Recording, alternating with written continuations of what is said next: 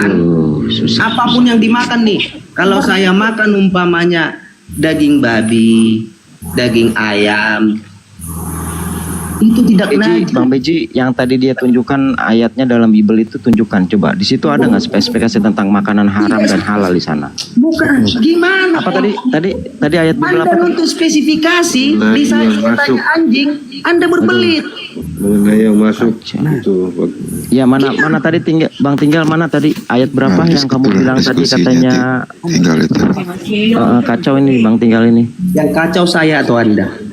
Anda paham nggak yang udah dimakan? Apapun yang kita makan, kecuali kalau kamu makan batu. Iya, kamu sebutkan kitab apa, ayat berapa? Aduh, sudah saya bacakan tadi. Iya, tunjukkan. Kacau ini Bang Tinggal ini. Matius 15 kacau ayat saya 11. Matius 15 saya ayat 11. Saya minta data spesifikasi tentang guguk ya Bang. Iya Bang ya, saya tunjukkan ya. Itu perkataannya. Dengar dan camkanlah, bukan yang masuk ke dalam mulut yang menajiskan orang, melainkan yang keluar dari mulut, itulah yang menajiskan orang. Iya. Udah? Sekarang saya tanya Abang Ali. Sebentar dulu. Ayo Kita sudah baca nih Pak. Oke. Di sini Mana tentang daging babi dihalalkan mana? tidak harus dikatakan Bang, apapun yang tidak harus dikatakan. model debat. Ini hukum apa sih? Ini model debat Lucu kayak banget begini. ini orang. Kirain yang berilmu. Tadi Anda bicara akademis. Tadi Paham nggak ilmu katanya akademis? babi halal. Mana Ini datanya saya. halal? Tadi katanya babi halal. Tinggal. Udahlah, tinggal. sabar dulu. Maksudnya kita santai soalnya susah kali ya. Saya tanya sama kamu Beji, seandainya dikatakan apapun yang kamu makan itu tidak lagi najis, contohnya kalau saya makan umpamanya Stop Bang Beji, saya ulang lagi ya. Tolong tunjukkan tadi ayat Al-Quran tentang daging babi diharamkan. Begini ya Bang Tinggal ya, kalau mau fair kita diskusi seperti ini ya, apple to apple. Tunjukkan ayatnya di dalam Al-Quran tentang daging babi diharamkan. Ya, saya bacakan ya. Sesungguhnya dia, Allah Subhanahu wa Ta'ala, hanya mengharamkan atasmu bangkai, darah, daging babi, dan daging hewan yang disembelih dengan menyebut selain nama Allah. Ya, udah jelas nih hukum di dalam Islam tentang makanan yang diharamkan. Kalau Sekarang mana secara apple to apple di dalam Bible bahwa daging babi itu halal dimakan?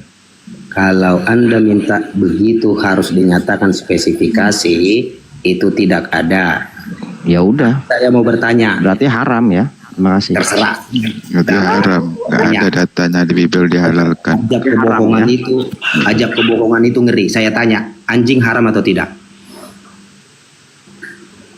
Jawab. Inilah dari kemana Bang? Ini gini Bang, kalau Anda nggak ngingmani Bible nggak apa-apa ya. Tunggu Ini Bang. Anda baca Bang, saya tampilkan dalil Bible-nya bahwasannya Imamat menyatakan Kok daging babi itu dinajiskan. ganti-gantian? Tadi sebentar Bang, Anda tadi nggak menjawab dengan benar. Kenapa? Di sini di Bible Anda sendiri Imamat dikatakan bahwasannya daging babi itu dinajiskan.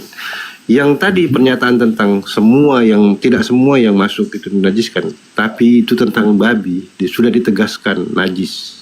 Oke, itu akan saya masuk. Itu Anda ambil dari perjanjian lama, memang benar. Dan di situ jauh lebih spesifikasinya kenapa babi diharamkan. Dan saya nanti akan tuntut itu dari Anda. Ya, terima kasih ayat ini. Saya juga ada. Sekarang Ali, Anda minta spesifikasi, saya tanya, apakah guguk itu haram atau halal?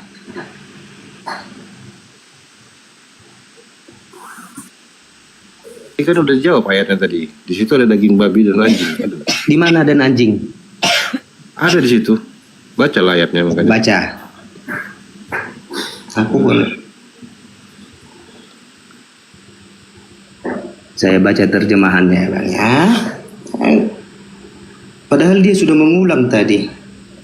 Sesungguhnya dia hanya mengharamkan atasmu bangkai, darah, daging babi, dan daging hewan yang disembelih dengan dalam kurung menyebut nama selain Allah.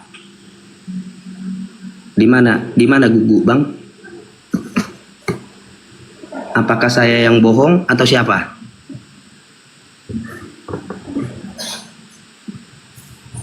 Ayo Bang, Bang Bintang tadi atau Bang siapa tadi? Silakan Bang. Gimana? Udah clear? Bang Ya, Tinggal? di mana Gugu? Apa? Di mana Gugu? Aku bertanya, Gugu haram? Enggak. Clearkan dulu tentang daging babi. Loh, Bahwasanya Anda kan tidak tidak ada daging babi di dalam Bible itu dihalalkan. Tunggu. Udah clear Saudara ya? Anda tadi mengatakan Nanti ikut saya dan jawab. Gugu. Nanti Saudara saya Anda jawab. mengatakan ada Gugu di situ. Nanti Siapa saya clear? jawab. Nah.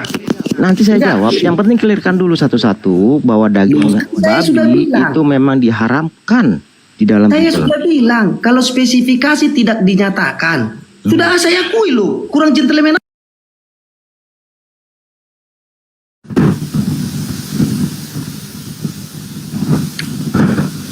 Bismillahirrahmanirrahim. Assalamualaikum warahmatullahi wabarakatuh. Sahabat-sahabat sekalian, alhamdulillah, puji syukur kita panjatkan kehadirat Allah Subhanahu wa taala. Berkat rahmat, hidayah, kesehatan, kesempatan, kelimpahan, kemudian kemudahan dalam hidup, sehingga kita bisa berjumpa pada malam hari ini.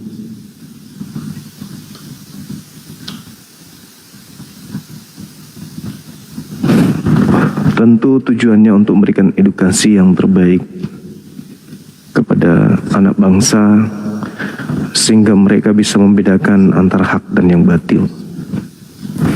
Salam serta taslim senantiasa tercurahkan kepada baginda Rasulullah Muhammad SAW, Nabi yang mengajarkan dinul Islam secara sempurna sebagai makhluk mulia yang diutus oleh Allah untuk mensucikan jiwa-jiwa manusia, sehingga pantas kemudian manusia itu memperoleh janji Allah untuk masuk ke dalam jannah surga. Sahabat yang dimuliakan oleh Allah, pada malam hari ini kembali kami mengajak saudara-saudara non-muslim untuk memberikan edukasi sekaligus memberikan pembibelan. Jadi kalau dulu kalian sebut penginjilan, sekarang kita ganti menjadi pembibelan, karena Injil itu hanya ada di dalam Al-Quran muncul pertama kali. Sehingga Bible harus kembali kepada pola awal. Kita mengharapkan ada dari pihak non-muslim yang bisa memberikan pembibelan kepada kita sebagai sasaran atau sebagai makhluk yang hendak dijadikan sebagai pengikut dari makhluk yang keluar dari kubur pada hari ketiga. Saudara Kristen harus menjelaskan kepada kita, adakah kebenaran dalam hukum Taurat itu? Kalau ada, kebenaran seperti apa dan apa korelasinya kebenaran dari hukum Taurat ini dengan agama Kristen? Ini penting, sangat penting, karena ini bagian daripada hal yang menjadi pondasi agama Kristen itu bisa diterima dengan baik oleh manusia-manusia yang memiliki akal sehat. Demikian sebagai pembuka, sahabat-sahabat. Mungkin ada saudara Kristen yang ingin berdiskusi, waktu dan tempat disilahkan. Selamat malam saudara XX.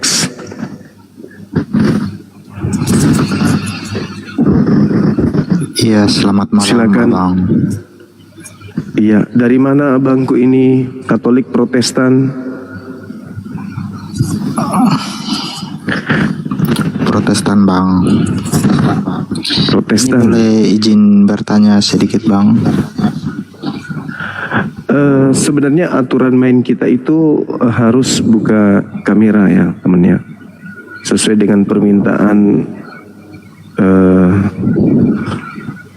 teman-teman netizen, siapapun yang naik ke atas ini itu harus buka kamera.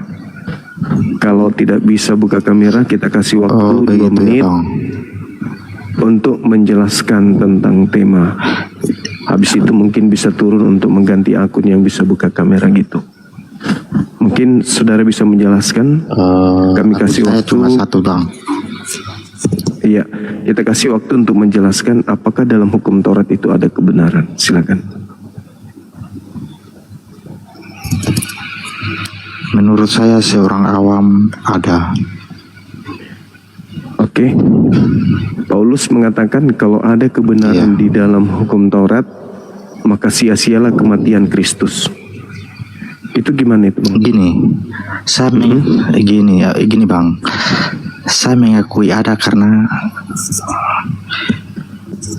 pada mulanya firman bersama-sama dengan Allah, itulah makanya firman itu menjadi Yesus. Makanya itu saya membenarkan itu karena kita mempercayai Taurat itu dari situ. Boleh saya bertanya bang, sedikit saja bang. Sabar dulu. Kalau kita lihat dari penjelasan Kalau saudara, tanpa Taurat, gini bang, kalau tanpa Taurat kita tidak mengenali Yesus, begitu. Makanya nah saya Paulus mengatakan jikalau sekiranya ada kebenaran di dalam hukum Taurat, maka sia-sialah kematian Kristus. Kalau Anda mengatakan ada kebenaran dalam hukum Taurat, Paulus mengatakan sia-sia kematian Kristus kalau ada kebenaran. Justru karena tidak ada kebenaran dalam hukum Taurat, maka Kristus mati untuk menggenapi, membatalkan semua Taurat itu. Itu menurut Paulus, Bang. Jadi memang ini materi berat. Nanti lulusan STT, S1, S2, S3, S4, S7 yang bisa kemudian menjelaskan ini secara akurat. Silakan. siap, bisa. Saya juga bisa. Gini bang, saya di sini kan tidak bisa ngomongin, abang periksa saja. Saya punya pengikut kan, saya baru ini. Jadi mungkin saya tidak bisa diskusi karena diharuskan on cam. Jadi boleh tidak saya bertanya sebentar saja? Izinkan. Bagaimana moderator di bawah? Sedikit aja. Iya, Anda boleh bertanya sampai 1000 pertanyaan Kalau saya di bisa. sini, Bang. Cuman kita kembalikan kepada aturan main daripada Komal ini gitu. Ya. Kalau saya bisa on cam, mungkin saya on cam. Tapi abang buka saja, lihat sendiri. Saya tidak bohong. Gini bang. Pertanyaan saya, larangan makanan apa di Muslim? Jelas kalau di Islam itu salah satunya adalah babi.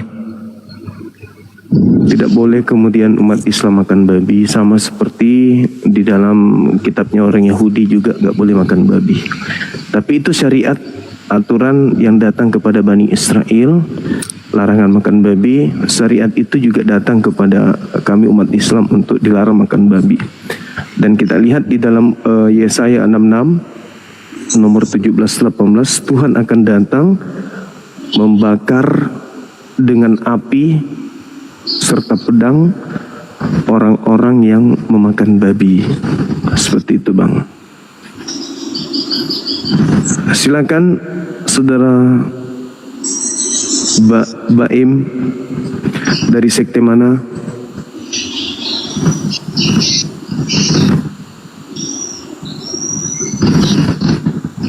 Baim,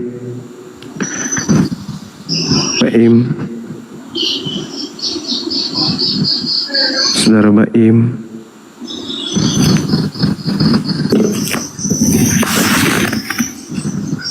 Halo.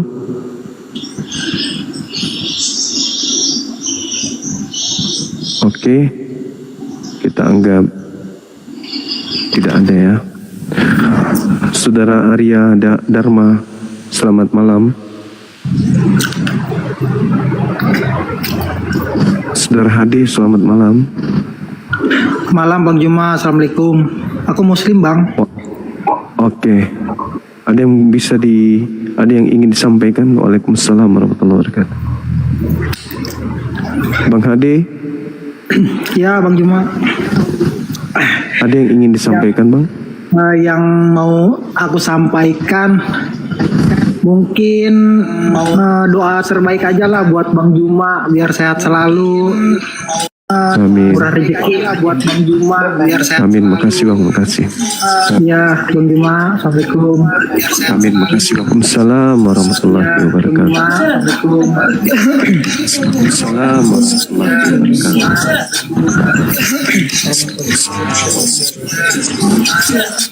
Halo, Saudara William. Dari sekte mana, Bang? Oke, selamat bertemu kembali Bang Suma. Iya. Selamat bertemu kembali. Dari sekte mana Abang ini? Iya. Dari sekte mana Abang ini? Ada. Saya tidak tahu sekte apa. Kalau saya tidak bergabung di dalam sekte. Tahu sekte apa? Katolik mungkin atau Protestan? Bergabung di dalam sekte. Katolik mungkin atau Protestan? Maksudnya sekte. Bisa dikecilin HP-nya yang satu, Bang, doubling. Maksudnya sekte. Bisa dikecilin HP-nya yang satu, Bang, doubling. Noise suaranya kembali. Iya. Saya nggak tahu apakah mungkin saya punya sinyal ya. Kembali. Iya. Saya nggak tahu apakah mungkin saya punya sinyal. Atau isyarat dalam bidang teknik listrik adalah besaran elektrik terukur yang berubah dalam waktu dan atau dalam listrik adalah Terlalu ribut di situ, Bang. Mantul-mantul suaranya ke sini. Terlalu ribut di situ, Bang. Mantul-mantul suaranya ke sini. Ya, berisik, ada suara noise juga. Ya, berisik, ada. Perangkatnya mungkin bisa dikecilin suaranya. Perangkatnya mungkin bisa dikecilin suaranya. Perangkatnya mungkin bisa dikecilin suaranya. Ada suara menciut. Ada suara menciut.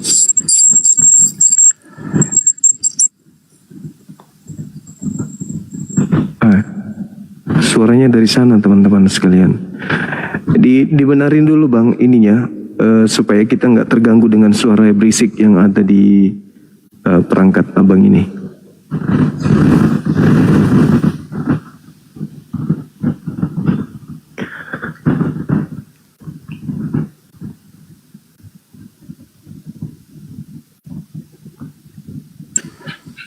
Gini, jadi saya nggak pakai sound card ya.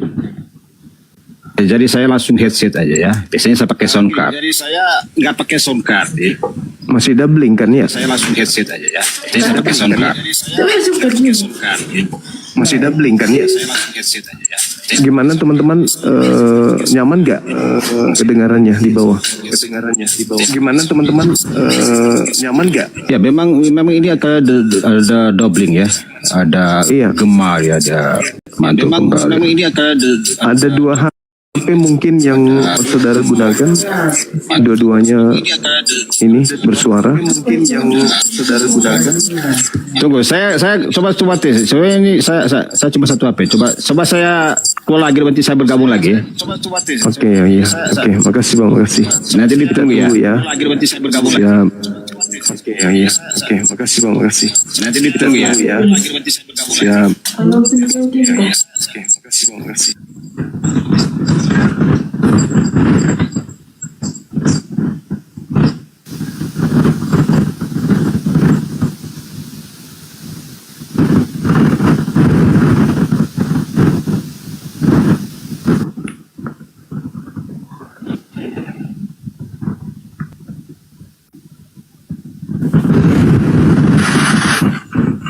Halo, selamat malam. Selamat malam. Assalamualaikum warahmatullahi wabarakatuh, Bang. Waalaikumsalam warahmatullahi wabarakatuh. Muslim saya, Bang. Iya, Bang. Muslim. Ada yang ingin disampaikan, Bang?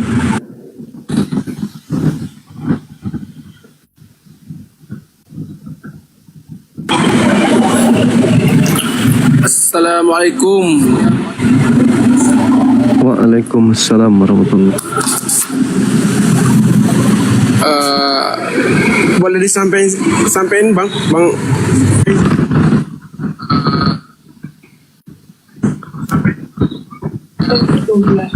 Halo. Halo, selamat malam. Iya, malam. Coba kembali buka kameranya bang. Di tempat saya ada ini. Silakan.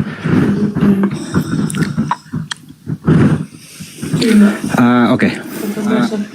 Apakah sudah bagus? Dah. Oke, selamat berjumpa kembali Bang Suma. Kalau tidak salah ini adalah perjumpaan kita yang kedua ya. Oke. Karena pernah kita bertemu ya di satu momen sebelumnya. Makanya saya di masa tadi sempat lewat aja ya. Tapi karena saya simpatik dengan topik yang Anda tampilkan ini adalah adakah kebenaran di Taurat ya. Iya. Itu yang membuat saya tertarik untuk bergabung di live Anda malam ini. Siap. Kalau boleh tahu Bang Suma, apakah topik ini memang sesuai dengan topiknya Bang Suma juga? Iya betul, karena di dalam Al-Quran menerangkan kitab Musa imam wa rahmah.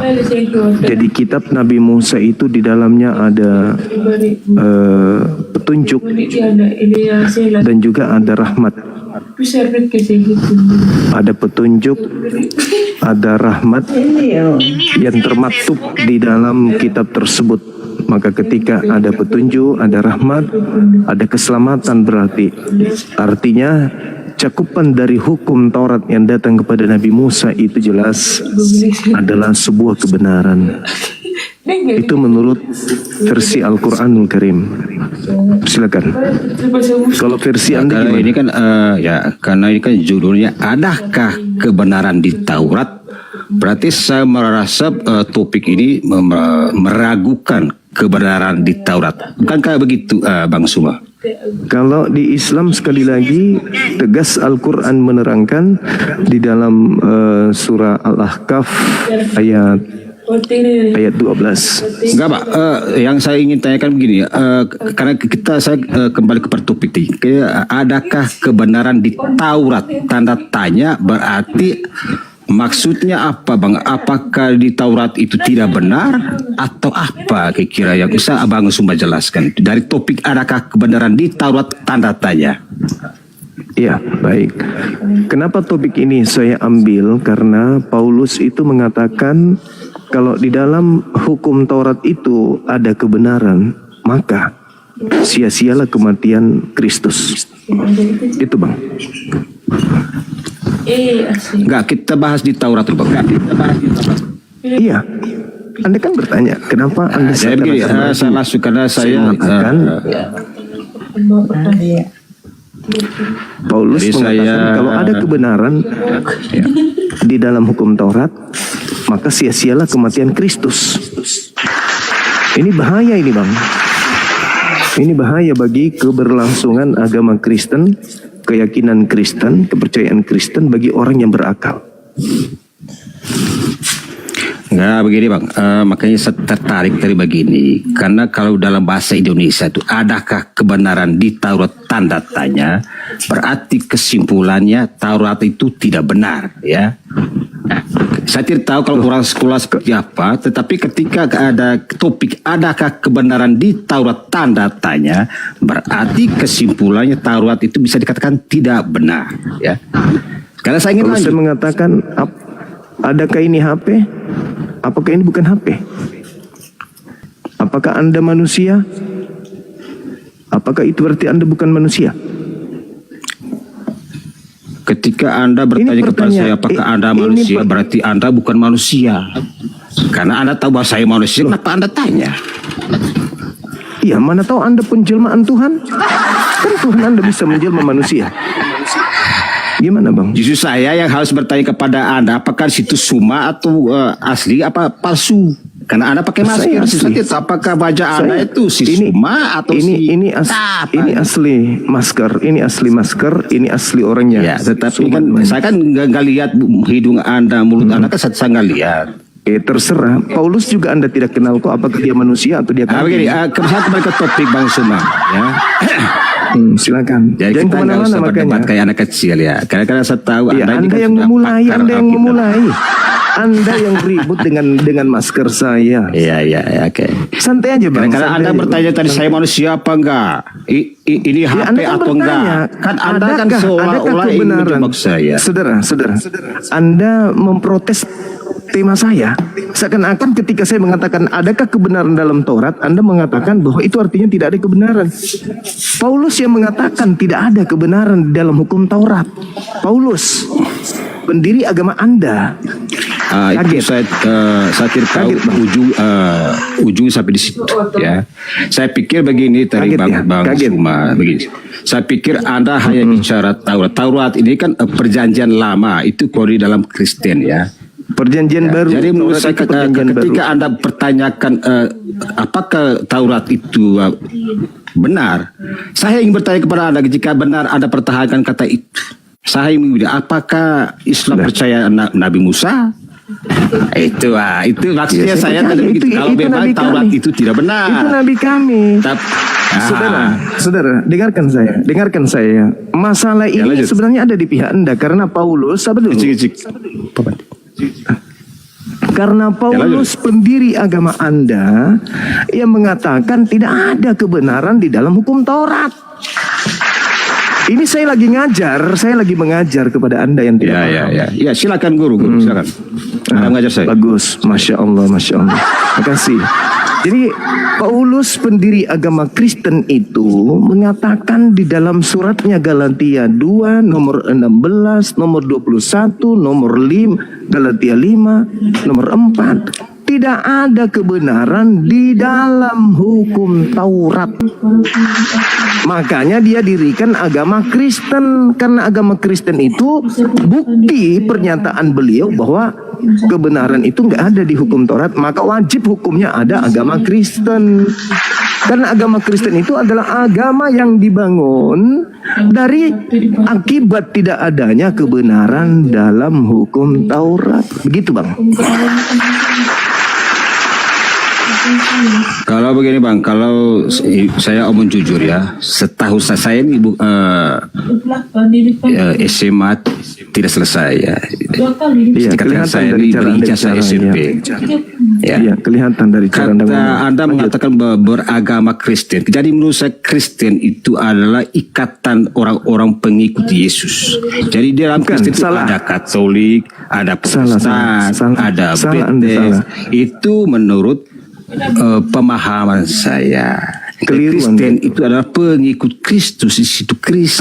Itu baru betul. Kristian. Itu baru betul.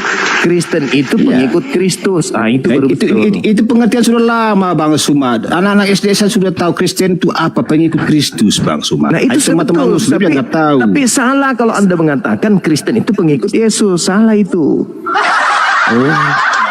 Iya itu salah. Siapa sudah? Pengikut Kristus. Kristen itu pengikut Kristus. Ya benar. Bukan pengikut Yesus. Nah gitu. Itu Anda harus pelajari mulai dari sekarang. Anda harus tahu itu. Dan ajarkan kepada Yesus dan Kristus beda ya? Ya, Kristus itu banyak.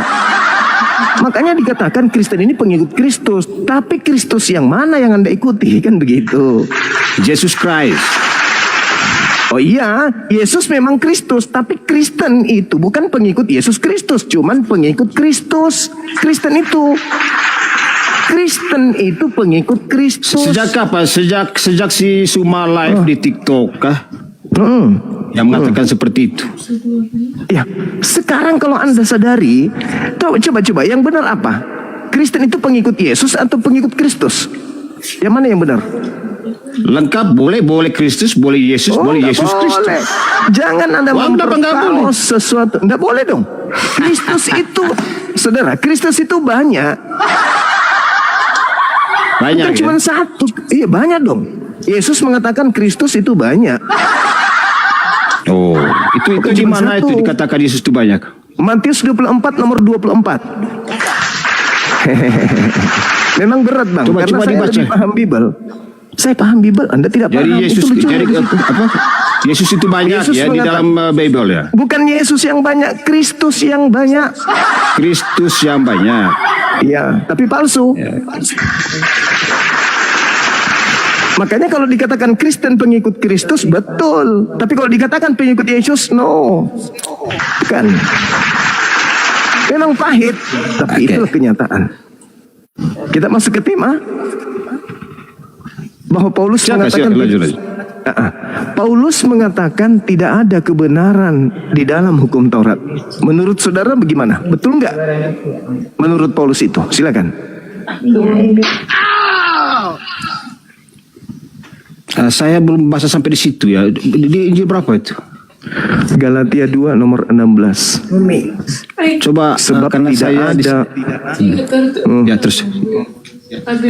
sebab tidak ada orang dibenarkan karena melakukan hukum Taurat. Di dalam nomor 21-nya dikatakan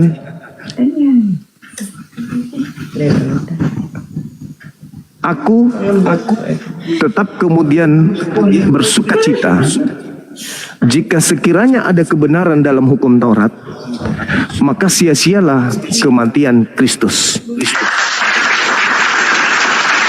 Andai saja ada kebenaran menurut Paulus di dalam Taurat, maka sia-sialah kematian Kristus. Menurut saudara, apakah ada kebenaran dalam hukum Taurat? Menurut saya ada kebenaran. Kalau begitu sia-sia kematian Kristus. Enggak. Mana yang Anda pilih? Menurut saya Yesus mati itu tidak sia-sia. Lah, kalau tidak sia-sia berarti tidak ada kebenaran dalam hukum Taurat. Mana yang betul? Kalau ada kebenaran di dalam hukum Taurat, maka sia-sialah kematian Kristus. Makanya orang Sebaiknya Kristen begini, itu coba tidak lagi kita baca menjalankan keseluruhan Taurat. dari perikopnya Bang Sudah, supaya jangan Silakan, jangan salah mengerti. Silakan. Silakan Anda Ya, baca. kita baca dari apa? Dari Injil berapa tadi? Injil apa yang Anda sebutkan tadi? Galatia 2. Tahu aja enggak? Injil Galatia ya.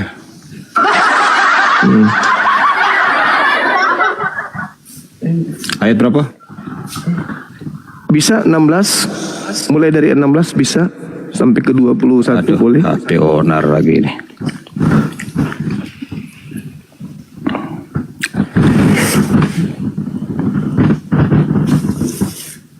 Makanya Kristen itu tidak menjalankan hukum Taurat.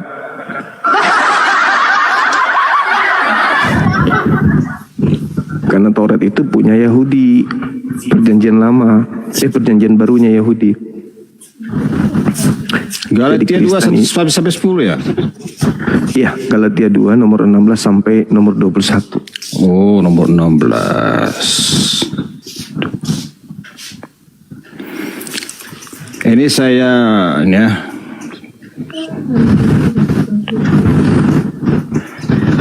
Jadi di dalam itu topik itu ada di dalam Paulus mengatakan bahwa tidak dibenarkan oleh karena melakukan hukum Taurat, melainkan hanya karena iman dalam Yesus Kepada? Kristus.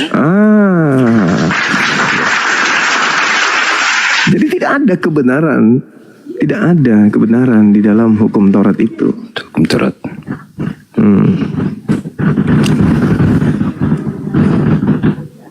Menurut Paulus. Berarti dalam hal ini Paulus mengatakan Yesus itu salah. Karena Yesus mengatakan di dalam Matius 5 nomor 19, jika engkau melakukan hukum Taurat dan memerintahkan melakukan segala perintah-perintah yang ada di dalamnya, maka engkau akan menempati tempat tertinggi di dalam kerajaan surga. Kata Yesus. Tapi kata Paulus, tidak ada orang yang dibenarkan karena melakukan hukum Taurat. Kata Yesus, orang menempati tempat tertinggi dalam kerajaan surga kalau melakukan hukum Taurat. Kata Paulus, tidak ada orang dibenarkan karena melakukan hukum Taurat. Kata Yesus, orang akan menempati tempat tertinggi kalau dia melakukan hukum Taurat. Kata Paulus, tidak ada orang yang dibenarkan karena melakukan hukum Taurat. Kata Yesus, barang siapa yang melakukan dan mengajarkan kepada orang lain untuk melakukan perintah-perintah yang ada di dalam hukum Taurat, maka dia akan menempati tempat tertinggi dalam kerajaan surga. Mana yang betul? Yesus atau Paulus ini?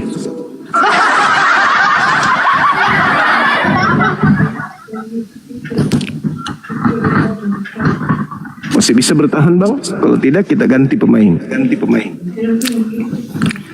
Tunggu, saya masih begini. Karena saya tidak, kali saya punya Alkitab. Jadi saya akan baca ulang ya. Silakan. Ini topiknya ini Galatia 2. Ini perikopnya adalah yang terutama ya. Jadi saya nggak mau langsung ditangkap di yang Anda baca ya. Ya saya baca kesimpulan teman-teman ya, supaya jangan salah mengerti ya. Silakan. Saya akan Jadi Galatia 2 ini saya start dari ayat 15 ya. Oke, silakan. Menurut kelahiran kami adalah orang Yahudi dan bukan orang berdosa dari bangsa-bangsa lain. Kamu tahu bahwa tidak seorang pun yang dibenarkan oleh karena melakukan hukum Taurat, tetapi hanya oleh karena iman. No, lanjut. Dan kita nggak bisa sampai di situ. Kita baca sampai selesai ya.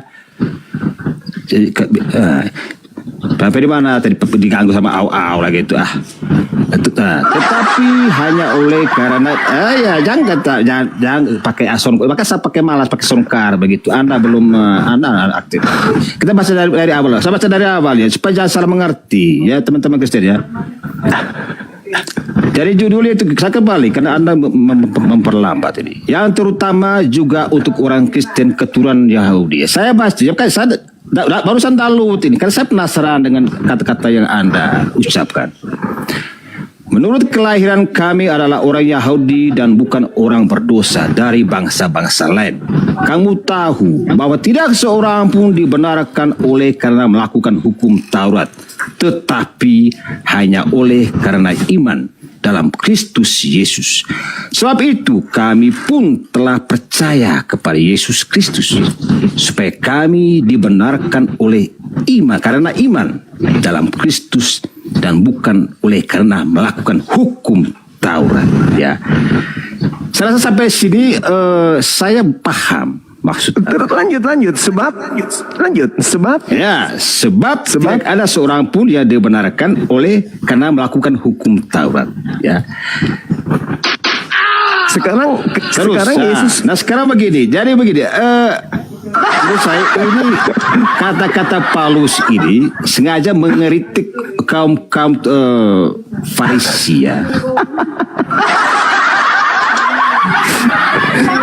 Enggak, karena begini Bang Suma, di zaman Paulus itu, bahkan di zaman Yesus, ahli-ahli Taurat ya, mereka melakukan hukum Taurat ya, mereka sangat taat, tetapi prakteknya itu mereka tidak sesuai dengan hukum. Tidak taat itu namanya. Sehingga Paulus mengatakan. Iya, itu sebenarnya omong orang bukan ya. Jadi Anda mungkin salah mengerti. Kalau saya sudah paham di situ. Saya baru bahasa hari menurut Paulus ada nggak orang dibenarkan? Menurut saya bahwa menurut kata Paulus itu ditujukan kepada ahli-ahli Taurat, tokoh-tokoh agama ya, yang rajin sholat misalnya ya, tetapi hanya ngomong, tetapi prakteknya tidak ada ya. Jadi begitu. Jadi menurut saya itu nggak ada salah kata Taurat di situ. Menurut Paulus tidak ada orang yang dibenarkan karena orang itu melakukan hukum Taurat. Benar. Kok kenapa bisa orang melakukan hukum Taurat kok tidak dibenarkan? Yesus mengatakan barang siapa yang melakukan hukum Taurat dan mengajarkan untuk mentaati perintah-perintah yang ada di dalamnya, maka dia akan menempati tempat surga. Berarti Yesus mengajarkan bahwa di dalam Taurat itu ada petunjuk dan ada rahmat. Makanya orang yang melakukan hukum Taurat itu masuk ke dalam surga, kata Yesus. Tapi Paulus mengatakan, sebab tidak ada seorang pun yang dibenarkan oleh karena orang itu melakukan hukum Taurat. Artinya Paulus ingin menjual bahwa nggak perlu lagi kau melakukan hukum Tuhan. Ngapain? Yang penting kamu beriman kepada Kristus. Oke, Anda masih bisa bertahan atau kita ganti pemain baru? Ya. Saya sebenarnya ingin lanjut, tetapi karena saya punya HP ini yang satu untuk saya cek Alkitab ini udah nggak berfungsi ya. Anggap aja Anda menang malam ini ya. Bukan menang bang, bukan. Iya, jadi memang saya dari tadi sebenarnya mau buka Alkitab, mau baca lagi, tapi karena HP satu ini dia error. Jadi anggap malam ini Anda menang, tetapi saya tadi cuma mau sebenarnya saya tidak mau bergabung, tetapi saya terpancing dengan kata Anda tadi, adakah kebenaran di Taurat? Ternyata Anda Bapak Paulus, saya pikir Anda mengatakan bahwa perjanjian lama itu tidak benar ya. Paulus yang mengatakan ternyata itu. Anda mengatakan kebenaran Taurat itu Anda kata tanda tanya itu Anda bawa Paulus. Ya itu yang Paulus mengatakan tidak ada kebenaran dalam saya pikir Taurat. Anda tidak percaya Taurat. Maka saya kaget loh. Oh, Islam tidak percaya Taurat. Ya, itu menurut saya tadi sehingga saya mau bergabung. Iya. Ya, saya pikir Anda tidak percaya Taurat. Sama loh. Ini nggak salah topiknya ini orang. Iya bang. Ya kan? Karena kalau Anda salahkan Taurat, maka saya pertanyakan dulu, Abraham, Musa itu apa mereka nggak percaya? Siap. Tapi udahlah. Oke, jadi sebenarnya saya mau lanjut perdebatan Anda malam ini karena memang saya punya pendukung untuk membuat saya pilih dan berkata-kata. Karena saya tidak bisa berkata-kata tanpa ada bukti ya.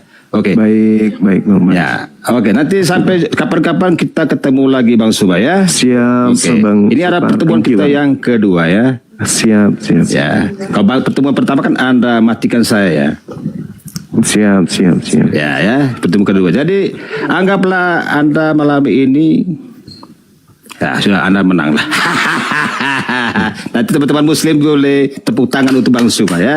Oke ya. Oke. Baik, sampai jumpa. Thank you, Bang. Siap. Itu malah asah.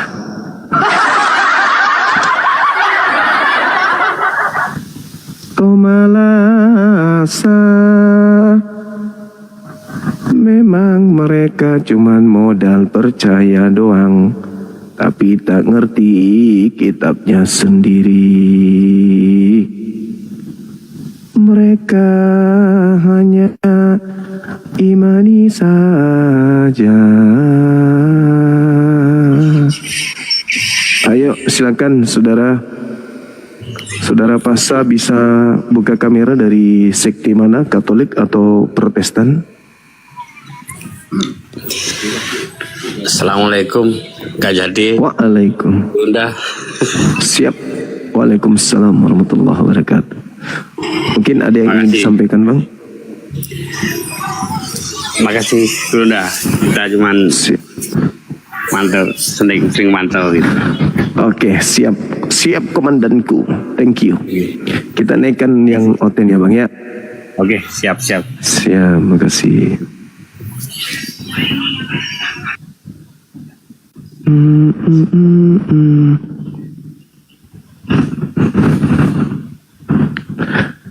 Anakku sayang, yang kau tuhankan sendiri, tidurlah anakku, kelak kau akan dituhankan, please.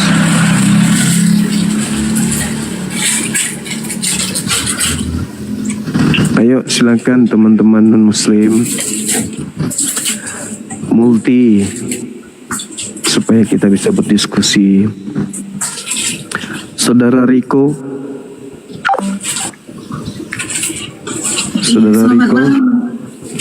malam juga. Dengan siapa ini? Halo. Ya, halo, dengan saya Putri dari Sumatera Selatan, Bang.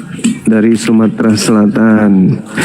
Bisa buka kamera, Katolik atau Protestan? Masih dari Islam, tapi ada yang ingin ditanyakan jika Bang Zuma bersedia untuk menjawab. Bagaimana moderator? Masih di golongan Islam, tapi ada yang ingin ditanyakan, udah lama, tapi itu kalau Bang Zuma bersedia untuk menjawab. Masih di golongan Islam, artinya ada saatnya nanti tidak di golongan Islam lagi gitu. Maksudnya saya Islam gitu, tapi ada yang ingin ditanyakan. Iya, kita sapa dulu Saudara Riko. Saudara Riko, selamat malam. Dari sekte mana Saudara Riko?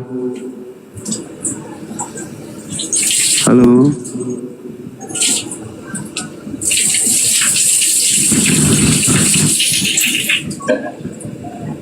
Moderator saya kemana ya?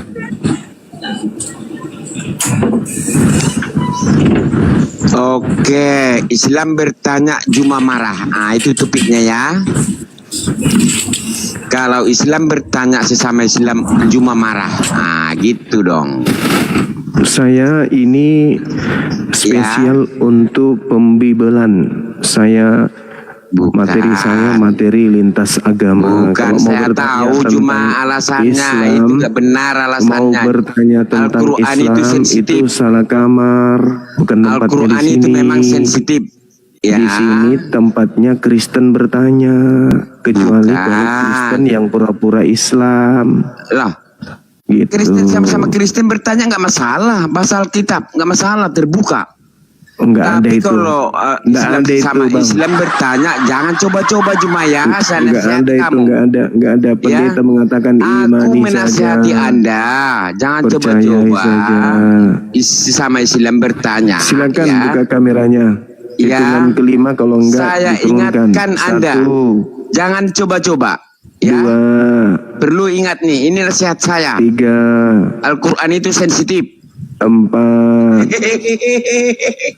5. Maaf, Anda tidak layak Al-Quran dengan sensitif, saya. cuma jangan coba-coba. Cuk moderator tidur. Oke. Silakan yang non muslim naik. Kita diskusi lintas agama ya. Kalau mau kajian agama itu di tempatnya ustadz-ustadz.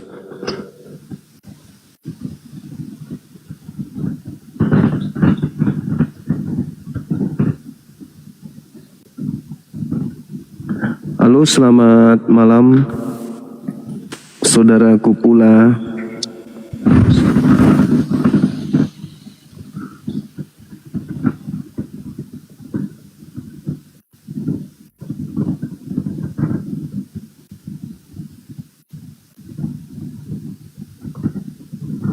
Yang non muslim aja yang naik ya.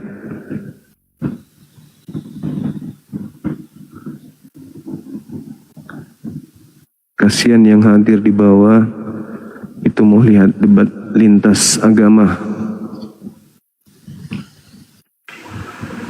Ya silakan Koko minta permintaan. Assalamualaikum Bang Juma. Waalaikumsalam warahmatullahi wabarakatuh. Kaifa haluka Bang Zuma? Khair, alhamdulillah. Alhamdulillah, Nabi khairil. Saya cuma mau ngomong sama Bang Juma aja, mau turun lagi. Terima kasih Bang Juma, syukron. Ya, sama-sama Bang.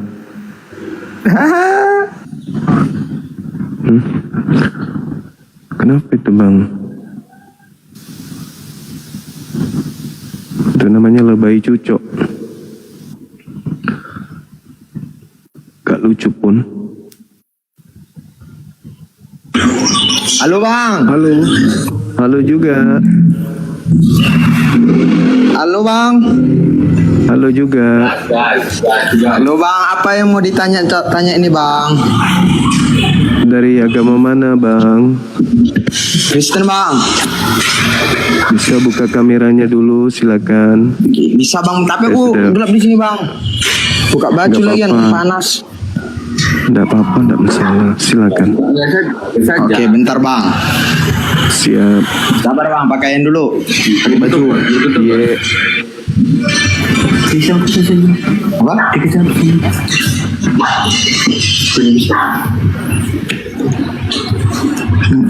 Medan. Horas. Harus bang. Up. Oke bang, ntar bang. Oh, naik. Halo bang, halo bang. Halo juga. Wih, ganteng sekali. Apa yang mau ditanya-tanya bang?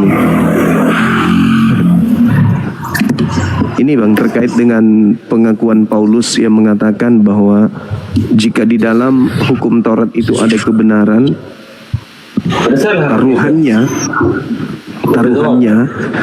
sia-sia kematian Kristus. Itu gimana menurut saudara? Itu ada ayatnya bang untuk memperjelas itu bang. Galatia 2 Soalnya nomor 21. Iya bang. Galatia 2 nomor 21. Di Galatia 2 ya, Paulus yang menuliskan surat itu bang. Iya. Ya bang. Bentar, bang. Oke. Siap. Yuk. Jadi dari ayat ini apa yang mau bang? Apa ya bang? Menurut Paulus, kalau di dalam hukum Taurat itu ada kebenaran, taruhannya sia-sia kematian Yesus. Kalau di dalam hukum Taurat itu ada kebenaran, maka sia-sialah kematian Kristus. Oke. Bagaimana? Bisa jelaskan nih bang? Silakan. Jadi gini bang, di Galatia 2 ayat 21 Tuhan berbunyi, aku tidak menolak kasih karunia Allah, sebab kiranya ada kebenaran oleh hukum Taurat. Jadi gini bang, di Galatia itu kan itu di perjanjian baru sesudah Masehi. Jadi si Paulus itu menjelaskan bang, kami juga Kristen percaya akan adanya Taurat. Ya kan Kenapa bang? Anda- Jadi kalau misalnya kenapa kita Anda berusaha nggak sesuai dengan hukum Taurat, ya sia-sia gitu loh bang, pengorbanan yang dilakukan gitu. Karena sejarahnya bang, sejatinya kalau misalnya dia Kristen, dia pasti mengikuti hukum Taurat dan hukum Yesus. Ya, mana hukum Taurat yang dilakukan oleh Kristen? Banyak bang. Salah satunya Di dalam pernikahan bang, di hukum Taurat. Nah di Kristen bang, tentang pernikahan itu dilarang adanya perceraian, berzina, mencuri. Di dalam apa bang? Di dalam kejadian, di dalam perjanjian baru pun itu tentang tiada Tuhan. Gimana bang ya aku jelaskan ya? Di dalam perjanjian baru itu ditekankan tentang hukum Taurat, tetap harus kita mengikutin. Ya jangan mencuri, itu kan dasar-dasar pokok keagamaan bang.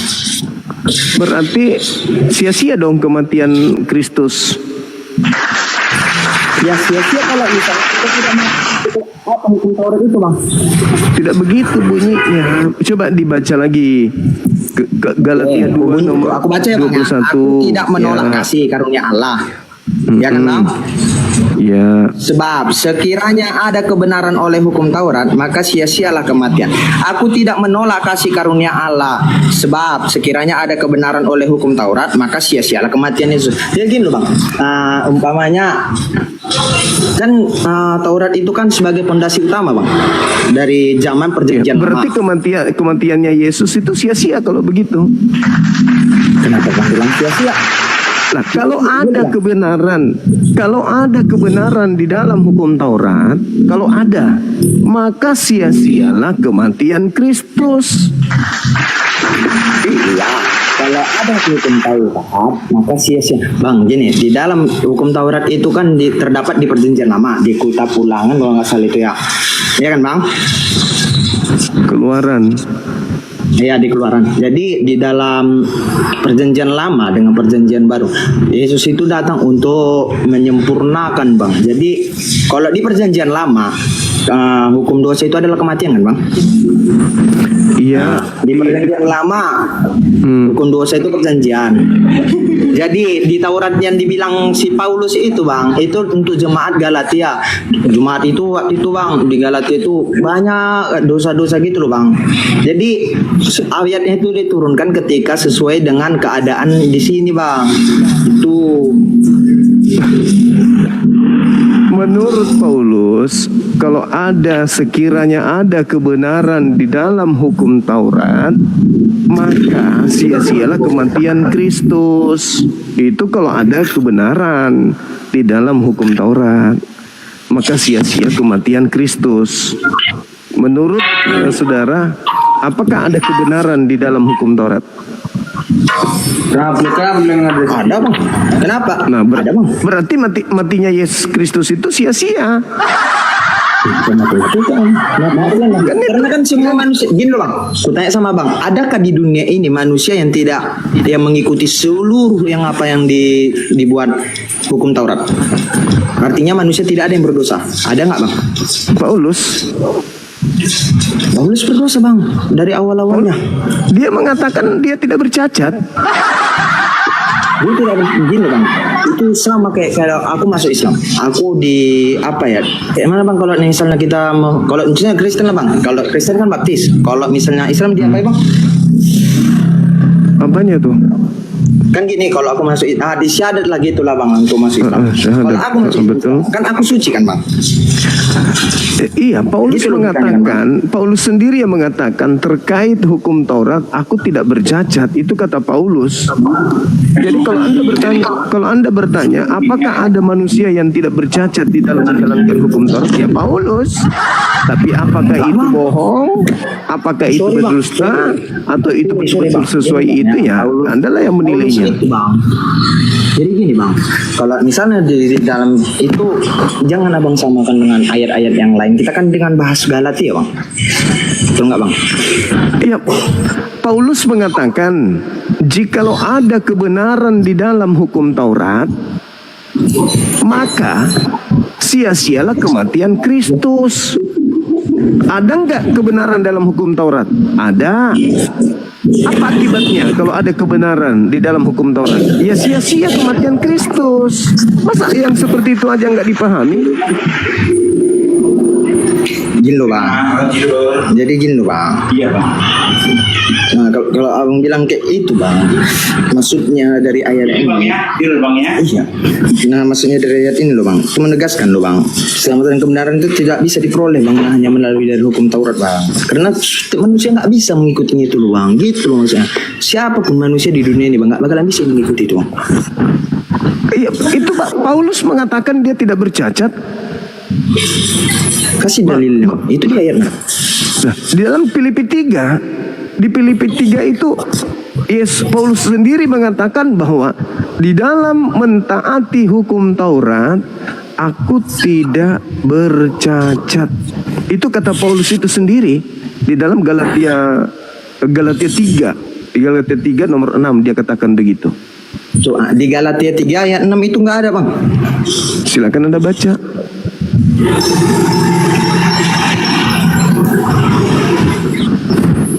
Di dalam Galatia 3 ayat 6 itu berbunyi, dan karena itu percayalah Abraham kepada Allah dan Allah memperhitungkan hal itu kepadanya sebagai kebenaran. Gak ada bang tentang Paulus apa tidak ada cacat. Oke, berarti Anda punya Bible di situ. Punya bang. Oke, silakan Anda buka Filipi kitabnya. Ini serius nih. Buka Filipi. Kitab apa? Filipi 3. Filipi 3 nomor 3 ayat 6.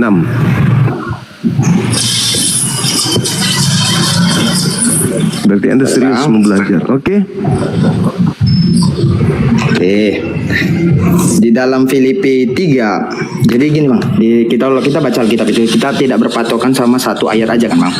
Itu silakan Anda baca semuanya. Silakan. Terserah Anda mau baca yang mana. Tapi kan Anda bertanya, adakah dalilnya seperti itu? Saya tunjukkan dalilnya. Tentang kegiatan aku penganiayaan jemaat tentang kebenaran dalam menaati hukum Taurat, aku tidak akan bercacat. Jadi di dalam Filipi itu lah.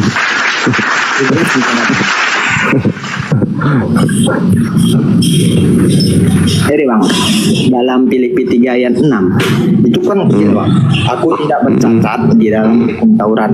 Oke? Jadi ketika si Artinya apa? Paulus sebelum menjadi rasul, dia kan dia penganiaya bang, betul nggak bang? Tapi dia Anda kan bertanya sama aku, Tunggu, belum tunggu, ada Bang. manusia Semua ada yang konteksnya bang. Ini gini, Anda gini. mengatakan tidak ada manusia yang bisa melakukan hukum Taurat. Saya bilang ada, menurut pengakuan orang tersebut. Paulus. Sekarang Konteksnya Anda gini bang. melemparkan lagi. Tunggu, Ada nggak pengakuan Paulus? Apa dulu? Ada nggak pengakuan Paulus bahwa dia tidak bercacat dalam menjalankan hukum Taurat? Ada nggak? Tunggu bang, aku bisa jelaskan bang. Jadi gini bang. Enggak, saya tanya dulu. Ada nggak pengakuan Paulus bahwa dalam menjalankan hukum Taurat dia tidak bercacat? Ada nggak? Ya. Berarti Anda mengatakan tidak ada. Mana yang betul? Anda atau Paulus? Gini loh bang. Jadi di dalam Filipi 3 ayat 6 itu bang, itu sebenarnya menggambarkan masa lalunya bang. Abang tahu masa lalunya, jadi kita baca Alkitab. Kok jadi masa lalunya? Dia mengaku dalam menjalankan hukum Taurat dia tidak bercacat. Kok Anda pretelin dalil Anda sendiri? Dalam mentaati, Paulus mengatakan, dalam mentaati hukum Taurat aku tidak bercacat. Gini loh bang. Kalau kita dalam ini kan kita diskusi bang. Jadi kalau kita mendalami satu ayat itu, udah bang, kita harus baca ayat-ayat Itu sebelumnya. ucapan Paulus, kok Anda mau kemana? Ucapan siapa lagi yang Anda mau percaya? Bang, Itu aku ucapan bukan gini. Paulus. Abang kalau misalnya mau ngasih ayat satu, abang harus baca sebelum-sebelumnya. Pengakuan Paulus, kamu mau cari pengakuan siapa? Di dalam mentaati hukum Taurat aku tidak bercacat. Bang, gini loh bang, di Filipi 3 ayat 6 dia ngomong seperti itu. Abang baca lagi konteks sebelumnya bang. Gitu bang. Jadi dalam Filipi 3 itu menjelaskan bang, itu menjelaskan. Sekarang Anda jujur, sekarang Anda jujur. Apakah Paulus mengaku tidak bercacat dalam mentaati hukum Taurat? Kalau untuk sesudah bertobat dia enggak. Saya ulang lagi pertanyaan saya. Apakah Anda mengakui bahwa Paulus mengatakan di dalam mentaati hukum Taurat dia tidak cacat, dia tidak bercacat? Anda akui enggak? Itu pengakuan Paulus. Sesudah dia bertobat. Saya tidak mau tahu. Dia akui tidak? Sudah dia bertobat bang.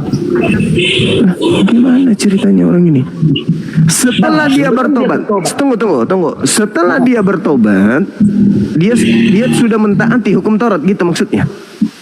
Sebelum dia bertobat, sesudah dia bertobat bang. Iya. Sesudah dia bertobat, Paulus tidak bercacat lagi dalam menjalankan hukum Taurat. Ya. Oke. Pernah nggak setelah dia bertobat mengajarkan kemudian untuk tidak bersunat? Bersunat itu kan tradisi bang. Bukan perintah dalam hukum Taurat. Bang, itu tradisi Yahudi bang. Itu bukan perintah Tuhan. Itu bukan perintah Tuhan. Itu bukan perintah Tuhan. Tradisi, bang. Itu bukan perintah Tuhan. Tunggu bang. Sorry. Kalau tentang bersunat itu bang, itu tradisi Yahudi. Itu tradisi atau firman atau perjanjian untuk kekal. menyempurnakan perjanjian lama. Sekarang saya tanya, apakah sunat itu perintah Tuhan yang kekal atau bukan? Itu perjanjian lama bang. Sesudah Yesus datang, dia memperbaharui bang. Di mana itu tertulis? Di mana itu tertulis? Di mana itu tertulis? Apa bang? Tuhan memperbarui hukumnya setelah datang Yesus. Sorry bang. Anda ngerti nggak perjanjian kekal? Apa bang? Apakah Anda mengerti perjanjian kekal? Perjanjian kekal? Iya. Sorry bang, saya belum. Nah, perjanjian kekal, sunat itu adalah perjanjian kekal Tuhan. Bang, makanya ada ayatnya bang. Perjanjian ada, kekal kalau bilang itu. Boleh. Ada Kejadian 17 nomor 6 sampai nomor 7 Anda baca. Silakan. Tunggu bang, sorry bang. Kita kan yang tentang sunat tadi yang membahasakan kan? Itu perjanjian kekal Tuhan. Tunggu bang, aku membacakan dulu bang. Jadi ketika di perjamuan terakhir itu, ya kan bang, di perjamuan terakhir itu di Matius 26 ayat 28, ya, Yesus menetapkan perjanjian baru saat perjamuan terakhir, di mana ia menggunakan roti dan anggur untuk melambangkan tubuh dan darahnya. Inilah darahku, perjanjian yang ditumpahkan bagi banyak orang untuk pengampunan dosa. Sebelum kedatangan Yesus ke bumi ini bang, ke dunia ini, udah hubungan Tuhan dengan manusia itu jauh melalui para rabi. Jadi Yesus itu datang memperbarui bang. Di mana ini doktrin gereja yang kamu dapat itu, di mana Yesus memperbarui kemudian perjanjian kekal itu di mana? Ada bang di Alkitab. Ini doktrin pembodohan di mana? Coba tunjukkan kepada saya. Abang kalau nggak tahu bang, abang jangan tahu. Yesus mengatakan dalam Lukas 16 nomor 17, lebih mudah langit itu di dan dalam bumi Matius lenyap. 26 ayat 28 bang. Dengar. Yesus mengatakan lebih mudah langit dan bumi lenyap daripada setitik dari hukum Taurat itu dibatalkan. Bang, Yesus datang membatalkan hukum Taurat. Nah kalau begitu tidak membatalkan berarti masih bisa dilakukan. Berarti Apanya? masih kekal sampai hari ini. Apanya? Hukum Taurat ya masih. Taurat. Iya. Bang, hukum Taurat itu bang, begini loh bang, Yesus itu datang bukan untuk membatalkan hukum Taurat. Iya sudah, kalau begitu berarti ada kebenaran dalam hukum Taurat. Coba, hukum Taurat itu berasal dari mana bang? Enggak, saya tanya berarti ada kebenaran dalam hukum Taurat. Setiap apa yang dituliskan oleh Allah itu adalah kebenaran. Berarti sia-sia kematian Yesus. Kematian Yesus bang. Ya, Paulus pendiri agama Kristen yang mengatakan itu. Makanya orang Kristen itu tidak menjalankan hukum Taurat. Itu di perjanjian lama pun udah ngarang bebas lagi. Di mana? Di mana kematian Kristus di perjanjian lama kitabnya Yahudi? Di mana? Bang, tentang perjanjian lama semua udah dinubuatkan.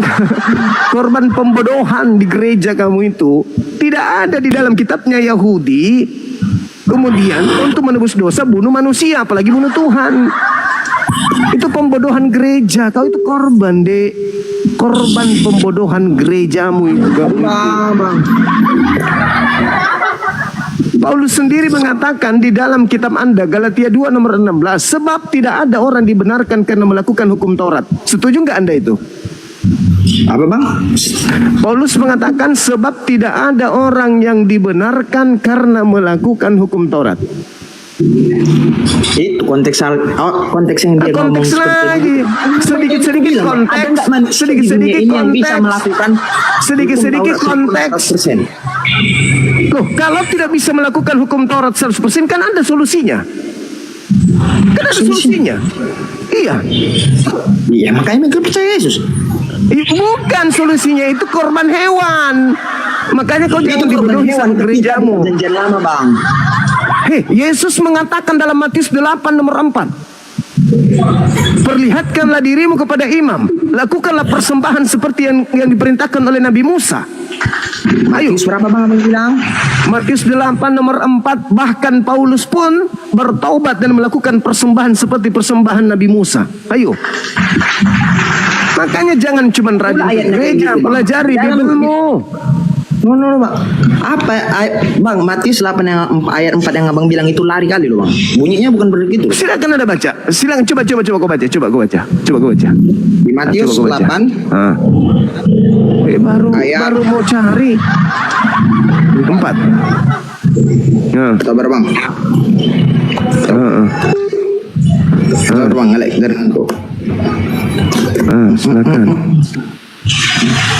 Kau diajari berdusta itu di gerejamu. Makanya begitu kau besar, kau dustai anak-anakmu, keturunanmu sampai mereka membusuk di neraka kekal. Apa-apa lah bang. Yesus nggak berzina bang. Apa? Bagaimana Anda? Ada nggak larangan kemudian berzina di dalam agamamu? Apa? Zina itu bahasa Quran. Ya, zina tidak ada dalam bahasa kita. Mau kata zina itu adanya di Al-Quran. La taqrabuz zina. Itu ambil di Al-Quran. Di dalam Taurat pun adanya tentang berzina bang. Coba tunjukkan kepada saya kata zina dalam Taurat. Apa? Tunjukkan kepada saya kalau ada kata zina dalam Taurat. Jangan berzina. Jangan berzina itu bahasa Indonesia, Taurat itu bahasa Ibrani, koclo. Aku bilang kan abang bilang nggak ada di dalam Taurat kata zina. Taurat mana? Taurat itu mengatakan tentang kata zina itu di mana tertulis? Itu Bible peninggalan Belanda yang mencuri kata zina dari Quran.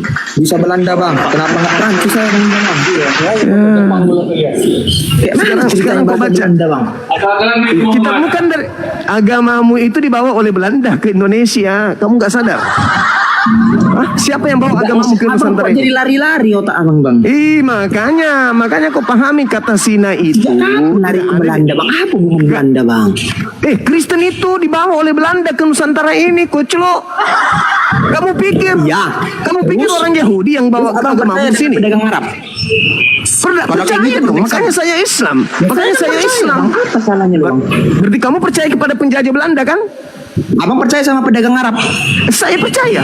Kamu percaya kepada penjajah Belanda? Berarti kamu percaya kepada penjajah Belanda? Apa? Kamu percaya kepada penjajah Belanda? Saya bukan percaya sama perjanjian Belanda bang. Abang percaya sama pedagang Arab nggak? Nggak ada hubungannya. Anda kan bertanya hubungannya dengan Belanda. Bang. Agamamu itu dibawa oleh penjajah Belanda masuk ke Nusantara ini. Agama saya dibawa oleh pedagang Arab. Bedanya yang membawa Islam adalah pedagang, yang membawa Kristen adalah penjajah. Paham? Bang, sebelum ada keislaman itu bang, Kristen udah ada duluan bang. Nenekmu kiper. Islam itu di Nusantara abad ke-8, coy. Penjajah masuk ke Nusantara ini di abad ke-16, coy. Di dunia ini, coy. Ya bukan berbicara dunia, ini berbicara Indonesia, coy. Berbicara dunia. Lebih dulu Islam itu datang daripada Kristen.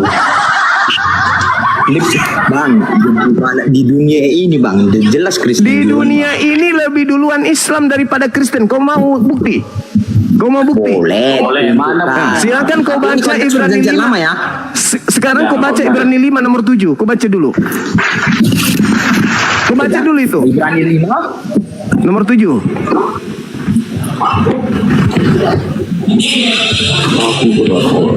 Satu kali bang, bisa dibilang yang kayaknya. Iya, pendetamu kusur ke sini deh. Kalah lah bang nanti bang. Biar kuat matanya itu melotot. Baca sekarang, baca Ibrani 5 nomor 7. Mana bisa pendeta mengalahkan saya, dia nggak tahu Bible. Nah, silakan baca. Abang aja pun lari dari Edis kan. Kata siapa? Edis yang lari ke luar negeri, weh. Bahlul. Edismu itu yang kabur. Silakan baca. Edismu itu kabur. Aku baca. Selama hidupnya di dunia ini, Ibrani 5 ayat 7 sabar. Baca. Dalam hidupnya sebagai manusia, ia telah mempersembahkan doa dan permohonan dengan ratap tangis dan keluhan kepada Dia yang sanggup menyelamatkannya dari maut, dan karena kesalehannya ia telah didengar. Solehannya. Sekarang pertanyaan saya, soleh itu orang Islam atau orang Kristen? Meow. Orang soleh itu orang Islam atau orang Kristen? Tidak, kutanya dulu. Dengarkan saya, anak Paul, dengarkan. Yesus itu anak soleh atau bukan? Di situ ditulis. Soleh atau Kristen? Masuk lagi bang. Garu kepalamu, garu. Yesus di situ dikatakan orang soleh. Nah, adakah orang Kristen disebut soleh? Ada. Kalau disebut salah ada. Apa dalilnya bang bilang kalau soleh itu Islam? Dari mana kata soleh itu? Dari mana kata soleh itu? Dari mana? Yesus disebut anak soleh. Yesus disebut orang soleh. Yesus disebut orang soleh. Jangan kau tanya itu dulu. Kau tanya dulu sama kamu. Ada nggak Yesus disebut? Dengar. Ada nggak Yesus disebut anak soleh? Ada. Ada nggak Yesus disebut anak Kristen? Ada nggak? Abang kan bahasakan di dalam ada yang dituliskan tentang Yesus aja disebut orang soleh, bukan disebut Kristen. Kenapa? Karena lebih dulu Islam daripada Kristen. Kristen itu agama kerajaan Romawi. Mana ayatnya bang? Tadi yang kau baca itu apa? Ngomong nggak ada Pak, nggak ada dalil loh. Itu tadi Ibrani 5 apa? Bang, di Ibrani 5 itu nggak ada tentang kaitan dengan muslim bang. Kesalehan Soleh itu apa? Orang soleh itu siapa? Orang soleh itu siapa? Kutanya dulu samamu. Orang soleh itu siapa? Kalau disebut orang soleh itu apa? Kalau disebut orang soleh itu Di apa? KBBI itu apa? Kalau disebut soleh itu apa? Apa arti di KBBI? Jangan abang Iya, hanya aku satu tanya arti. dulu. Kenapa kau tanya saya? Saya tanya samamu. Karena Yesus disebut orang soleh. Saya tanya samamu. Orang soleh itu Islam atau Kristen? Terus maksud abang ini satu ayat Alkitab ini itu kan ditunjukkan untuk jemaat kan di Ibrani. Untuk Yesus itu. Ibrani 5 nomor 7 itu Yesus. Alkitab itu ditunjukkan kepada jemaat. Kau sebut lagi kata Alkitab. Alkitab itu sebutan apa? Ilahian Yesus. Kau tanya dulu. Alkitab yang kau sebut itu nama kitabnya umat Islam, bukan nama kitabnya orang Kristen. Semua lah abang klarifikasi apa Lah yang memang abang tanya begitu bilang deh. dulu. Makanya Sejak kapan agamamu itu niatnya? agama perampas. Agamamu itu suka merampas punya orang. Namanya juga agama penjajah. Namanya juga agama penjajah deh. Garuk kepalamu garuk sampai ngomong bodoh. nggak ada ayat, nggak ada apa bang? Ibrani 5 nomor 7 Yesus disebut. Dengar dulu. Yesus disebut orang soleh. Sekarang kau tunjukkan kepada saya Yesus disebut orang Kristiani. Satu ayat, satu bahasa abang langsung abang bilang itu yang abang tulis. Iya, saya minta satu bahasa juga Yesus disebut Kristiani di mana? Ayo. Iya, bang. Satu ayat, satu bahasa bang. Bahasa Iya, saya minta satu kata aja, satu kata Mana duluan, Yesus Paulus disebut atau Kristiani Muhammad, ada Bang? enggak? Kutanya samamu. Di mana Yesus pernah disebut Kristiani? Ada enggak? Enggak ada. Di mana Yesus disebut sebagai orang Muslim, orang soleh? Itu di datamu. Ibrani 5 nomor 7 Yesus disebut sebagai orang Muslim, orang soleh. Ada enggak Yesus disebut orang Kristen? Ada. Yang disebut Kristen itu Paulus. Semua bang bahasakan bang. Abang nggak apa bang, nggak ada Kutanya dulu konteksnya. samamu. Oke, kutanya dulu samamu. Kitabmu itu aslinya bahasa apa? Aslinya. Banyak bang, Aramaik. Mana ada? Itu kitabnya Yahudi, Aramaik. Hei, kalau Aramaik itu kitabnya Yahudi. Itu kitabnya Yahudi, Aramaik itu deh. Ini loh bang. Abang jangan satu bahasa loh bang, satu kosakata. Ikut tanya dulu, kuulang lagi. Asli dari bahasa kitabmu itu bahasa apa? Kalau misalnya dia itu bahasa Yahudi, apa salahnya? Itu kitabnya Yahudi. Yang saya tanya kitabmu Karisteng. Karisteng yang kutanya. Karisteng. Yang kutanya Karisteng. Bukan Yahudi. Ada bahasa Kristen. Saya tanya kitabnya orang Karisteng itu bahasa apa aslinya? Yahudi. Ikut kitabnya Yahudi beda lah. Yahudi dan Kristen beda Kan deh. Yahudi bangsa bang, itu kan bangsa dan bahasa. Yang saya tidak tanya bangsa, yang saya tanya kitabnya orang Karisteng. Karisteng, kau tahu Karisteng pemakan babi. Jadi pakai bahasa Kristen. Kayak mana cara coba bahasa Kristen? Nah, makanya saya tanya, kitabmu orang Kristen pemakan babi itu pertama kali kitabnya bahasa apa? Kalau kayak gitu bang, udah bahasa Arab bang. Abang percaya bahasa Arab? Udah di bahasa Arab. Yang saya Gini, tanya, Bang. Jangan agamamu. Gini loh bang, abang jangan konteksnya bang karena dia bahasa agamamu Yahudi itu, bang. Abang bilang kitab agamamu Yahudi itu, semua bang. jangan Kayak kau bawa Malaysia, Yahudi, bang. agamamu bukan Yahudi. Agamamu bukan Yahudi deh, jangan kau bikin malu gereja. Abang pun bukan orang Arab bang. Kayak gitu kayak mana bang? Siapa yang mengatakan saya orang Arab? Ya kan nggak masuk akal bang. Jangan hanya perkara bahasa bang. Abang bilang. Nggak bisa dong, nggak boleh. Jangan berarti abang nggak boleh lah bahasa Arab. Jangan kau pakai karakter Paulus di sini. Agamamu itu kuajarin. Agama Yahudi itu kitabnya berbahasa Ibrani dan Aramaik. Agama Karisteng itu kitabnya berbahasa Yunani. Terus apa Paham sampai masalahnya, sini? Bang? Nah, sekarang masalahnya adalah tolong kau tunjukkan istilah Yunani sebutan Alkitab. Ada enggak? Aduh bang. Kau sebutkan, dengar. Kau sebutkan kata Alkitab, kau sebutkan kata zina, kau sebutkan kata Injil, kau sebutkan kata iman, Roh Kudus, kemudian soleh, kau sebutkan kata malaikat, kau sebutkan kata nabi, kau sebutkan kata apa apa? Kata bohong, Allah. kata apa? Semua bilangnya. Semua dalam Bibelmu itu hampir mencuri dari Al-Quran, paham? Gimana ceritanya? Kamu kan sudah tahu. Jauh Kitabmu itu sebelum bahasa ada Yunani. Al-Quran, Bang. Bibel sudah ada, Bang. Nenekmu kita Bibel itu kan surat-surat, Bang. ada sebelum Al-Quran itu ada di abad ke-7. Kamu kitabmu abad keberapa? Bang, Alkitab itu berisi surat-surat, Bang. Yang Nenekmu ditulis. kita yang saya tanya bukan itu. Bukan surat-surat kepompong yang saya tanya. Saya tanya surat kitabmu itu tahun abad berapa? Bang, ayat 2 diturunkan, Bang, sebelum jauh datang apa, Bang? Al-Quran. Al-Quran abad ke-7. Surat-surat kepompong abad keberapa? Bang, jauh sebelum kelahiran Muhammad, Bang. Paulus sudah ada, Bang. Paulus itu suratnya bahasa apa, Dek? Aduh, Bang, Alkitab itu berisi dari surat-surat, Bang. Itu kata Alkitab lagi kau sebut. Kau ambil kata Alkitab itu dari mana, Dek? Apa? Kata Alkitab itu kau curi dari mana? Apa yang? Curi Kata Alkitab itu kau curi dari mana? Itu kan Alkitab, Bang. Iya, Alkitab itu kau curi. Kata Alkitab itu kau curi dari mana? Gimana kata Alkitab? Bang, Garu kepalamu dulu, garu kepalamu. Gitu. Garu dulu. Aku sakit kali. Garu. Abang aneh-aneh aja pertanyaan Abang. Aneh dong. Makanya kau harus sadar bahwa agamamu itu agama yang dititipkan penjajah dengan karakter merampas punya orang. Lah, Bang, daripada kekawinan ya, Bang. Iya, kalau kau mau dia tetap jadi Kristen, kau kawin sama laki-laki di gereja. Biar kau nggak pusing. Mabuk, Abang. Di agamamu itu boleh di agamamu itu boleh. Tidaknya nggak kawin sama boleh di agamamu itu. Kecil aku, Bang. Boleh di agamamu. Kau baca dalil pembolehannya nikah sesama jenis di kitabmu. Galatia 3, Galatia 2 nomor 20.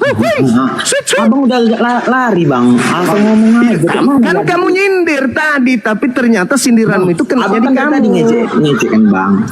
Saya tidak mengejek, saya fakta. Saya berbicara real. Saya bicara real. Saya berbicara real. Saya bicara fakta. Kata Alkitab itu adalah hasil curian. Kata Alkitab kata Alkitab itu hasil curian dari Al-Quran. Oke? Kata Injil hasil curian dari Al-Quran.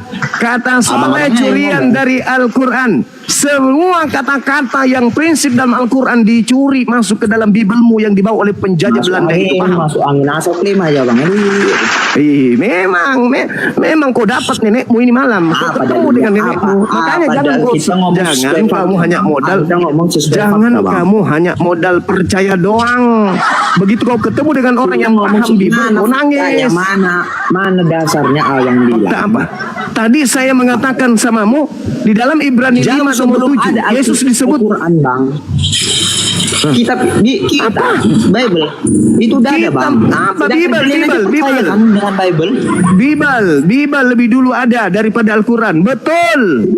Bible lebih dulu. Betul. Apa, Bang, Bible? Bible itu bahasa Inggris, berasal dari kata biblika dalam bahasa Yunani. Aku percaya, Bang. Kalian aja percaya, Bang. Apa?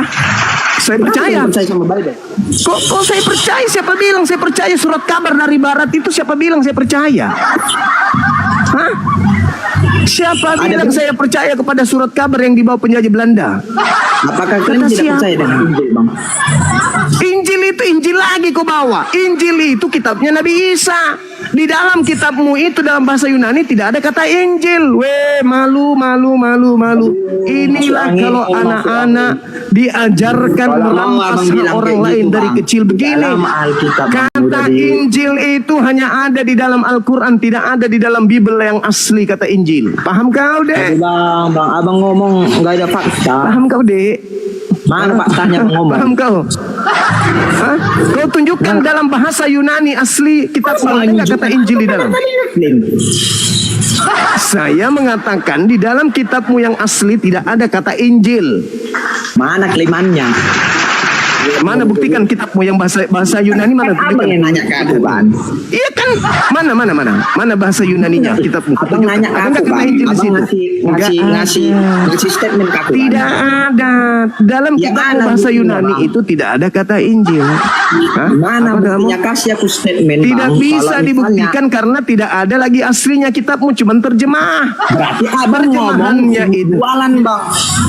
tidak bisa dong. Terbukti dalam Ya, ada bahasa dasarnya. Yunani. Tidak ada dasarnya gimana? Tidak ada bahasa Injil di dalam bahasa Yunani. Garu lagi, garu sampai botak kepalamu kayak Paulus. Abang ngomong apa, Bu? Apa? Nggak ada Saya dasar. ngomong kata Injil itu dirampok dari Quran. Masuk ke Bible. Tidak ada kata Injil di dalam Bible asli, nggak ada. Kata Alkitab itu dirampok masuk ke dalam Bible. Tidak ada di dalam Alkitab di dalam bahasa Alkitab asli. tentang Injil. Kau sebut kata Alkitab aja itu saya mau muntah dengarkan. Alkitab bahasa apa, Bang? Tidak Alkitab bahasa apa? cocok. Tidak Alkitab bahasa apa, cocok. Bang? Tidak cocok. Surat kabar dari Yunani itu disebut Alkitab, nggak cocok. Bang Kodok Juma, Alkitab itu bahasa apa? Alkitab itu bahasa Arab, Tuyul. Arab. Iya. Oke lah, Bang. Oke lah. Makanya jangan kelamaan di gereja. Di gereja itu kau cuma dibohongi, ditipu. Kau tidak ada ilmu sama sekali. Kamu hanya dibohongi di situ. Dibohongi, dibodohi. Habis itu kau dipungut perpuluhan. Tuh, banyak apa? Banyak minum teh manis, Bang. Sakit. Makanya jangan jadi oten. Enggak, Bang. Anda terlalu Maksudku, jauh. Abang banyak cakapnya. Alkitab bahasa memang. Arab. Banyak apa, Bang? Alkitab Banyak- itu bahasa Arab. Lu pikir bahasa Indonesia kata Alkitab itu? Hah? Aduh, Bang. Nabi Isa yang diberi Alkitab, Nabi Muhammad yang diberi Alkitab, bukan Paulus, bukan Sejak Lukas, kapan, Bang? bukan Di dalam Markus. Alkitab aja pun dari dibuatkannya, Bang, tentang nabi-nabi palsu, Bang. Kalau dikasih tahu Nah. pun kubuka, Bang. Sekarang mari kita bahas Nabi palsu. Silakan. Apa, Bang? Silakan kita bahas Nabi palsu. Kamu ngambil Oke. data dari mana? Oke. Kuatkan peganganmu, jangan kau pingsan. Kuatkan peganganmu, jangan kau pingsan, jangan kau stres, jangan pula besok kau lempar batu pendetamu karena dia salah ngajar. Saya memulai atau Anda yang memulai? Aku ngasih beberapa ayat ya, Bang ya. Ya, silakan. Bentar ya, Bang ya. Ya, namanya debat biasanya itu. Yes. Oke, Bang, di dalam Matius 7 ayat 15. Oke, waspadalah terhadap nabi-nabi palsu yang datang kepadamu dengan menyamar seperti domba, tetapi sesungguhnya mereka adalah serigala yang buas. Tunggu, itu masih satu, Bang. Itu aja dulu, Oke. satu aja dulu. Bang. Aku gini loh, Bang, aku ngasihkan ayat ke Abang. Oke lah, Abang bantah-bantah lah. Udah, di dalam Oke, Alkitab satu juga. aja dulu, biar saya bantu yang ini. Saya bantu Matius 7 tadi, boleh? Apa, Bang? Saya bantu Matius yang satu. Oke ya. Nah, sekarang begini. Di dalam Matius 7 nomor 15 itu dikatakan, waspadalah kepada nabi-nabi palsu yang datang kepada kamu. Kamu di situ siapa? Kamu di situ siapa? Hah? Kamu di situ siapa? Jemaat manusia. Kok kita? Ini tanda-tanda kau itu pengikut nabi palsu. Kok kita? Yesus berbicara kepada siapa di situ? Ayo, kau jujur. Jujur. Iya, Abang asal ngomong aja loh, Bang. Itu ayatnya itu untuk ditunjukkan kepada jemaat-jemaat Kristus, Bang. Kristus nenekmu kiper. Itu ucapan Yesus kepada orang Yahudi, Tuyul. Itu ucapan Yesus. Masuk angin, asal ngomong aja. Yang masuk angin, kau masuk angin. Kau yang masuk angin.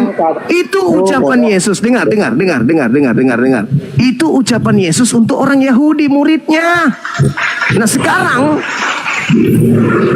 ada di dalam Alkitab, sebarkanlah apa yang telah kuberitakan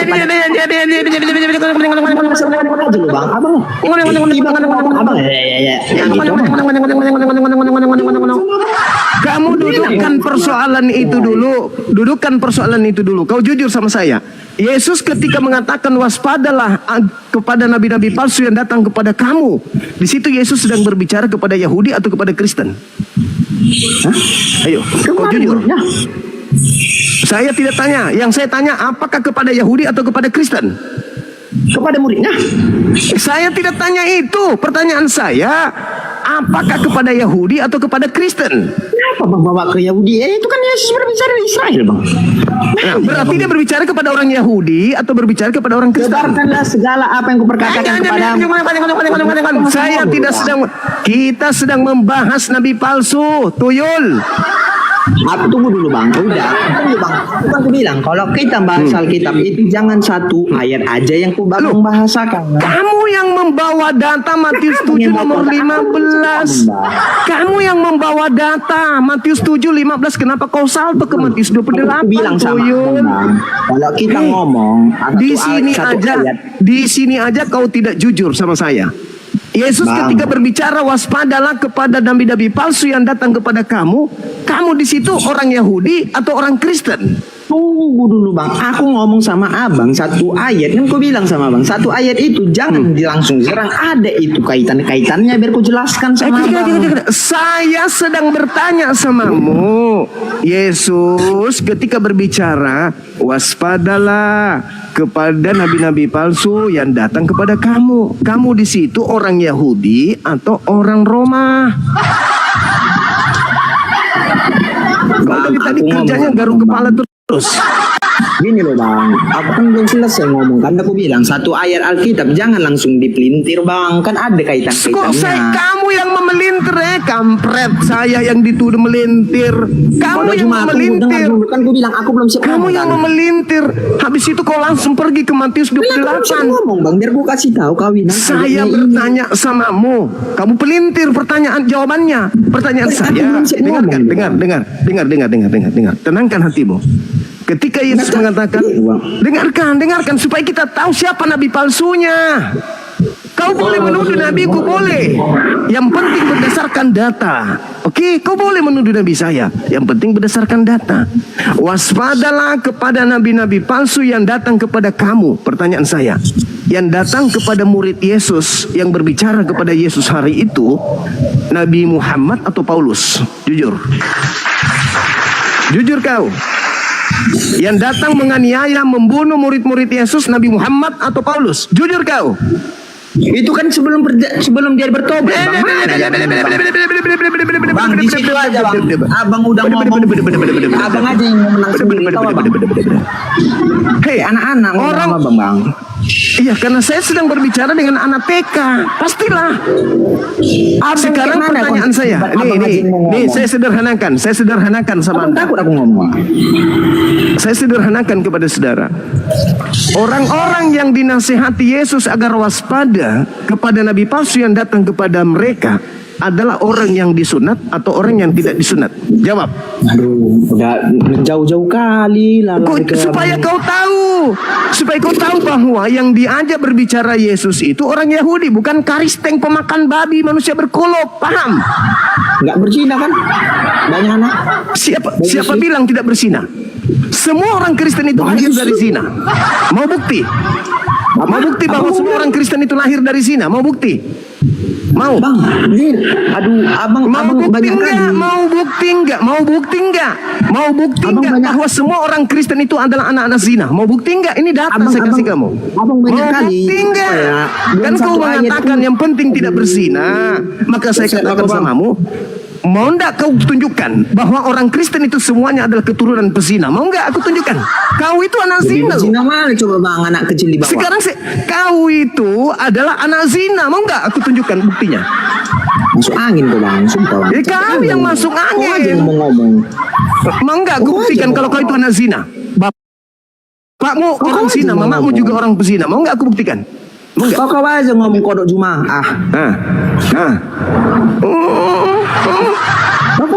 Orang Kristen itu semuanya adalah pezina. Kenapa Kenapa disebut berzina orang Kristen itu? Hei, kenapa disebut berzina? Karena tidak ada syarat sah nikah di dalam agama Kristen berdasarkan kemudian ajaran para nabi. Ayo. Asal ngomong lagi kau kodok Juma. Main Juma lah kau main Juma. Anak kecil.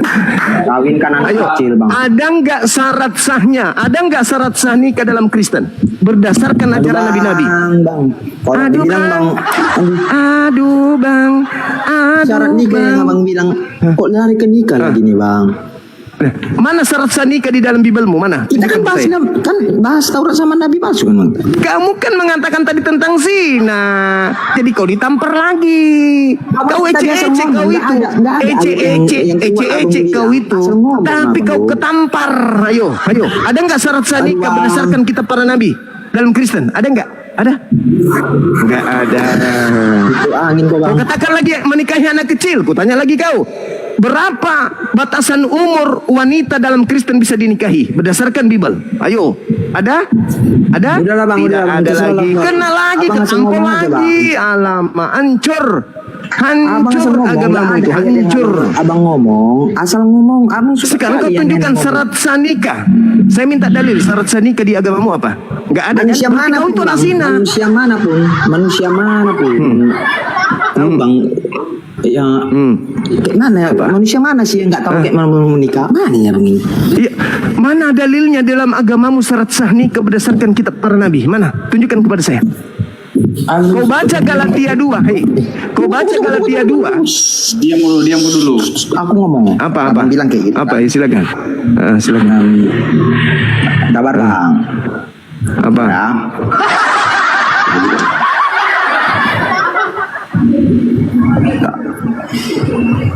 Bentar Bang.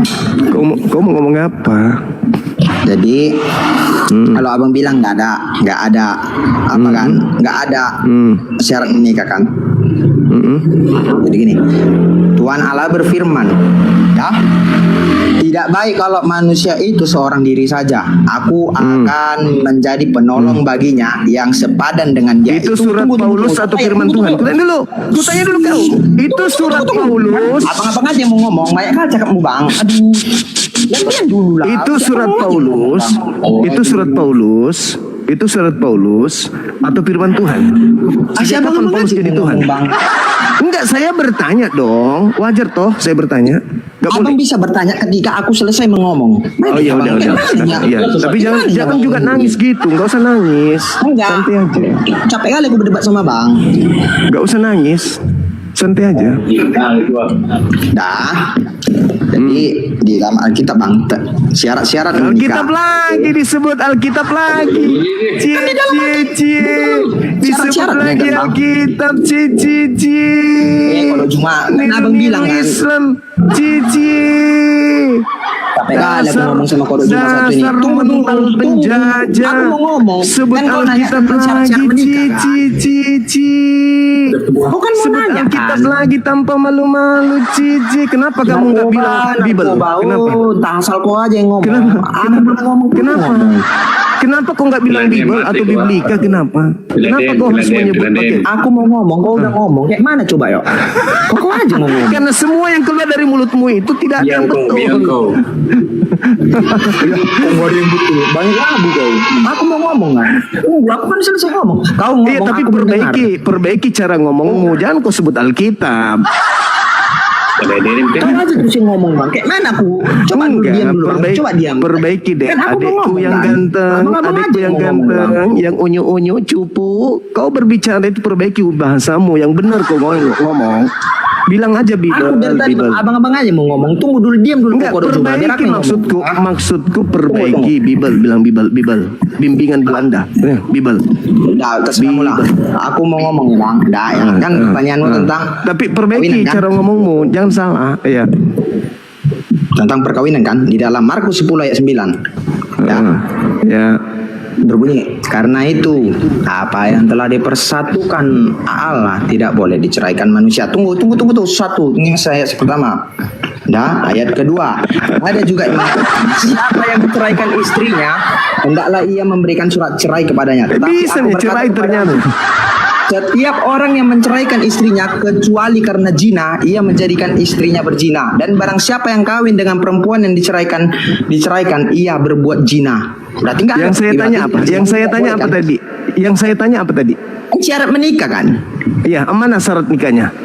Yang kau tanya, yang dibahasakan di dalam hadis tadi, bacakan tadi itu suami istri, itu sudah suami istri. Yang saya tanya sebelum suami istri apa? Istri apa? CS istri apa? Sebelum suami istri syarat sahnya mana dalam Bibelmu? Apa bang? Oke, kalau mau, aku abang nanya, aku ngasih tahu syarat nikah. Mana? Silakan. Ya. Silakan.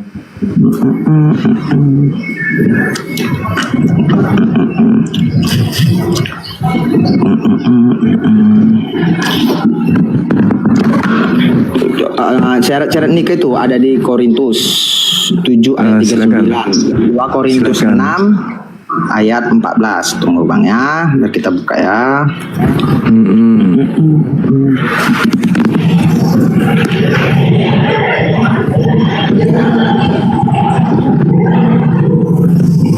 Oke. Jadi di Korintus itu bang menjelaskan. Jadi manusia itu bang sudah terikat gimana ya? Yang kan bunyinya dipersatukan bang, dipersatukan. Iya, syaratnya dipersatukan itu apa sampai dikatakan sah? Ya kan apa lah bang, wanita dan pria lah, adanya bang ini. Iya. Kan aku memberikan seseorang yang sepadan kepadamu. Mana sepadan itu apa? Di mana tertulis itu? Di mana? Di mana? Aduh. Nggak ada di ayat Alkitab tentang perempuan. Jadi tidak baiklah kalau manusia seorang diri saja. Aku akan menjadikan penolong baginya yang sepadan dengan dia. Terus? Itu kutanya, itu ayat itu dah. Itu tidak baiklah seorang diri saja. Itu artinya kan dia manusia masih sendiri itu kan. Itu kamu baca di mana? Kejadian. Itu kitabnya siapa? Di Alkitab itu. Mana ya bang ini? Itu kitabnya siapa? Bukan Alkitab bang. Perjanjian. Itu kitabnya siapa yang saya tanya? Ya, di Alkitab lah. Mana ya bang ini? Itu kitabnya siapa? Kitab Kejadian itu kitabnya siapa? Itu kitabnya siapa? Lagi? Orang Kristen juga. Masuk itu kan perjanjian lama, kodok Juma. Itu perjanjian baru. Engkau itu perjanjian baru, itu perjanjian lama. Itu perjanjian baru. Di mana? Siapa yang mengatakan hukum Taurat itu perjanjian lama? Nenekmu Kiper yang mengatakan itu.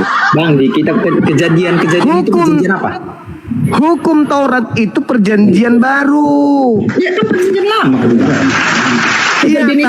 lama. Tapi tradisi gereja merubahnya sebagai perjanjian lama. Padahal itu perjanjian baru Tuhan untuk umatnya Bani Israel. Ada dalil abang ngomong, abang berdasarkan hukum yang abang bilang kayak gitu. Yeremia 31 nomor 31 sampai 33.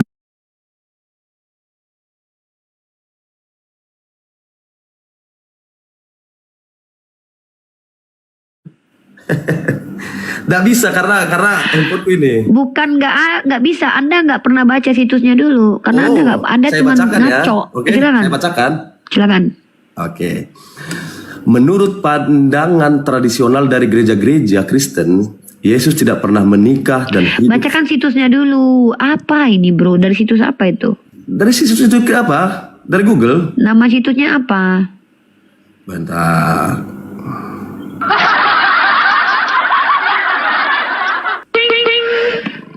Aduh, macam. Ya Mika, silakan Mika. Apa yang mau kau sampaikan Mika, hantu belau?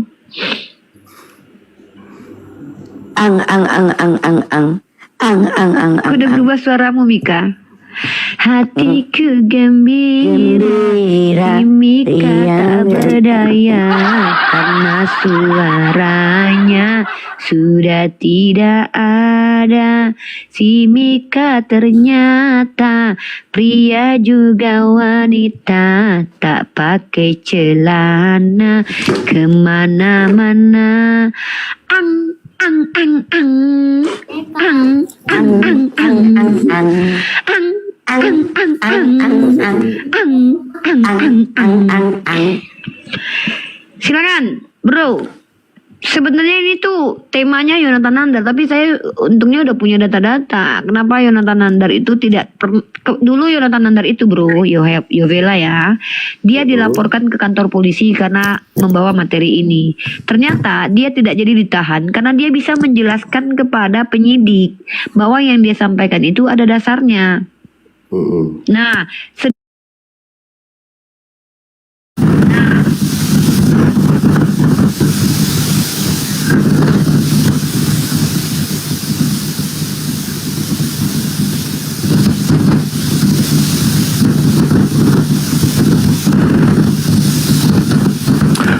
Halo, assalamualaikum warahmatullahi wabarakatuh. Teman-teman sekalian, waduh, kok malah kita tumbang. Baru juga berapa jam, baru 2 jam bangkit dari kematian, akun kita mati lagi. Masya Allah. Maaf ya teman-teman kalau bahasanya sedikit agak vulgar, karena gimana kita bahas dua pengajaran yang memang menyajikan di pihak lain ya kajian-kajian seperti itu. Tapi beruntung rungkat teman-teman. Kenapa? Kalau tidak, kepala anak tadi itu bagian kanan bisa botak sebelah.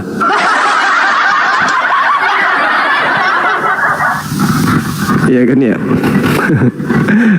Kalau tidak rungkat, botak kepala yang garut terus gini. Menggarut terus, kepalanya bisa botak. Stres dia membahas nabi palsu, tapi dia pintar lihai. Dia sudah terbiasa, sudah terlatih dari sononya. Udah terlatih dari kecil untuk menipu lawan. Allahu Akbar, masolang generasi. Shalom bang. Ya, selamat malam saudara, silakan buka kamera.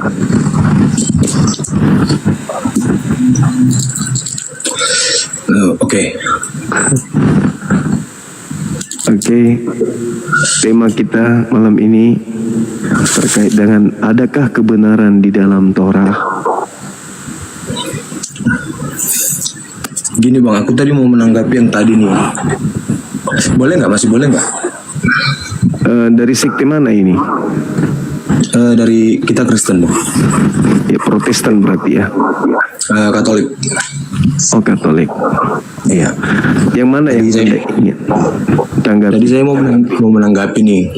Tadi bahwasanya memang kan dia ngomongnya tadi bahwasanya Nabi Muhammad itu memang kan menikahi anak kecil ya. Iya, menikahi Siti Aisyah. Ya, Siti Aisyah. Menurut kamu itu kesalahan atau tidak sih? Tidak ada kesalahan, karena itu firman Tuhan, perintah Tuhan. Dan tak ada siapa yang menjadi tolak ukur kesalahan itu.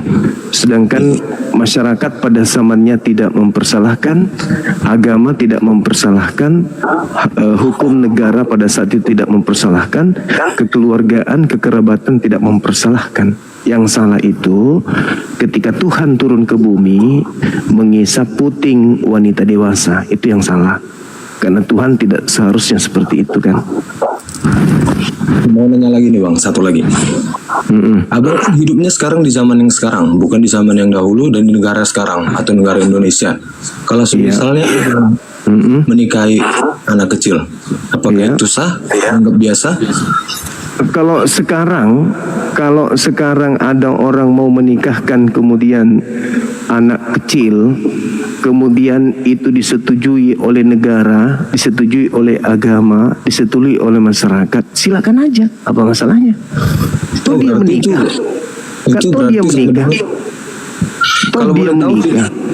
Kalau boleh tahu Siti Aisyah itu dinikahi oleh Nabi Muhammad SAW pada umur berapa? Ada yang mengatakan dia usia 6 tahun, nanti kemudian dia serumah ketika usia 9 tahun. Berarti dinikahi atau menjalin pernikahan itu di umur 9 tahun atau di umur 6 tahun, Bang? 9 tahun baru mereka kemudian serumah ketika kedua orang tuanya, sabar dulu, ketika kedua orang tuanya sudah melihat bahwa Siti Aisyah ini sudah layak untuk mendampingi seorang suami. Itu pertanyaan Anda saya sudah jawab. Sekarang saya balik nanya, kalau sekarang ini di zaman sekarang ini ada yang mengatakan Tuhan turun ke bumi, lalu kemudian Tuhan ini isap tetek wanita dewasa, menurut kamu itu bisa diterima akal nggak? Ayo, betapa banyak korban pedofil kita melihat informasinya, dan itu terjadi di hampir semua gereja-gereja barat. Pedofil menikahi, bukan menikahi lagi, mengkawini, mencabuli anak-anak kecil, dan itu dari kalangan Anda. Sekarang pertanyaan saya kepada saudara, kalau sekarang ini ada informasi tiba-tiba, saudara Ulta, ada di Surabaya, konon Tuhan turun ke bumi, nenen sama wanita dewasa. Gimana menurut pandangan saudara? Ketika ada Tuhan turun ke bumi ngisap tetek sesuai dengan Lukas 11 nomor 27. Masuk akal nggak tuh? Manusiawi nggak kalau ada Tuhan netek pada manusia?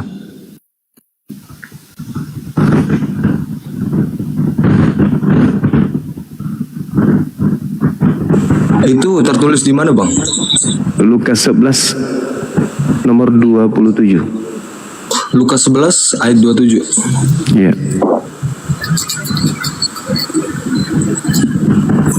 Mari kita lihat. Silakan. Tapi ini Abang dapatnya memang asli kayak gitu, bukan diubah-ubah. Tergantung terjemahannya. Anda kan punya kitab itu direvisi setiap saat ketika dibutuhkan revisian, direvisi. Ada beberapa terjemahan yang kemudian sering digunakan dalam dunia apologet. Yang pertama terjemahan 2011, 2008, 2014, 2085,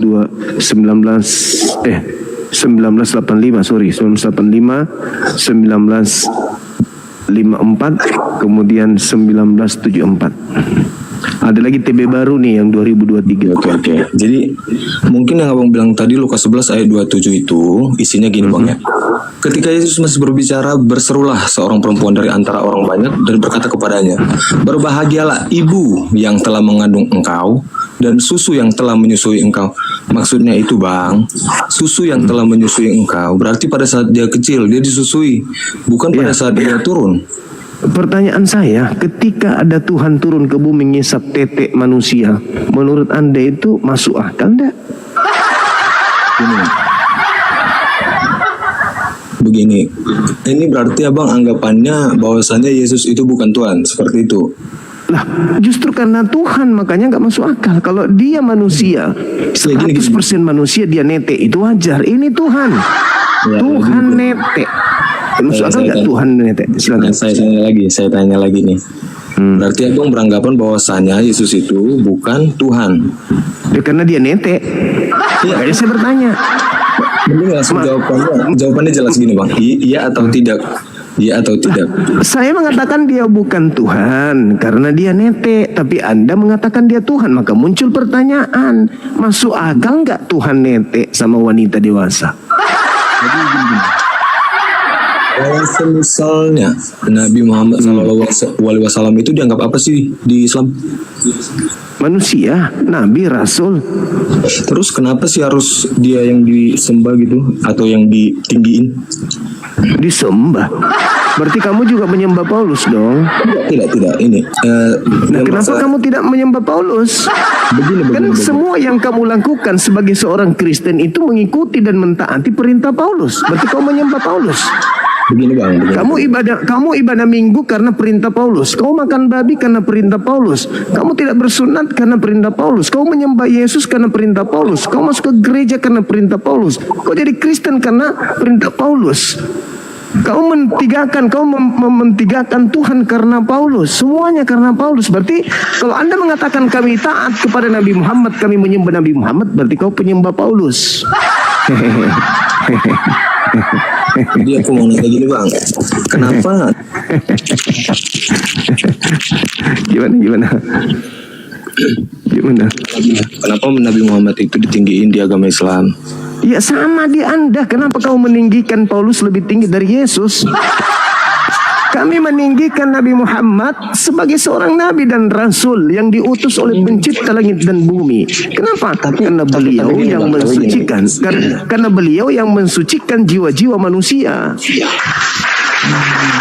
Jadi gini. Kalau yang semisalnya yang menyelamatkan di hari terakhir atau hari penantian terakhir kiamat ya gitu ya bilangnya di Islam.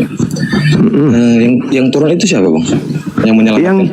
Yang menyelamatkan bagi kami umat Islam itu adalah Nabi Muhammad. Sudah pasti. Kalau yang turun itu siapa bang? Yang turun gimana? Oh, Nabi Isa. Nabi Isa turun menghakimi orang Kristen.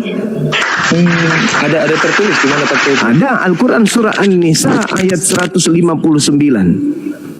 Dan juga tertulis di dalam Matius 7. Dan juga tertulis di dalam Matius 7 nomor 22 nomor 23 yang dihakimi nanti ketika datang Yesus adalah Kristen. Ada tertulis, coba dibaca bang. Matius 7:22, pada hari terakhir nanti banyak orang akan memanggil aku Tuhan, Tuhan. Bukankah kami bernubuat pakai namamu? Bukankah kami mengusir setan pakai namamu? Bukankah kami bermukjizat pakai namamu juga? Maka pada hari itulah aku Yesus akan berterus terang kepada mereka, enyahlah daripada aku tidak mengenal kalian. Kalian semua adalah pembuat kejahatan. Pertanyaan saya, siapa yang memanggil Yesus dengan panggilan Tuhan? Memang ada Islam atau Kristen? Kristen. Islam atau Kristen? Hah? Kristen. Berarti dia turun untuk menghakimi Kristen. Jadi coba bang tepuk tangannya yang begini bang. Tepuk tangannya yang begini. Oke. Jadi yang turun itu Nabi Isa. Nabi Isa turun untuk menjadi hakim bagi orang Kristen. Di mana dalilnya? Oh, jadi gini bang. Berarti kalau yang turun Nabi Isa yang diselamatkan itu cuma orang Kristen doang. Orang Kristen yang diusir, tuyul. Justru orang Kristen yang diusir. Dalil Matius 7 nomor 22-23. Kenapa kamu gila sih? Kenapa harus gila? Kalau jadi Kristen kenapa harus gila syaratnya? Kenapa deh? Darah bang juga paham bang. Enggak. Aku tanya dulu, kenapa sih kalau jadi Kristen itu syaratnya harus gila dulu? Kenapa? Kan dalilnya sudah jelas nomor 7, Matius 7, nomor 22-23. Pada hari terakhir nanti banyak orang memanggil aku Tuhan, Tuhan, Tuhan. Bukankah kami bernubuat, mengusir setan, bermujizat pakai namamu? Itu siapa? Kristen atau Islam? Jadi di dalam Islam itu bahwa kenapa jadi ke Islam itu dulu, selesaikan dulu. Yesus turun kedua kalinya untuk mengusir Kristen.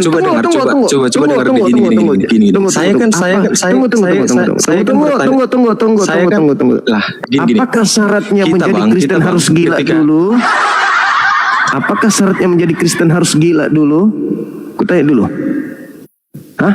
Dalilmu mengatakan pada hari terakhir nanti Yesus mengusir orang yang memanggil dia Tuhan dan bernubuat pakai namanya, bermujizat pakai namanya. Pertanyaan saya, yang diusir oleh Yesus pada hari terakhir nanti siapa? Islam atau Kristen? Larinya ke Nabi Isa.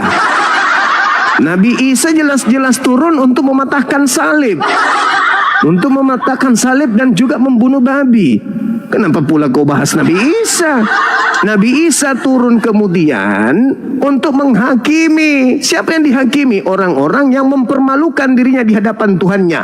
Wa iskalallahu ya Isa bin Maryam anta qulta linnas tahizuni wa ummi. Wahai Nabi Isa, apakah engkau yang mengajarkan orang-orang cupu tanpa kepala ini menuhankan dirimu selain daripada aku? Qala subhanaka ma yakunu li an aqula ma laysa li bihaqqa. Maha suci Engkau ya Allah, aku tidak pernah mengajarkan orang-orang ini menuhankan diriku. Aku tidak pernah mengatakan sesuatu yang bukan hakku untuk aku katakan. Ma qultu lahum illa ma amartani bi an a'budullah rabbi wa rabbakum. Aku hanya mengajarkan kaumku Bani Israel sembahlah Allah, Tuhanku dan Tuhanmu. Hidup kekal itu adalah mereka mengenal Engkau satu-satunya Tuhan yang benar dan mengenal Yesus Kristus yang Engkau utus. Jelas itu. Sekarang permasalahannya ada di kamu. Siapa yang diusir oleh Yesus adalah orang yang memanggilnya Tuhan, bernubuat pakai nama Yesus, mengusir setan pakai nama Yesus, bermujizat pakai nama Yesus. Pada hari itulah aku Yesus akan berterus terang kepada mereka, enyahlah daripadaku, aku tidak mengenal kalian, kalian semua adalah pembuat kejahatan. Kamu tidak bergeming, kamu tidak merespon keadaan itu. Maka muncul pertanyaan, apakah syarat menjadi Kristen harus gila dulu? Hah? Apakah syaratnya untuk menjadi Kristen harus gila dulu? Di dalam Yohanes 8:40, Yohanes 12 nomor 48, apa kata Yesus? Barang siapa yang menolak aku, dia sudah ada hakimnya, yaitu perkataan yang pernah aku ajarkan, aku sampaikan kepada mereka. Perkataan itulah kelak yang akan menjadi hakimnya di akhir zaman. Ketika Yesus datang, Anda ditanya sama Yesus, cupu, siapa yang mengajari engkau menyembah aku? Siapa yang mengajarkan engkau makan babi? Siapa yang mengajarkan engkau ibadah minggu? Siapa yang mengajarkan engkau tidak bersunat? Siapa yang mengajarkan engkau menyembah aku? Siapa yang mengajarkan engkau merasulkan Paulus? Siapa yang mengajarkan engkau merasulkan Lukas? Ayo, semua akan ditanya. Sementara Yesus mengatakan hidup kekal itu adalah mereka mengenal Yesus Kristus yang engkau utus. Hidup kekal hanya menerima Yesus sebagai utusan Tuhan. Jadi Yesus datang kedua kalinya untuk membenarkan ajaran Nabi Muhammad dan kemudian mengusir Kristen masuk ke dalam api neraka jahanam. Oke? Paham sampai situ? Pertanyaan saya Anda jawab tadi. Apakah syarat menjadi Kristen harus gila dulu? Itu dulu.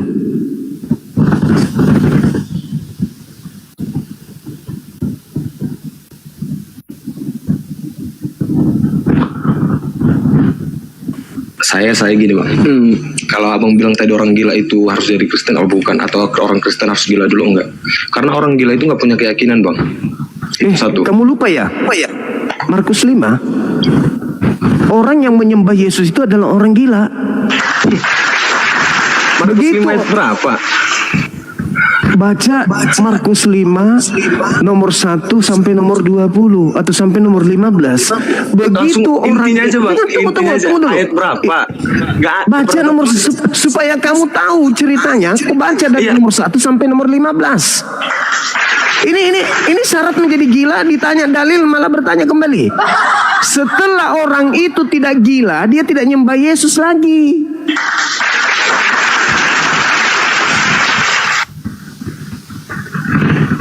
Christian Prince, wah kemarin kau sudah naik kok, kau ditanya apa latar belakang penyaliban, kau sudah jawab kok. Penyaliban itu latar belakangnya adalah kebencian Yahudi, bukan karena dosa waris. Sudahlah, kau dibawa aja tap-tap layar, ngapain kau naik sok pintar buka kamera juga lebih hebat adek ini, buka kamera perlihatkan wajah kau kayak siluman pohon. Kau dibawa aja. Mau nanya nih bang. Ya. Halo bang Zuma. Secara tidak langsung berarti Isa Al-Masih itu masih hidup nggak sih? Yes. Mazmur 91 nomor 16. Dengan panjang umur engkau akan aku selamatkan. Ali Imran ayat 169. Berarti gini bang. Kalau dalam kepercayaan ini kita diskusi baik ya. Dalam kepercayaan agama Muslim tuh Isa Al-Masih itu sekarang berada di mana gitu? Di langit. Maksudnya di langit? Emang ada di langit bang? Bible juga mengatakan dia di langit kok. Kalau kami bang bilangnya di atas berarti itu Langit, kami anggapan kau baca kitabmu. Alamak. Itulah makanya saya tanya, apakah syarat menjadi Kristen gila dulu?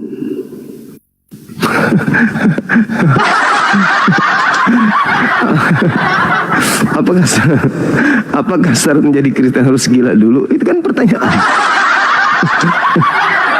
Ada dalilnya dibilang Yesus tidak ke surga, kata tidak ke langit, tapi ke atas. Ke atas mana? Plafon. Aduh. Tapi minimal kamu lebih berani daripada si CP, Congorpedia. Dia naik di sini sudah pakai kemarin itu pakai apa yang dipakai orang sering colong ayam. Apa itu namanya itu? Yang pakai colong ayam, habis itu pakai kacamata lagi. Si CP. Memalukan. Halo, selamat malam. Halo, selamat malam bang. Malam saudaraku. Dari Katolik Protestan. Salam. Ya, salam. Saya Protestan. Iya. Ini kita kembali ke tema. Di sini silakan bang. Saya nggak mau berdebat bang. Saya cuma mau berdoa aja, boleh nggak? Mau apa? Berdoa buat abang. Berdoa kepada Tuhan yang mana dulu ini? Ke Tuhan Yesus. Saya mau berdoa ya. Yesus berdoa bukan kepada Yesus, abang. Yesus berdoa kepada. Dia tidak tahu. Yesus berdoa kepada Tuhan Bapa, bukan. Terima kasih bang. Pokoknya apa yang abang bilang itu semua benar. Biarlah iman saya berperkara dengan abang. Terima kasih. Iya. Shalom. Salam. Belanda datang bang menjajah, memaksa kami menjadi murtad. Apalagi kalau cuma doa kepada Kristus kayak begitu, nggak mempan. Belanda datang lengkap dengan senjata 350 tahun lamanya untuk membuat kakek nenek kami murtad seperti kalian menjadi pengikut agamanya. Tidak bisa. Gak mempan. Apalagi kalau cuma doa-doa begitu. Aku naik berdoa sini, doa kepada makhluk yang keluar dari kubur. Maaf bang ya, maaf. Terlalu berlebihan, terlalu memaksakan gitu loh. Aduh, mental penjajah. Orang Islam didoakan doa Kristen. Apanya itu? Allahu Akbar, Masya Allah. Kenapa saya dikasih naik? Iya kan? Gak apa-apa, tidak masalah. Udah 1:30 juga. Di sini aja. Bagaimana ceritanya? Dia mau doakan Banyuma, berdoa kepada Tuhan yang salah, emang nyampe itu doa. Itulah dia makanya. Allahu Akbar, Masya Allah. Berdoa kepada Kristus, sementara Yesus sendiri berdoa kepada Bapa yang di langit. Masolang generasi. Yang terakhir tadi itu anak-anak tidak ngerti Bible, nggak pernah baca Bible dia cuma berdasarkan doktrin aja gitu. Teman Kristen kalau naik yang pinter dikit apa pakai Bible gitu loh, pakai data. Iya, saudara Berju. Dari mana Bang Berju? Katolik Protestan Bang? Protestan, Katolik. Protestan, yes. Bisa buka kamera? Bisa. Iya, silakan Bang.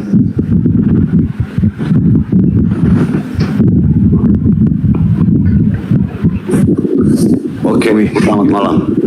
Malam juga. Silakan Bang. Terkait dengan hukum Taurat, adakah kebenaran di dalam hukum Taurat menurut Abang? Ada. Berarti sia-sia kematian Kristus, kata Yesus Paulus. Ini saya mau bertanya dulu sama Bang Zuma. Boleh saya bertanya?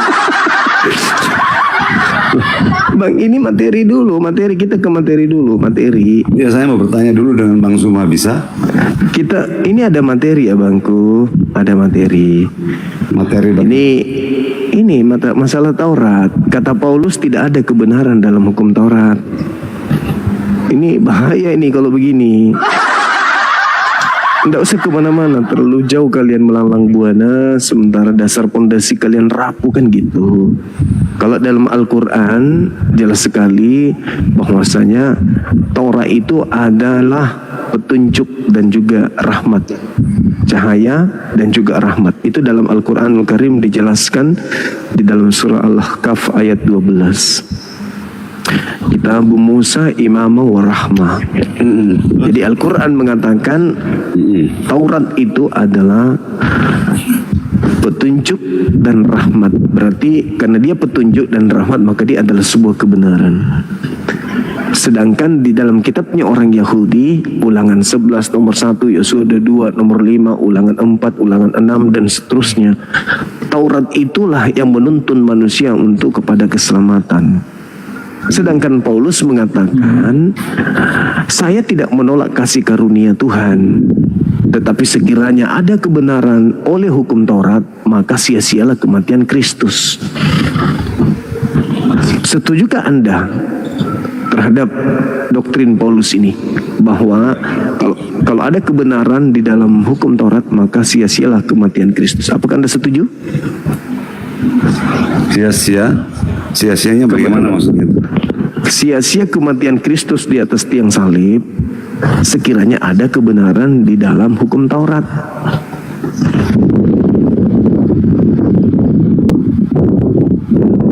Setujukah Anda dengan ungkapan pendiri agama Anda ini?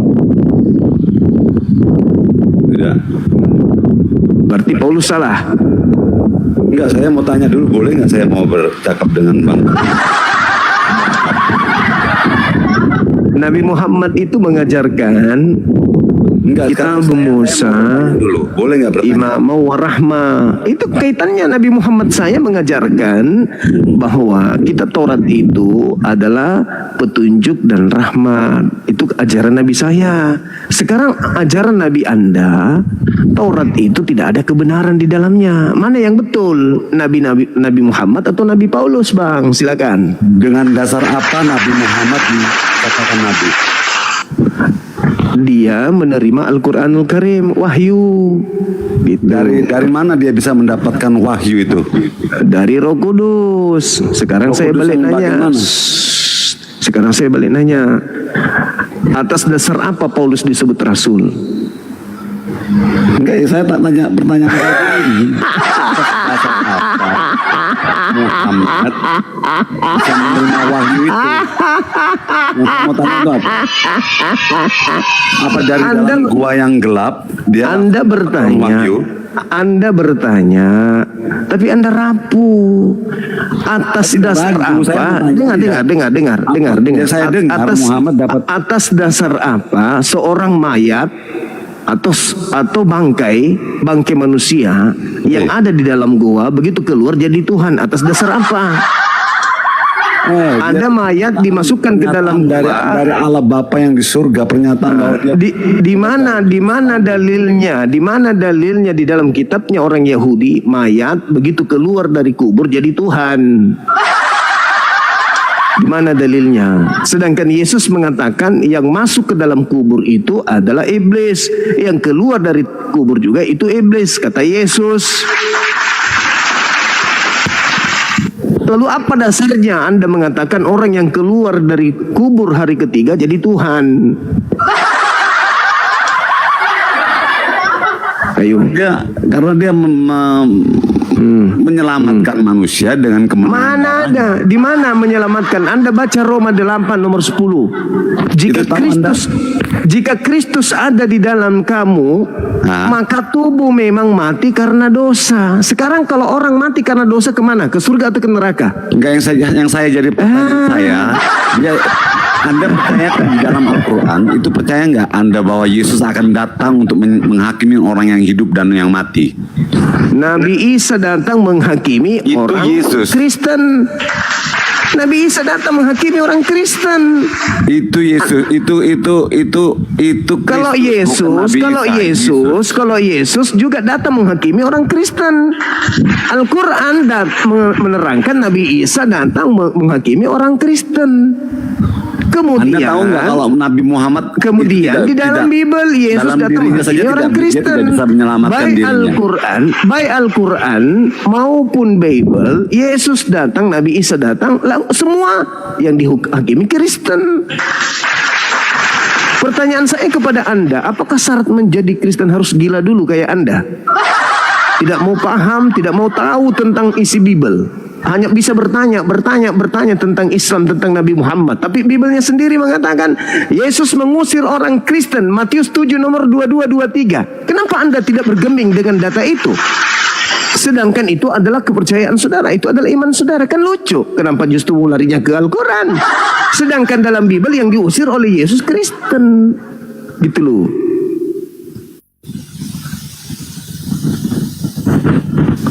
Kenapa dia dihapus dari TikTok? Kenapa dia? Inilah hebatnya orang kita ya, saudara-saudara kita. Bertanya tentang Al-Quran, tentang pertahanannya nggak ada. Nabi Muhammad masuk ke dalam gua Hira, menerima wahyu jadi nabi. Lah ada orang yang dikutuk di atas tiang salib, masuk ke dalam tanah, keluar pada hari Minggu jadi Tuhan. Orang dikutuk loh, Galatia 3 nomor 13. Kristus telah menebus kita dari kutuk hukum Taurat dengan jalan menjadi kutuk karena kita. Sebab ada tertulis, terkutuklah orang yang digantung di atas tiang salib. Orang terkutuk digantung di atas tiang salib, masuk di dalam tanah, begitu keluar di hari Minggu jadi Tuhan. Apa nggak pecah kepala saya ini? Saya disuruh murtad, saya disuruh pindah ke situ. Jadikanlah seluruh bangsa, pergilah ke seluruh dunia, jadikan seluruh bangsa menjadi muridku, nenekmu kiper. Siapa yang mau? Orang terkutuk di atas salib, dikubur, hari Minggu keluar dari kubur yang jadi Tuhan ki. Jagona tahu anak malam malakut jasaya. Roma 14 nomor 9. Untuk itulah Yesus mati agar ia dibangkitkan untuk menjadi Tuhan.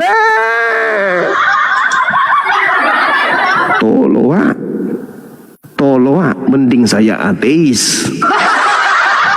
Orang masuk di dalam kubur, keluar dari kubur menjadi Tuhan. Sangito tolo. Halo, selamat malam. Assalamualaikum Bang. Waalaikumsalam. Ini ada masalah. Saya dari Kepri Batam Bang. Ini mau cerita dikit masalah mualafnya si Holong Bang. Iya. Kan Abang kenal kan Holong yang di Pembaru? Iya tahu. Kenapa? Dia kan nelpon aku tadi Bang. Terus? Sekitar jam 9 malam kan. Iya. Nah, paman minta tolong lah naik ke komalnya Bang Iqbal katanya kan. Ada apa aku bilang? Aku malam minggu itu didatangin orang-orang gereja sama Pak RT sama mamaku datang ke rumah katanya. Jadi orang gereja ini, pengurus gereja ini mau narik dia lagi ke Kristen Bang. Apakah saudara Holong ini punya sertifikat mu'alaf? Dia kemarin dari Pak Ustadz Yusuf. Nah, kalau ada sertifikat mu'alafnya itu bisa dilaporkan di polisi. Nah, itulah kurang tahu. Cuman dia kemarin itu dari Pak Yusuf PI. Coba aja ditanya lagi Bang, apakah ada sertifikat mu'alafnya? Kalau ada bisa dilaporin itu. Nggak boleh memaksakan orang yang sudah punya agama untuk pindah agama. Nggak boleh. Kecuali orang tersebut yang mau. Sekarang lagi darurat, takut kali nih pamannya kan. Sederhana aja itu Bang. Tanya apakah ada sertifikat mu'alaf. Kalau ada, umat Islam yang ada di sekitar situ akan turun untuk mendamaikan, mengamankan supaya jangan saudara kita muslim ini dimurtadkan. Islam itu satu tubuh. Satu yang sakit kita semua merasakan. Jadi kalau ada sertifikat mualafnya, ada dasar hukum bagi umat Islam untuk melindungi saudaranya. Meskipun ancaman itu dari keluarga intinya, karena sudah beda keyakinan. Tidak boleh memaksakan orang untuk keluar dari agama Islam, nggak boleh. Meskipun itu anak kandung sendiri, nggak boleh. Yang parahnya kan pengurus gereja ini, mamanya si Holong ini juga dibawa. Mamanya kan masih Kristen. Ya, itulah makanya butuhnya, pentingnya sertifikat mualaf sebagai legalitas hukum. Misalnya nih, saya nih, Bang Holong ini nelpon saya, Bang Suma tolong saya. Apa itu? Saya dipaksa keluarga saya kembali ke Kristen. Mereka datang ke rumah bawa pendeta, bla bla dan seterusnya. Saya nggak bisa membantu selama dia tidak memperlihatkan sertifikat mualafnya. Tapi kalau ada sertifikat mualaf, hari ini juga tim saya turun. Malam ini juga saya perintahkan tim saya langsung ke sana. Kalau ada sertifikat mualaf, makanya saudaraku tanya coba beliau, apakah beliau sudah punya surat mualaf atau belum punya? Kalau sudah ada, saya hubungi tim saya yang ada di Medan. Iya, pun lupa juga nanya itu Bang. Aku tadi suruh naik juga ke Kumal Bang Iqbal kan. Ya nanti kita ceritakan di belakang aja, nanti saya telepon ya. Cuman dia Anda dihubungi beliau melalui apa? Kemarin kan aku masuk Komal dia, baru dia balas. Karena kalau begitu Anda DM beliau. Udah, kami udah teleponan, dia itu lagi... Tanya sertifikatnya ada nggak? Iya, itu aku lupa Bang. Dia kan sekarang posisinya pun dia nggak ada uang, mau keluar dari situ. Udah aku bilang kemari aja. Udah aku suruh kemari aja tuh ke Batam, aku bilang. Kalau nggak tempatnya ada abang aku di Pekanbaru, di sana pun bisa kerja juga. Aku bilang bawa keluarga, ada rumah disediakan sama abangku. Terus kenapa dia nggak? Yalah, nanti aku teleponin. Kalau nggak ke Batam aja, Batam banyak kerja, aku bilang. Iya. Yalah, bantu. Aku pikir kenapa malam ini. Iya. Harus dibantu saudara kita itu. Siap Bang, siap. Saya bisa membantu kalau sertifikatnya ada Bang, karena kita menghindari adanya gesekan di lapangan. Kalau ada sertifikat kan ada dasar hukum kita, dan saudara-saudara kita yang Kristen pun saya rasa nggak akan berani untuk memaksakan saudara, meskipun keluarganya sendiri, kalau sudah ada legalitasnya sebagai Muslim. Dia sering curhat juga sama aku tuh Bang. Dia udah nggak dikasih kerja sama orang di sekitaran itu kan, sekitaran masyarakat situ kan 95% Kristen Bang. Ya, itu sudah Al-Quran mengatakan itu pasti diuji kalau orang mu'alaf. Justru kalau tidak diuji itu berarti Al-Quran masih bisa diragukan. Tapi kalau dia diuji setelah dia beriman, berarti itu bukti Al-Quran itu benar. Makanya itu dulu dia waktu masih Kristen, dia dikasih kerja terus di kebun sawit di sana kan sama orang Kristen. Sebaik dia mualaf, nggak ada yang ngasih kerja lagi. Iya. Jadi bilangnya dia keuangan ya paling buka Komal aja lah, dapat dikit-dikit itu apanya gitu. Ya itulah Bang, dari saya minta ke beliau untuk kemudian pertanyakan ke beliau sertifikat mualafnya ada atau belum. Kalau udah ada Bang gimana? Kalau sudah ada, fotokan ke saya atau ke Yusuf PI, nanti kami komunikasi untuk tembuskan ke Sumut. Kalau di Riau itu kan Pak Juki. Assalamualaikum Bang.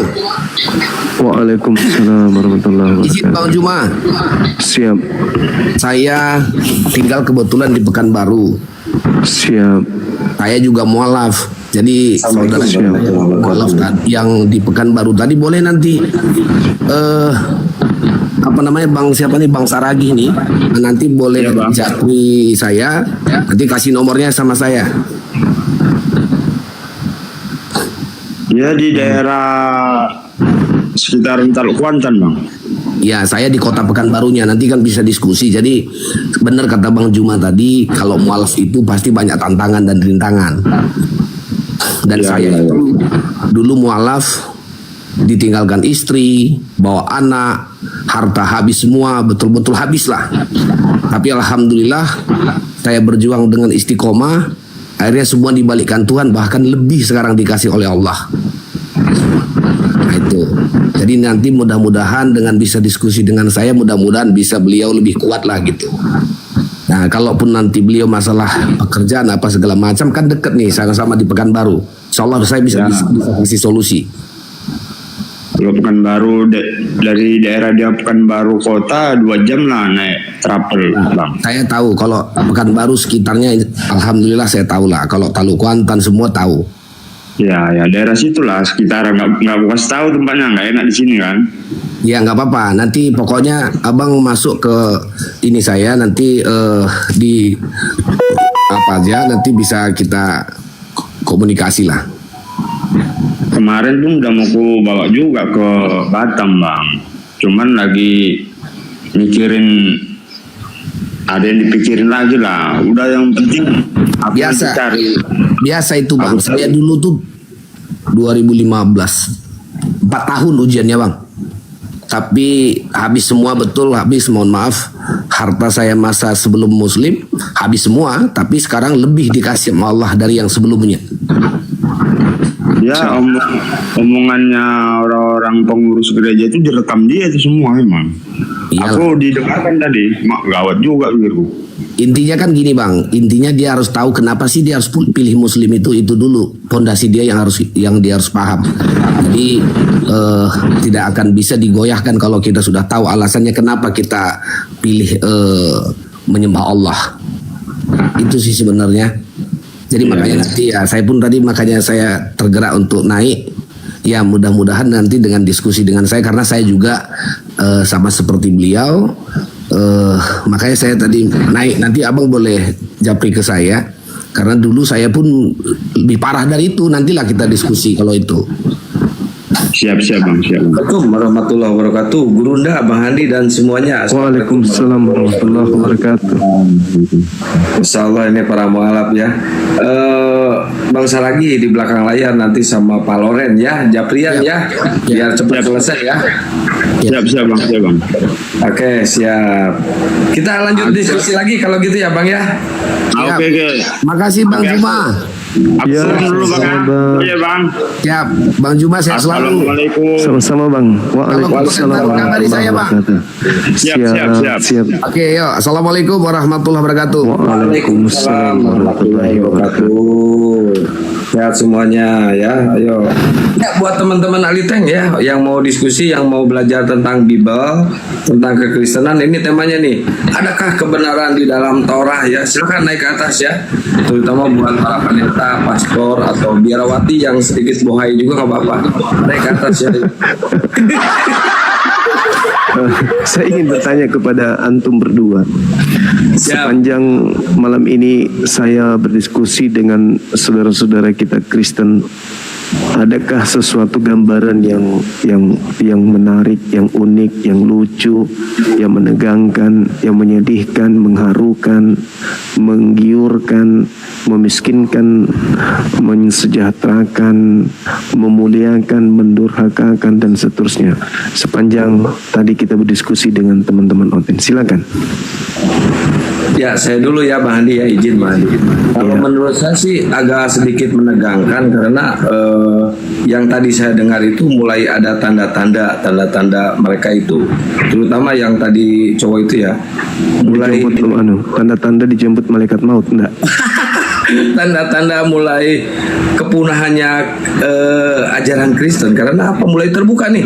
Mereka sebenarnya dari dalam hati kecil mereka ini meyakini mereka ini salah menyembah Tuhan, cuma egonya ini Gurunda nih. Ya mudah-mudahan aja banyak yang mualaf, tapi jangan semua dimualafin Gurunda. Nanti kita nggak ada hiburan, nggak ada debat. Waduh parah kalau dimualafin semua. Ini pembatasan, kenapa sih? Oh, ada pelanggaran? Ini pembatasan katanya. berisi tema yang dapat membuat sebagian penonton merasa tidak nyaman. Deritanya. Iya, ini saya baca ya. Maaf, live Anda dibatasi untuk beberapa penonton karena Anda terlalu ganteng untuk open cam. Akhirnya banyak yang tergoda. Kalau pelanggaran parah, pelanggarannya parah ini. Kalau saya ditanya mengenai Bang Juma tadi, saya sebagai penyimak ya. Sebenarnya di sini letak kerja ekstranya adalah Bang Juma. Dan saya yakin sulit untuk menyembuhkan orang gila karena Bang Juma bukan psikiater. Nah, gitu kira-kira sih jawaban saya. Karena yang dihadapi rata-rata tadi orang gila semua. Itu semuanya mau loncat ke Al-Quran, mau loncat ke Nabi Muhammad. Ditanya apa jawab apa kan gitu. Topiknya apa. Jadi kalau dia menyerang tapi menyerang gak karu-karuan, bolehlah Anda menyerang, tapi punya dasar toh ilmiah akademik. Ini menyerang ibarat kata dia ingin menggigit daging tapi dia ompong gitu loh. Nah, kayak gitu lah. Masalah generasi. Iya. Semakin mereka blunder, Bang Andi. Yang paling parah ini topik susah memang. Sebagaimana orang normal pasti menjawab di Torah ada kebenaran. Kenapa? Dia nggak bisa membaca nanti dia akan ditabok sama Galatia 2 nomor 21. Iya. Gitu loh. Serba salah. Dia ingin membenarkan Paulus, berarti di Torah nggak ada kebenaran. Dia bilang di Torah ada kebenaran, sia-sialah Yesus mati. Ini memang membuat orang harus gila dulu nih, terutama yang naik-naik tadi ya, harus gila dulu gitu. Yang penting gua ngomong aja nyerang Islam. Nah, itu intinya di sana tadi. Berat ini banyak topik ini, serius berat. Tapi ada yang kemarin malam terus terang, kalau begini caranya katanya ini kalau nggak salah ya, saya akan meninggalkan tulisan Paulus. Ada yang kemarin malam ya, ada itu. Iya. Karena di situ akurat memang disampaikan. Aku tidak menolak kasih karunia Tuhan, tetapi sekiranya ada kebenaran di dalam hukum Taurat, maka sia-sialah kematian Kristus. Kan memang harus ada dua di sini yang harus dipilih. Kalau Anda masih mau melakukan hukum Taurat, tinggalkan yang satu. Kenapa? Karena Taurat yang mengatakan jangan kau membunuh. Jadi tinggalkan pembunuhan, tinggalkan yang satu.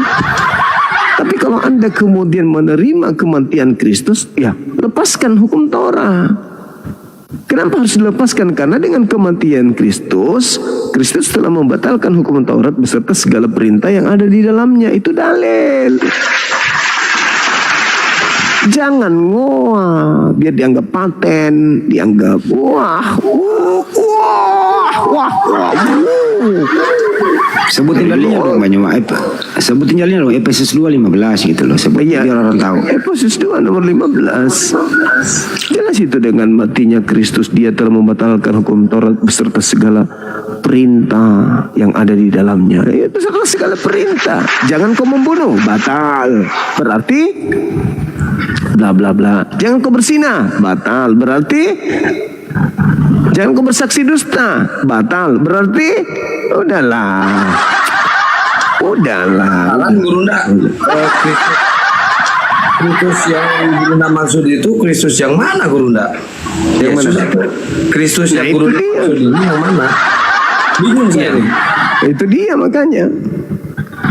Mana? Karena kalau Kristus yang benar ya kan dilarang dibunuh. Malah membunuh Kristus benar itu menurut Yesus disebut keturunan ular beludak. Kan begitu.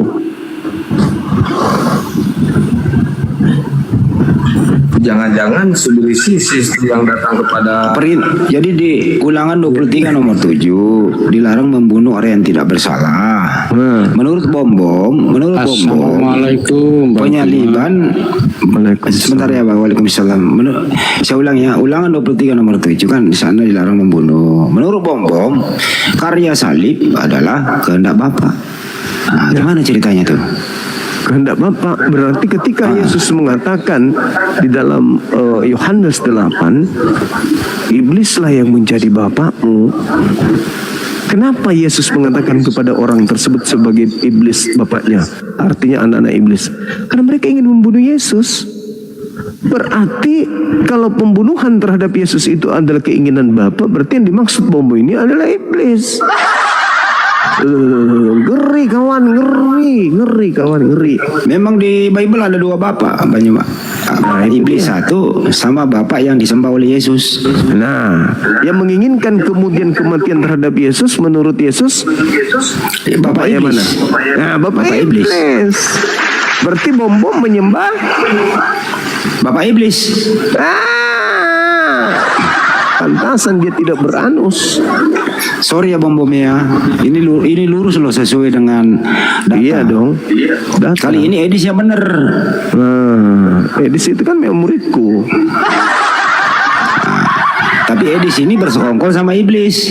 Karena dia benar. Gitu. Jadi kebenaran Edis itu karena bersekongkol dengan iblis. Gitu kira-kira. Teman-teman yang baru naik, kalau orang lagi ngomong, tunggu spasi dulu baru ucapkan salam. Gitu loh ya, biar nggak putus itu loh momen-momen tertentu. Silakan Bang Said. Assalamualaikum warahmatullahi wabarakatuh kalau muslim. Oke Bang, makasih. Dari mana Bang? Lah, kok bisa Bang? Wah, tetangga kita kalau begitu. Oke, makasih Bang. Lain kali aja kalau begitu. Hanya saya yang paham banyak Pak. Hanya saya yang paham bahasa dia. 2 karung cendol. dua gelas cendol. Enak kali itu cendol itu. Iya kan dah. Nyaman ini memang nyaman. Aduh mana nih? Girang. Ayo Oten, hibur kami naik lah. Hibur kami naik Pak. Memang berat temanya ya. Terkadang mereka itu nggak menyadari bahwa kayak tadi yang pertama itu kan, apa ini maksudnya ada kebenaran dalam turun loh. Seakan-akan Bang Zuma ini ragu, ujung-ujungnya HP-nya mati. Dan mengatakan, oh ya malam ini pertemuan kita yang kedua, Anda yang menang kata dia gitu. Sakitnya kalau udah kayak begitu, sakit sekali. Kalau ini ditanya ke Islam ya Al-Quran jelas yang membenarkan kitab sebelumnya, ya termasuk Taurat, ada kebenaran di sana. Gak usah ditanya kalau Islam mah. Iya betul. Waduh, ada kopi susu ini naik. Gak ada nama lain apa? Minum kopi tuh. Halo. Kopi susu silakan ya, silakan. Halo. Cakuridi, selamat malam. Assalamualaikum warahmatullahi wabarakatuh. Waalaikumsalam warahmatullahi wabarakatuh. Bang Andi, yes, gue.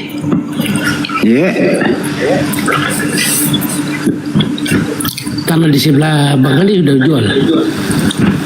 Kenapa Bang? Murani gare balu tanahnya nasa Bang Andi. Oh udah laku Bang, udah. Tanah sengketa mau tanah sengketa lu suruh jual, nggak bener lu. Saya page Bang Andi. Alhamdulillah, masya Allah. Alhamdulillah. Assalamualaikum Bang. Waalaikumsalam. Kenalkan Bang, saya Bang baru kali ini naik ke komalnya Bang Zuma ini. Saya dari Surabaya Bang. Iya Bang Teguh. Salam kenal Bang.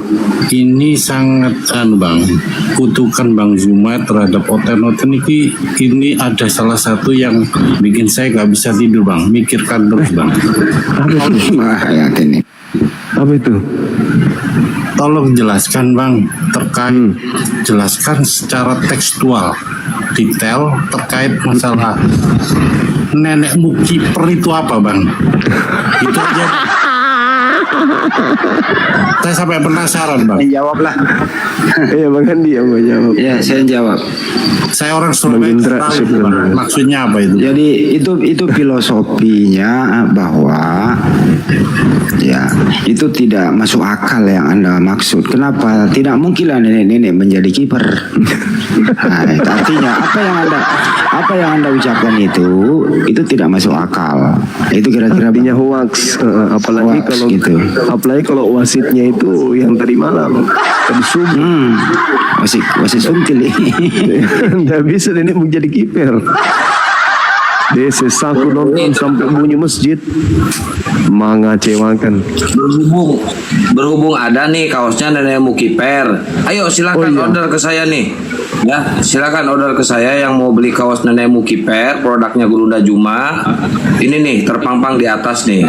Silakan order ke saya di 08121 474 9002. Persediaan terbatas ya, cuma tinggal 95 piece lagi. Kemarin hampir 150, sekarang habis. Tinggal 95 lagi. Ayo order ke saya, guys. Mumpung masih ada nih, ada tangan pendek, lengan panjang, ada nih. Ayo silakan order. Ayo cepat ya. Siapa cepat dia dapat. Harganya 169.000. Ya, ini ada nenek Mukiper nih. Ayo silakan order. Oke, Bang. Makasih, Bang. Makasih. Tapi alhamdulillah sekarang rata-rata banyak juga yang pejabat yang pesan baju ini, banyak tokoh-tokoh nasional yang juga pakai. Saya jadi bangga sendiri pas lagi main golf kemarin, dipakai sama orang yang lagi main golf di sana. Masya Allah. Masya Allah, keren. Untuk Pak Haji Deddy Mizwar juga kemarin alhamdulillah udah ngeborong 30 piece dibagiin ke para mualaf. Masya Allah, syukron. Mungkin Gurunda mau menyampaikan kata-kata buat Pak Haji Deddy, ada di bawah tuh Pak Haji Dedinya. Ya, Masya Allah, subhanallah.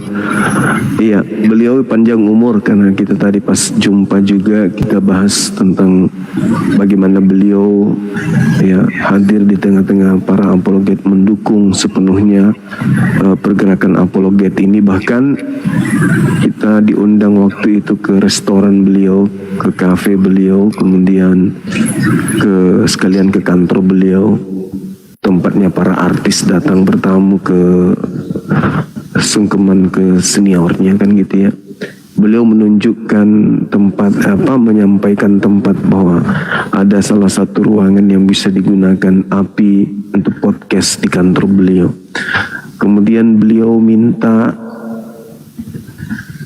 agar divideokan, ingin mengajak seluruh umat Islam untuk kemudian bahu-membahu mempersatukan tekad membangun pesantren apologet Islam Indonesia. Karena kita melihat maraknya kemudian pergerakan pemurtadan, pergerakan kemudian bagaimana orang-orang mendangkalkan akidah umat Islam, maka kita sebagai apologet Islam Indonesia harus mempertahankan dengan membentuk benteng. Benteng pertahanan kita itu apa? Sekolah Apologet Internasional. Ini harus ada, dan beliau Kang Deddy, ya Kang Haji Deddy Mizwar minta supaya dia diberi ruang untuk bikin video pendek ajakan dari beliau kepada seluruh umat Islam untuk ikut berpartisipasi dalam terciptanya pondok pesantren apologet Islam Indonesia ini. Masya Allah, mudah-mudahan beliau panjang umur, sehat selalu, dan kemudian beliau dimudahkan oleh Allah atas doa-doanya yang baik, dan mudah kemudian diijabah oleh Allah. Amin ya rabbal alamin. Beliau juga menjanjikan ingin ikut membantu renovasi kantor apologet Islam Indonesia yang ada di Jakarta ini, yang ada di mana? Di Cibui, Bekasi. Gitu ya. Oh, Bekasi. Bekasi ya. Alhamdulillah, Masya Allah. Beliau sangat mendukung kegiatan-kegiatan apologet Islam Indonesia. Tidak sungkan-sungkan beliau mengajak kita kemudian sampai tengah malam, sampai subuh untuk nongkrong bersama.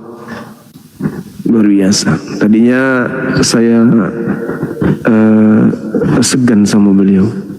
Sekarang saya semakin segan. Di atasnya segan, hormat sama beliau. Masya Allah. Seperti itu, Kang.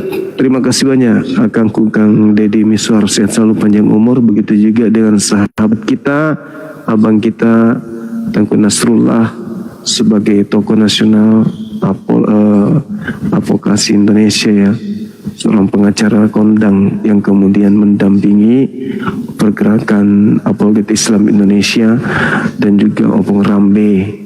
Luar biasa mereka ini, orang-orang hebat. Nah, saya tidak bisa sebutkan satu-satu.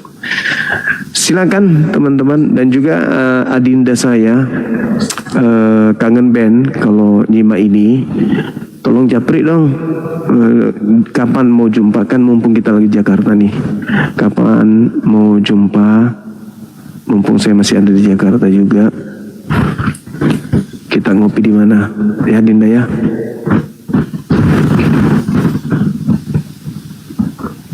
Kalau lagi nyimak di bawah, silakan diambil alih Bang Handi, Kang Santang. Naikkan teman-teman kita yang lain.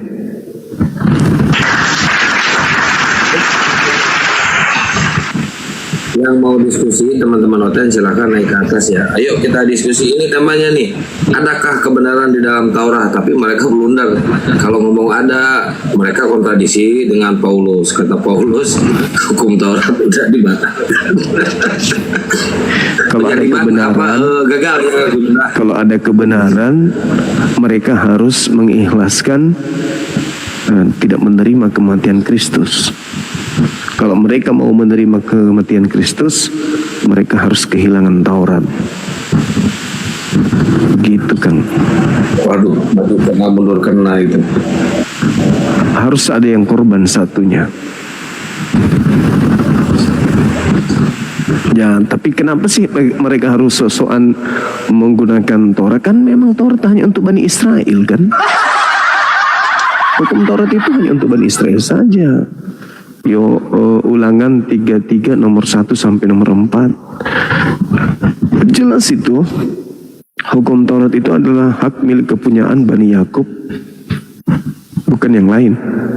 Maka mau tidak mau mereka harus melepaskan. Nggak dipakai dulunya, berarti nggak ada nubuatan dong. Ngambil dari mana mereka nubuatannya? Sebenarnya juga nggak perlu. Kenapa? Karena ahli kitab, mahkamah agama, bahkan imam kepala malah bernubuat bahwa Yesus harus mati untuk bangsa Israel daripada bangsanya dirampas oleh penjajah Romawi. Sudah ada nubuatan. Yohanes 11 nomor 51-52. Ngapain lagi mau mengatakan ada nubuatan di kitab agama lain? Ngapain? Lo yang punya kitab sudah tidak menggunakan itu, kok malah bikin nubuatan baru? Piye toh?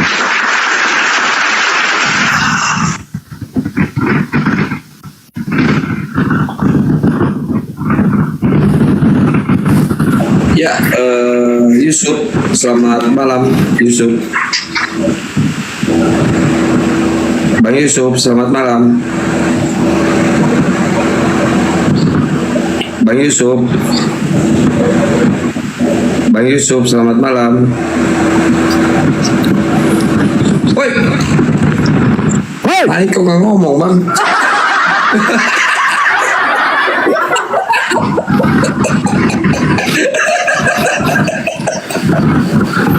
Tapi ada yang bertanya gini Bang Juma. Bang Juma kan sudah banyak mensahadatkan orang ya. Ada nggak sih tawaran iming-iming Bang Juma kok kasih duit 5 miliar berhenti aja deh apologet, mau nggak Bang Juma? Ada Bang Andi, ada. Dulu kenapa nggak diterima Bang Juma, duit loh itu 5 miliar. Tidak sampai jadi miliar waktu itu, 2 miliar. Entah itu bercanda kah atau itu serius, tapi yang pasti teman kita, ingat gak Hendra yang nerima itu Bang Andi?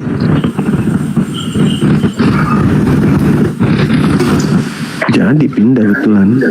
Tapi memang Hendra yang nerima ini tadinya mualaf yang belum kuat, didatangi misionaris, tawarkan duit, keluar dia. Pamit sama aku, sama Pak Desu juga. Habis itu saya sampaikan, kamu sudah menjadikan ini sebagai putusan akhir. Dia nangis telepon itu waktu itu. Dia katakan, sebenarnya awalnya berat bang, tapi karena saya dikasih juga showroom motor lengkap dengan unitnya, ya mau tidak mau saya butuh hidup, kata dia. Ya sudahlah, padahal waktu itu kita janjian untuk memberikan kajian di Istiqlal. Tapi dia lemah, dia jatuh karena materi. Na'udzubillah, na'udzubillah. Oke, Saudara Baruk, selamat malam bang. Selamat malam. Iya, dari sekte mana? Kan udah pernah naik juga kemari. Enggak, iya, ingat. saya lupa bang. Katolik ya, kalau nggak salah Katolik. Enggak lah, saya Protestan bang. Oh iya, Kita turun lagi biar berdua Bang Juma. Jangan. Sini aja bang. Ntar kita naik lagi nggak apa-apa. Nggak apa-apa, di sini aja. Saya sudah cek dulu. Kenapa itu? Hah? Ngapain Coba buka turun? kameranya bang. Buka kamera lah bang. Bang. Iya udah nih. Belum. Oh. Nah.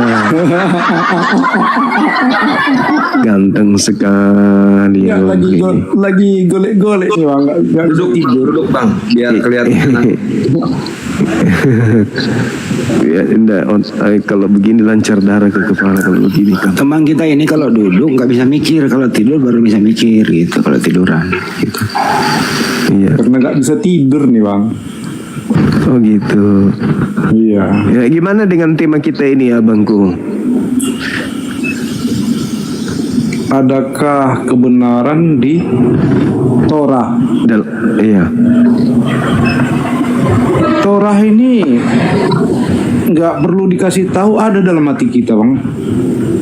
Iya, maksudku ada ndak kebenaran di dalam hukum Taurat itu? Iya, kalau hukum Taurat ini ya benar lah. Berarti sia-sia kematian Kristus. Enggak, cuma kita nggak mampu melakukannya bang. Apa yang sulit di Taurat itu? Taurat itu kan ada persyaratannya kayak tabut. Jadi setiap darahnya saya ke tabut itu. Yang berat di Taurat itu apa sampai saudara sebagai seorang Kristen mengatakan Taurat itu berat? Itu final terakhirnya tabut bang. Tabut perjanjian. Kenapa bisa ke sana? Karena kan untuk penghapusan dosa itu darah korban itu kan harus dipercik ke tabut. Sementara tabut iya tabut udah hilang. Itu buat hewan bang. Enggak juga. Umpamanya kan gini, kita mau supaya dosa kita dihapuskan gitu kan. Jadi ada korbannya, korban domba umpamanya kan. Jadi domba tadi disembelih, darahnya diambil, itu darahnya dipercikkan ke tabut. Maksudnya? Tidak Darah mesti. Tadi dipercikkan ke tabut. Bang. Baru sah. Tidak mesti bang. Enggak, itu Musa loh yang langsung menulis seperti itu. Enggak bisa diotak-atik lagi. Nah, yang jadi masalahnya tabut itu sudah tidak ada sekarang ini. Makanya orang Israel pun tidak bisa melaksanakan ibadah yang semestinya gitu, yang seperti yang tertulis sampai sekarang. Ya, ada nggak kebenaran? Kalau ada, berarti sia-sialah kematian Kristus, bang. Kalau ada kebenaran dalam hukum Taurat, itu dalilnya. Kalau kebenaran itu memang benar. Cuma yang jadi masalahnya kan tadi karena tabutnya sudah tidak ada, jadi nggak bisa dilaksanakan. Kenapa nggak bisa dilaksanakan ya? Tabutnya nggak ada lagi. Itu di Keluaran 29 nomor 14 kok nggak ada tabut di situ? Nggak ada lagi tabut. Di dalam di dalam Matius 8 nomor 4 juga nggak ada tabut. Tapi Iya. Yesus memerintahkan berkorban hewan. Iya, yang jadi masalahnya kan di situ tidak ada tabut. Zaman Yesus pun tabut udah nggak ada di situ. Ya, tapi kenapa Yesus mengajarkan untuk berkorban hewan kalau begitu? Diajarkannya sesuai yang diajarkan sama Musa kan. Iya, tapi masalahnya di zaman Yesus sendiri pun sudah tidak bisa dilaksanakan itu lagi. Terus karena berarti Yesus salah. Di zaman itu tabut udah hilang loh. Berarti Yesus salah, Bang? Enggak. Kenapa dia perintahkan kurban hewan sementara sudah enggak ada tabut? Kalau itu syaratnya harus ada tabut. Karena itu memang peraturannya dulu, peraturan hukum Taurat. Berarti Yesus salah kalau begitu, abangku. Anda yang benar. Karena Yesus memerintahkan kurban hewan. Iya, sesuai dengan yang diperintahkan Musa kan gitu kan. Iya. Nah, kenapa Yesus memerintahkan kalau sudah tak ada tabut, kalau tabut itu sebagai syarat? Itulah tabutnya sampai sekarang belum ditemukan. Iya, terus kenapa Yesus mengajarkan hewan? Memang ada beritanya itu tabutnya udah ditemukan. Tapi yang di mana? Begini aja. Di mana dalilnya kurban itu harus ada tabutnya? Di mana? Oh, harus di mana nih cara nengoknya ya? Oh, sebentar biar kita tengok pakai handphone satu lagi ya. Iya, silakan.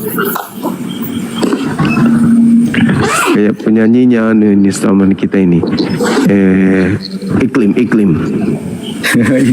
Enggak, kayak apa kata orang, apa namanya itu? Salem. Bukan. Engkau bagai Malaysia. Apa namanya? Amusers. Ya itulah. Cuma Amusers di dalam berkas yang berdebu. Mirip kan? Amusers. Iya, Amusers. Iya. Mirip betulan. Ini baru dihidupkan loh nih. Iya, kita tunggu Bang, nggak apa-apa.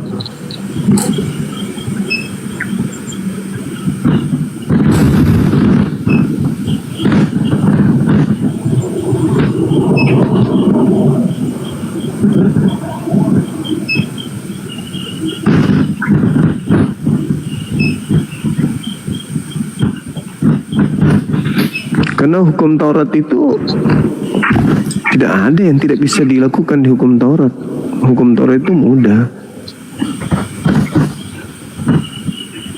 Justru lebih berat perjanjian lama baru.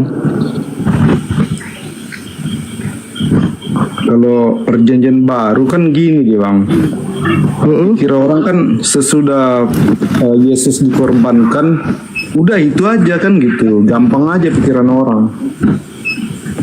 Enggak Bang, justru berat. Coba Anda baca dalam Matius 19 itu.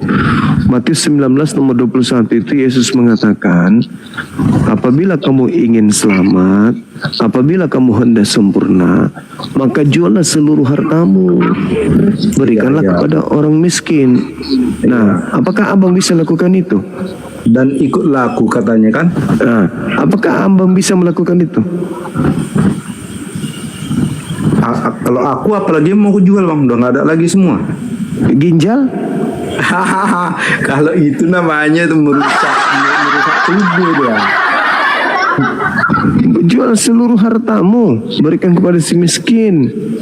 Tampar pipi kiri, berikan pipi kanan. Bisa Anda lakukan? Kalau ginjal itu nggak masuk di situ Bang. Abang, tampar pipi kiri, kasih yang kanan. Bisa Anda lakukan? Kalau itu sudah pernah kita lakukan, tapi bukan berarti nah gitu, itu salah itu. Kayak orang punya ilmu kebal kita jadinya.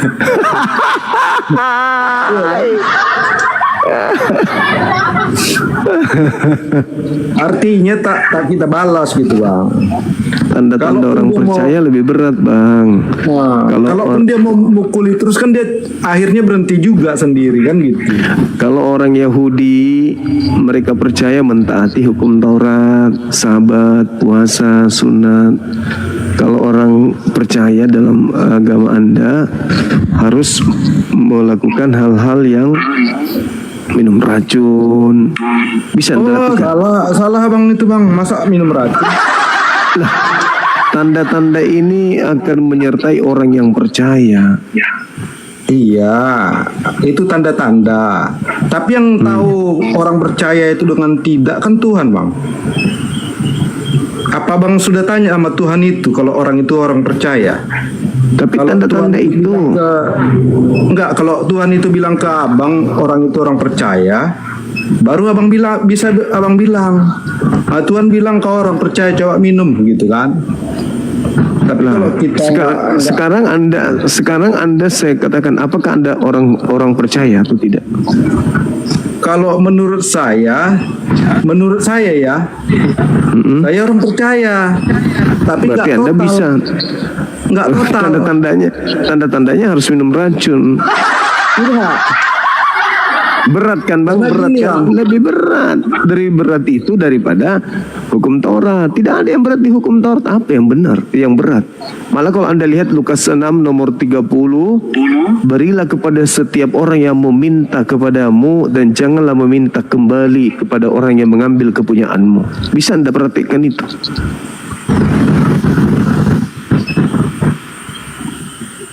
Gimana bang? Ini dia bang. Berikanlah. Yang tadi bang, Imamat 5 ayat 9. Nah, di situ bukan kewajiban abangku. Itu bukan kewajiban bahwa berkorban itu harus ditabut. Itu bukan kewajiban. Di situ malah menerangkan sedikit dari darah korban penebus itu harus dipercikkannya ke dinding mezbah. Tetapi darah selebihnya harus ditekan keluar pada bagian bawah mezbah. Itulah kurban penghapus dosa. Ini kasus per kasus bang. Kalau di dalam Keluaran 29 nomor 14 tidak ada mezbah. Itu kasus per kasus. Tidak mesti harus mezbah. Jadi bukan alasannya itu. Sekarang ketika dikatakan apakah ada kebenaran dalam hukum Taurat? Ada. Kalau ada kebenaran dalam hukum Taurat, maka sia-sialah kematian Yesus. Itu poinnya itu di situ. Percuma Yesus kemudian mati kalau ternyata di hukum Taurat itu ada kebenaran. Nah, sedangkan ulangan 4, ulangan 6, bahkan kemudian di dalam Matius 5:19, kalau Anda mau benar dalam hidup, mau selamat dalam hidup, maka Anda harus melakukan hukum Taurat. Berarti menurut Yesus, hukum Taurat itu kebenaran. Tapi Paulus mengatakan jikalau kebenaran Taurat itu, maka sia-sialah kematian Kristus. Jadi bertolak belakang. Mana yang betul ini?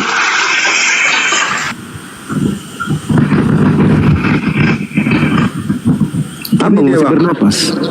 Silakan. Kalau hukum Taurat ini, memang kalau kita tiadakan kita salah, ya kan? Tapi kalau diadakan sia-sia kematian Kristus. Enggak, kalau kita laksanakan enggak sanggup kita. Nah, kalau ajaran yang ada di dalam kitab saudara, apakah Anda sanggup? Yang mana? Contoh yang Markus 6 tadi yang aku bacakan tadi kepada Anda. Boleh nggak Anda, sanggup nggak Anda untuk melakukan itu? Lukas 6 nomor 30. Lukas 6 nomor 30. Lukas 6 nomor 30. Lukas 6 ayat 30. Iya. Oke. Berilah kepada setiap orang yang meminta kepadamu, dan janganlah meminta kembali kepada orang yang mengambil kepunyaanmu. Nah, kalau saya minta nih, maaf nih bang, kalau saya minta sebelah tempurung tumitnya, tempurung lututnya bang, Apa kata data itu? Berikan. Dan jangan itu lupa nggak minta kembali. sesuai. Kalau umpamanya diapakan ke tubuh kan, ke daging kan. Lah, dalilnya mengatakan apa? Berilah kepada setiap orang yang meminta kepadamu dan jangan kamu meminta kembali kepada orang yang mengambil kepunyaanmu. Lutut Anda itu ada tempurungnya, itu milik kepunyaan abang. Saya minta. Ini harta nih bang, bukan daging. Bukankah harta itu adalah bagian dari tubuh Anda, itu harta Anda, kepunyaan Anda.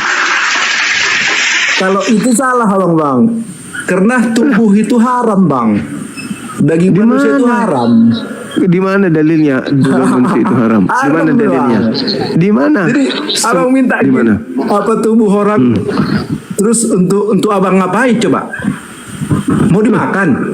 Bukan dimakan. Kalau dimakan itu, kalau dimakan itu kanibal namanya. Iya, makanya gue bilang haram. Bukan bang, banyak orang yang membutuhkan tempurung lutut. Dia kalau nggak plus minus darahnya sama, terus DNA-nya nggak mirip, nggak nyambung itu bang. Walaupun dikasih orang itu nggak nyambung. Nah, kan di dalam 1 Korintus 10:25 kan boleh makan daging manusia itu. Jadi kalau misalnya 1 Korintus 10 nomor 25. 1 Korintus. Iya, hati-hati Kang. Hati-hati Kang, jangan dekat-dekat ya sampai Anda dimakan. Enggak. Terus. 1 Korintus 10. Coba. Nomor 25 boleh makan daging manusia, boleh. Korintus 1 Korintus 10:25 bang. 1 Korintus 10. Makanya ku minta paha Anda boleh nggak? Ayat 25. Ya, boleh nggak saya minta pahanya yang kiri bang? 25. Kamu boleh makan segala sesuatu yang dijual di pasar. Pasar bang. Iya, segala sesuatu yang dijual di pasar. Pasar apa? Pasar daging. Nah. Tanpa mengadakan pemeriksaan karena keberatan hati nurani. Ya kan? Sekarang kalau misalnya ada orang yang menjual daging manusia di pasar, boleh nggak dimakan? Mungkin lah ada orang jual daging manusia di pasar. Kok nggak mungkin pula abang tuh ini. Lucu abang ini. Udah parah bang doang. 1 Korintus 10:25, kamu boleh makan segala sesuatu yang dijual di pasar daging. Yang jadi masalahnya kekhawatiran abang itu udah berlebih-lebihan bang. Lah, kalau yang di pasar daging manusia, kalau di pasar kemudian kalau di pasar orang jual narkoba boleh nggak? Itu pun diselip-selip itu bang, nggak berani orang. Iya, dalilnya kamu boleh makan segala sesuatu yang dijual di pasar daging. Nah kalau ada pasar daging terus saya di situ ada penjual narkoba, boleh berarti ya? Itu yang berondok-berondok itu. Tapi kalau daging manusia nggak mungkin ada di situ. Ngarang nggak mungkin. Dalilnya mengatakan itu kok. Iya, ini maksudnya ini pasar daging yang menjual daging binatang ini, bukan daging manusia. Bukan daging manusia, segala sesuatu yang dijual di pasar daging boleh dimakan. Kalau yang dijual di pasar daging itu daging manusia, boleh nggak dimakan? Gimana? Kalau yang dijual di pasar daging itu adalah daging manusia, boleh nggak dimakan? Yang dijual di pasar daging, yang dijualnya daging manusia, boleh nggak dimakan berdasarkan dalil ini? Syukran Bang Indra. Nggak mungkin lah Bang. Di mana Bang? Bukan nggak mungkin. Kalau ada yang jual daging manusia, menurut dalil 1 Korintus 10:25 boleh nggak dimakan? Sekarang gini Bang. Itu kan abang bercerita kalau kemungkinan kan gitu kan. Aku juga bercerita bahwa aku yakin, aku beriman setiap aku belanja ke pasar itu Tuhan menghindarkan aku dari daging yang seperti itu. Iya, sekarang permasalahannya kalau jadi apapun ceritanya tak akan kujumpa daging manusia di pasar itu, karena Tuhan pasti menghindarkannya dariku. Iya, ini kan dalilnya berbunyi, kamu boleh makan segala sesuatu yang dijual di pasar daging tanpa mengadakan pemeriksaan karena keberatan-keberatan dalam hatimu. Jadi kalau misalnya yang terjual itu daging manusia, menurut dijual orang itu umpamanya daging manusia, ya kan? Iya, menurut dalilnya boleh atau tidak boleh? Ya, kalau menurut imanku aku nggak bakalan ketemu itu, Bang. Bukan iman, berdasarkan ajaran Paulus boleh atau tidak boleh? Ya, kalau umpamanya lah ketipu lah, ya kan? Ketipu, namanya ketipu, Bang. Ya, boleh atau tidak boleh? Boleh, boleh dong. Nah, boleh. Tapi masalahnya nggak mungkin awak ketipu. Bukan masalah ketipu. Kalau ketipu ya dalilnya mengatakan boleh. Nah sekarang kembali kepada tema. Apakah ada kebenaran di dalam hukum Taurat? Kata abang ada. Ada. Nah kalau ada, berarti sia-sia kematian Kristus. Enggak lah. Nah itu dalilnya, coba Anda baca Galatia 2 nomor 21. Karena Kristus datang untuk menggenapi hukum Taurat. Nah, kenapa harus digenapi? Karena hukum Taurat itu tidak sempurna tanpa Kristus. Nah, berarti Anda ingin mengatakan bahwasanya jika dikatakan bahwa ada kebenaran di dalam hukum Taurat itu, maka kematian Kristus itu sia-sia. Kalau umpamanya kalau ada kebenaran di dalam hukum Taurat, kematian Kristus sia-sia. Iya. Menurut Paulus. Iya. Kan gitu. Iya. Kan? Nah, iya. Itu pun nggak salah. Nah, sekarang mana yang betul? Ada kebenaran di dalam hukum Taurat atau tidak ada? Ada. Nah, kalau ada berarti sia-sia kematian Kristus. Enggak juga. Kalau umpamanya Kristus tidak mati, hukum Taurat tidak digenapi. Lah, kenapa bertentangan ya? Enggak. Kalau menurutku enggak. Bertentangan, Bang. Sebab tidak ada kemudian orang yang dibenarkan karena melakukan hukum Taurat. Dia gini, Bang. Hukum Taurat itu berkata mata ganti mata. Tidak ada pengampunan di situ, Bang. Gigi ganti gigi. Jadi umpamanya ada orang menyerang tetangganya, terbunuh. Tetangganya pun harus membalas. Itu hukum Taurat. Nah, udah diserang balik tetangganya tadi. Sebelum dia dibalas, karena kapan dia mencolok mata orang, maka matanya juga dicolok, kan gitu, Bang? Iya. Nah, jadi supaya matanya tidak dicolok, maka dia mencolok orang atau jangan mencolok? Maksudnya? Supaya matanya tidak dicolok, maka dia boleh mencolok orang lain atau tidak boleh mencolok orang lain? Enggak, itu kan ceritanya gini, mau yang kecelakaan, mau yang tidak kecelakaan, ya, mau yang disengaja atau tidak sengaja, wajib hukumnya seperti itu. Mata ganti mata, gigi ganti gigi. Nggak bisa, itu maksudnya kalau kamu jahat sama orang, kau bunuh orang, maka hukumannya juga kamu dibunuh. Nah, aku nggak pernah baca supaya anda tidak dibunuh, maka boleh enggak Anda membunuh orang? Ya nggak boleh. Nggak boleh. Nah sekarang kok di agama Kristen, kalau Anda membunuh, apa balasan Anda? Ya diampuni, itulah Injil. Itu diampuni, berarti boleh membunuh. Enggak, kalau yang di firman Tuhan tadi berarti boleh membunuh kan? Di Kristen penutupnya mengampuni. Ya itu iya, makanya aku katakan berarti di Kristen boleh membunuh kan? Tidak. Loh, tapi katanya kalau membunuh boleh diampuni. Ya, ini ceritanya gini Bang.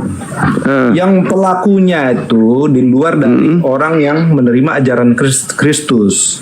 Nah, sekarang Anda saya kan mengatakan bahwa kebenaran dalam hukum Taurat itu adalah nyawa ganti nyawa. Itu betul. Menurut saya itu lebih bagus daripada ajaran Kristen. Sekarang kalau di Kristen ada orang dibunuh, apa solusinya bagi pembunuhnya? Harus diampuninya yang membunuh itu.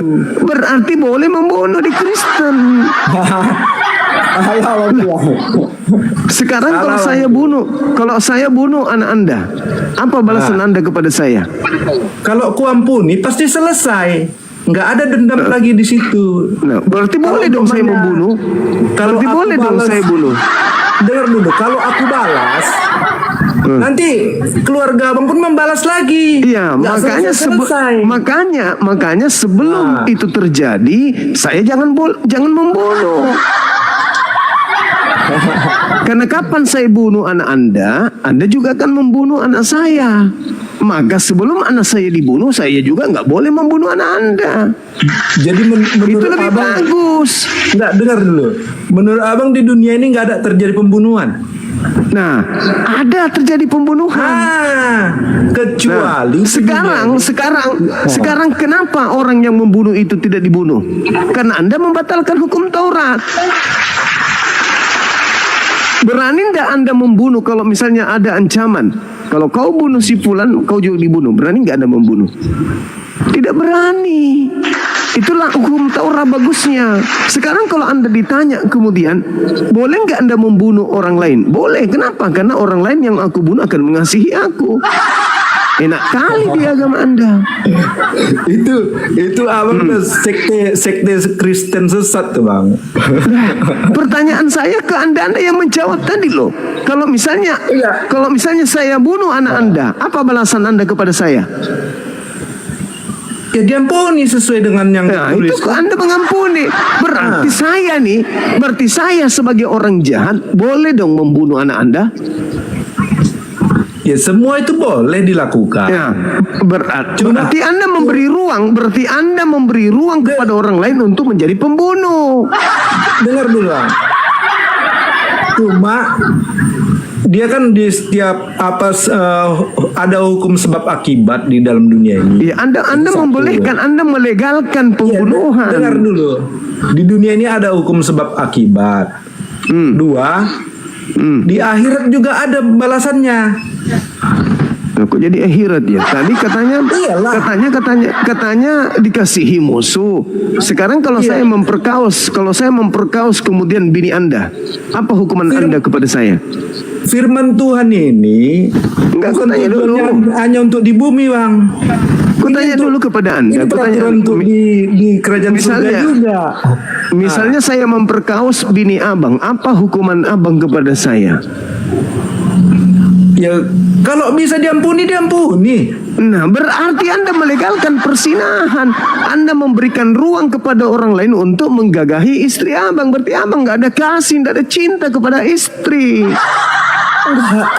Ini ajaran setan sebenarnya. Kalau itu yang benar adalah, abangku, yang benar adalah kalau Anda berani menyentuh istri saya, jangankan mensinahinya, menyentuh saya tangannya, saya akan potong tangan Anda. Nah, dengan adanya hukuman seperti itu, Bang, orang-orang tidak akan kurang ajar terhadap bini saya. Orang-orang tidak akan berani melakukan pencabulan terhadap istri orang lain. Tapi kalau di agama Anda ternyata istri Anda diperkosa nih, apa ajaran Anda? Mengasihi pelaku. Menyayangi pelaku. Ini ajaran setan. Yang abang sebut tadi itu hukum Taurat kan? Iya, hukum Taurat. Itu hebatnya hukum Taurat.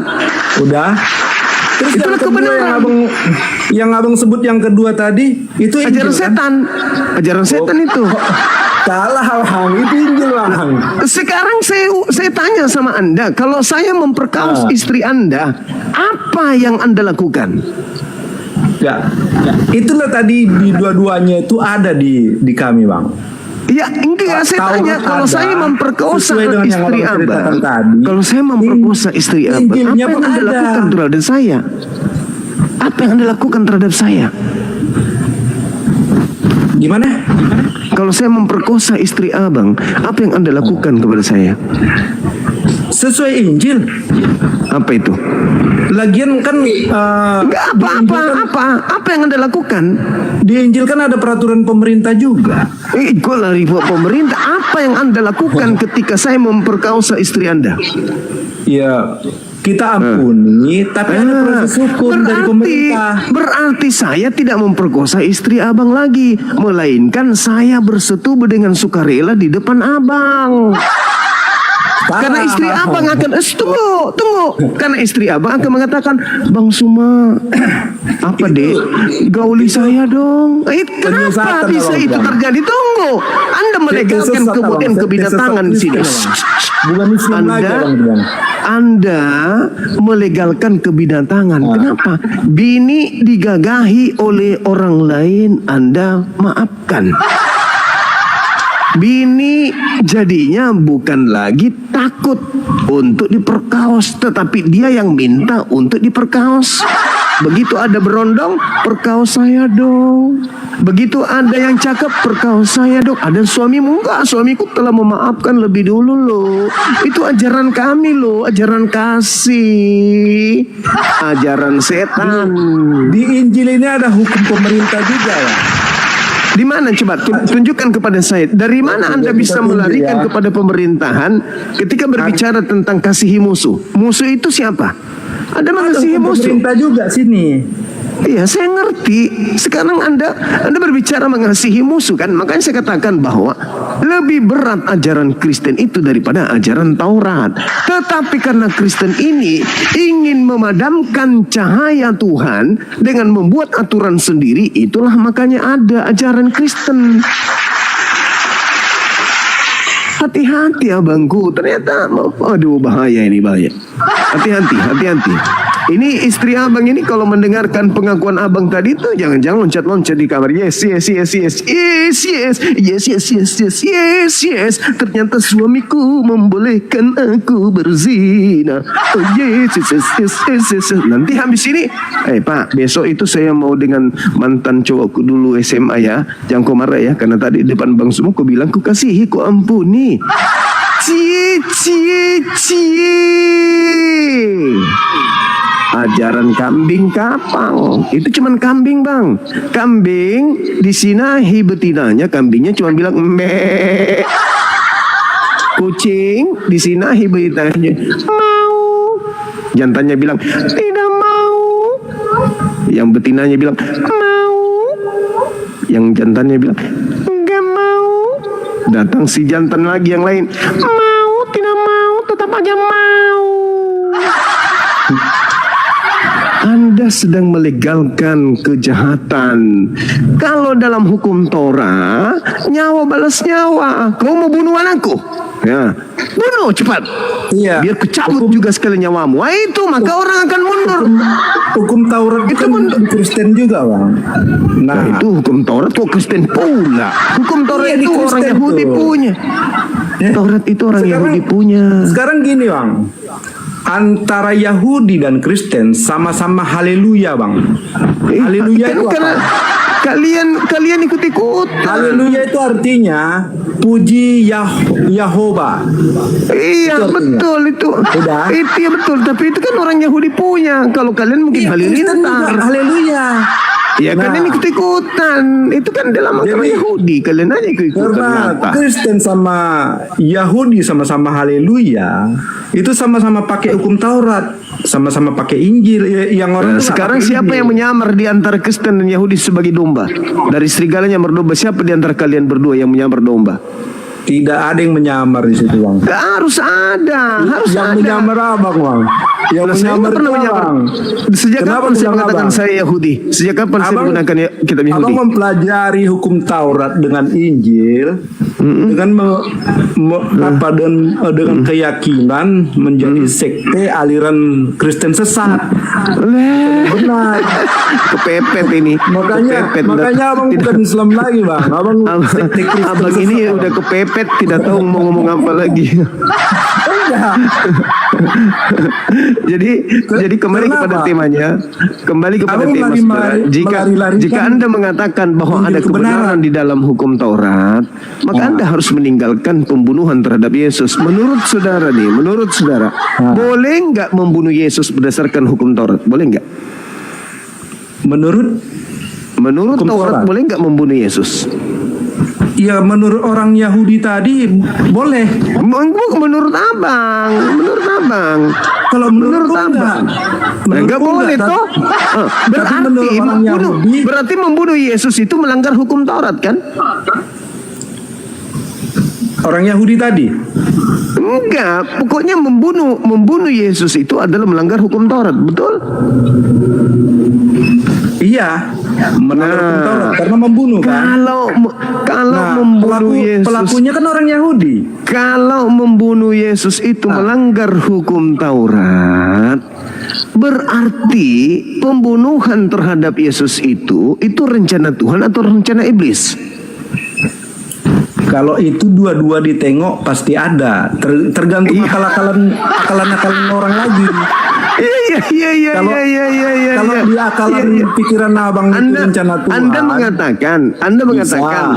Anda mengatakan kalau bahwa membunuh Yesus itu melanggar hukum Taurat. Dengan kata lain, membunuh Yesus itu melanggar firman Tuhan. Dengan kata lain, membunuh Yesus itu melanggar rencana Tuhan. Berarti membunuh Yesus ini rencana siapa? Kalau rencana Tuhan berarti tidak melanggar hukum Taurat. Tapi kalau dia melanggar hukum Taurat berarti melanggar firman Tuhan. Melanggar kemudian rencana Tuhan. Berarti penyaliban ini adalah rencana setan. Makanya Paulus mengatakan, jika ada kebenaran dalam hukum Taurat, maka sia-sialah kematian Kristus. Ya, yang jadi masalahnya itu tergantung pemikiran orangnya lagi. Kalau orang itu berpikir itu rencana Tuhan, maka dia akal-akalinya itu menjadi rencana Tuhan. Lah, bukan begitu. Pembunuhan terhadap Yesus itu rencana setan, makanya dia akal-akalinya itu rencana setan gitu. Sekarang apakah membunuh Yesus ini melanggar Taurat? Kalau abang bilang mengenai itu dua-duanya ada di Alkitab, dua-duanya itu. Enggak, saya tanya, apakah membunuh Yesus itu melanggar Taurat? Tuhan ada. Dibilang keinginan setan ada. Di mana? Coba tunjukkan di mana dalilnya keinginan Tuhan membunuh Yesus. Rencana Tuhan apa keinginan? Keinginan artinya rencana Tuhan membunuh Yesus itu di mana? Nah, kita tengok dulu ya.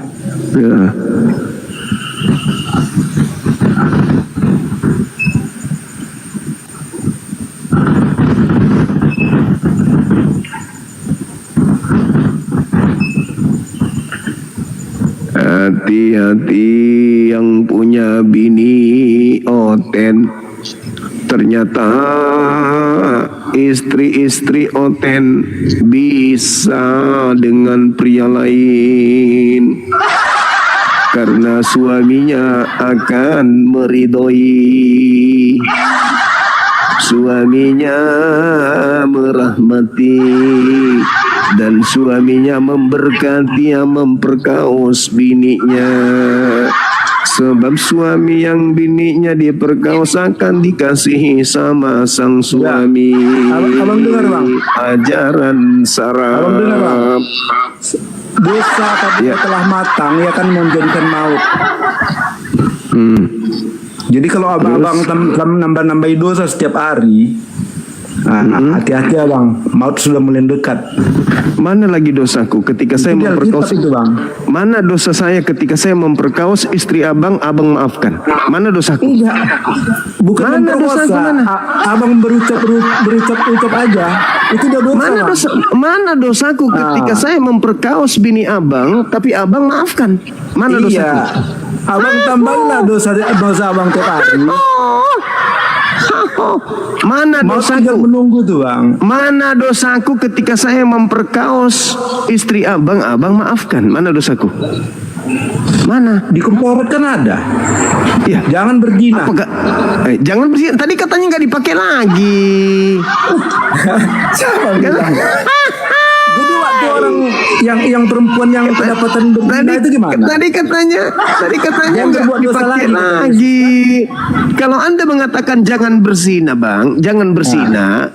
Efesus 2:15, dengan matinya Yesus di atas tiang salib, maka dia telah membatalkan hukum Taurat beserta segala perintah yang ada di dalamnya. Salah satu perintah dalamnya jangan berzina. Kalau itu sudah dibatalkan dengan matinya Yesus di atas tiang salib, maka berzina masih dilarang atau sudah boleh? Apanya? Berzina masih dilarang atau sudah boleh? Aku lagi nyari ini bang. nyari yang ayat yang aku minta tadi. Masolang generasi. Dengan matinya Yesus di atas tiang salib, maka dia telah membatalkan hukum Taurat beserta segala perintah yang ada di dalamnya. Perintahnya jangan berzina. Yesus mati, perintah ini batal. Berarti kalau sudah batal jangan berzina, apa yang terjadi? Boleh berzina. Makanya Anda membolehkan bini abang berzina. Abang meridai, abang tambah satu dosa abang, mengasihi. Lah, kutanya lagi. Ketika istri saudara saya ini diperkaos, aku mau apa tanya yang Anda sama lakukan? Kutanya dulu. Ketika istri Aku abang tanya ini sama diperkosa oleh seseorang, Abang apa yang Anda lakukan? Abang setiap hari membahas tentang ini, mau cari kerajaan surga atau kepuasan nafsu? Kerajaan surga supaya orang-orang itu tidak lagi kemudian mengajarkan ajaran setan, Bang. Masakan istri diperkaos, kita mengasihi yang memperkosnya. Itu ajaran setan itu. Tapi hukum negara ada di sini, hukum pemerintah ada di sini. Enggak urus. Ini sekarang kembali kepada diri abang ini. Kata abang, kalau istri abang diperkosa, abang mengampuni, abang mengasihi, abang memaafkan. Dengan kata lain, abang melegalkan persinahan terjadi terhadap istrinya. Enggak ada itu. Sekarang seulang lagi, ini yang keempat kalinya. Ketika istri saudara orang yang mengampuni itu bukan melegalkan. Sudah dulu. Sekarang ketika istri abang ini diperkosa oleh orang, apa yang Anda lakukan? Gimana? Kalau istri abang diperkosa, apa yang Anda lakukan? Yang kulakukan? Iya. Ya, adukanlah ke pemerintah. Berarti Anda tidak mengasihi musuh. Tapi diampuni. Diampuni. Kan diampuni. Tapi dilaporkan ke pemerintah. Nah, meskipun Anda laporkan, orang yang dikatakan tadi, ini saya lakukan karena saya diampuni. Saya lakukan ini karena sebelum saya melakukannya sudah diizinkan oleh suaminya. Siapa bilang diizinkan? Tadi Anda mengatakan Anda memaafkan, Anda mengampuni, Anda mengasihi. Artinya Anda mengasihi musuh. Musuh itu siapa, Bang? Musuh itu siapa? Udah sesat abang tuh, Bang. Makanya abang baru sadar. Saudaraku, Anda lihat di barat, Bang. Berkiblat ke barat. Lihat ke barat, Bang. Lihat ke barat. Jangan malu-malu, lihat ke barat. Apakah itu terjadi di barat? Terjadi. Di barat itu terjadi, makanya angka penyakit AIDS itu tertinggi di negara-negara barat yang mayoritas penduduknya Kristen. Karena mengasihi musuh. Kok salah pula? Penyakit sesama jenis berasal dari negara-negara mayoritas agama saudara. Di barat itu banyak ateis lah. Nah, ateis karena sudah meninggalkan agama yang tidak masuk akal tadi. Makanya Anda harus berada pada. Hah? Yang ateis tadi abang bilang Kristen. Lalu dari mana? Dari Islam, dari Hindu, dari Buddha, ya dari Kristen lah. Ateis lo nggak percaya lagi. Bagaimana ceritanya? Terus Anda ingin mengangkat angka 2 miliar itu dari mana? Yang mana 2 miliar? Katanya Kristen 2 miliar seluruh dunia. Nggak pernah aku tahu itu. Oh, baru tahu malam ini berarti. Jadi begitu saudaraku, Anda memang berada dalam kebingungan. Kenapa?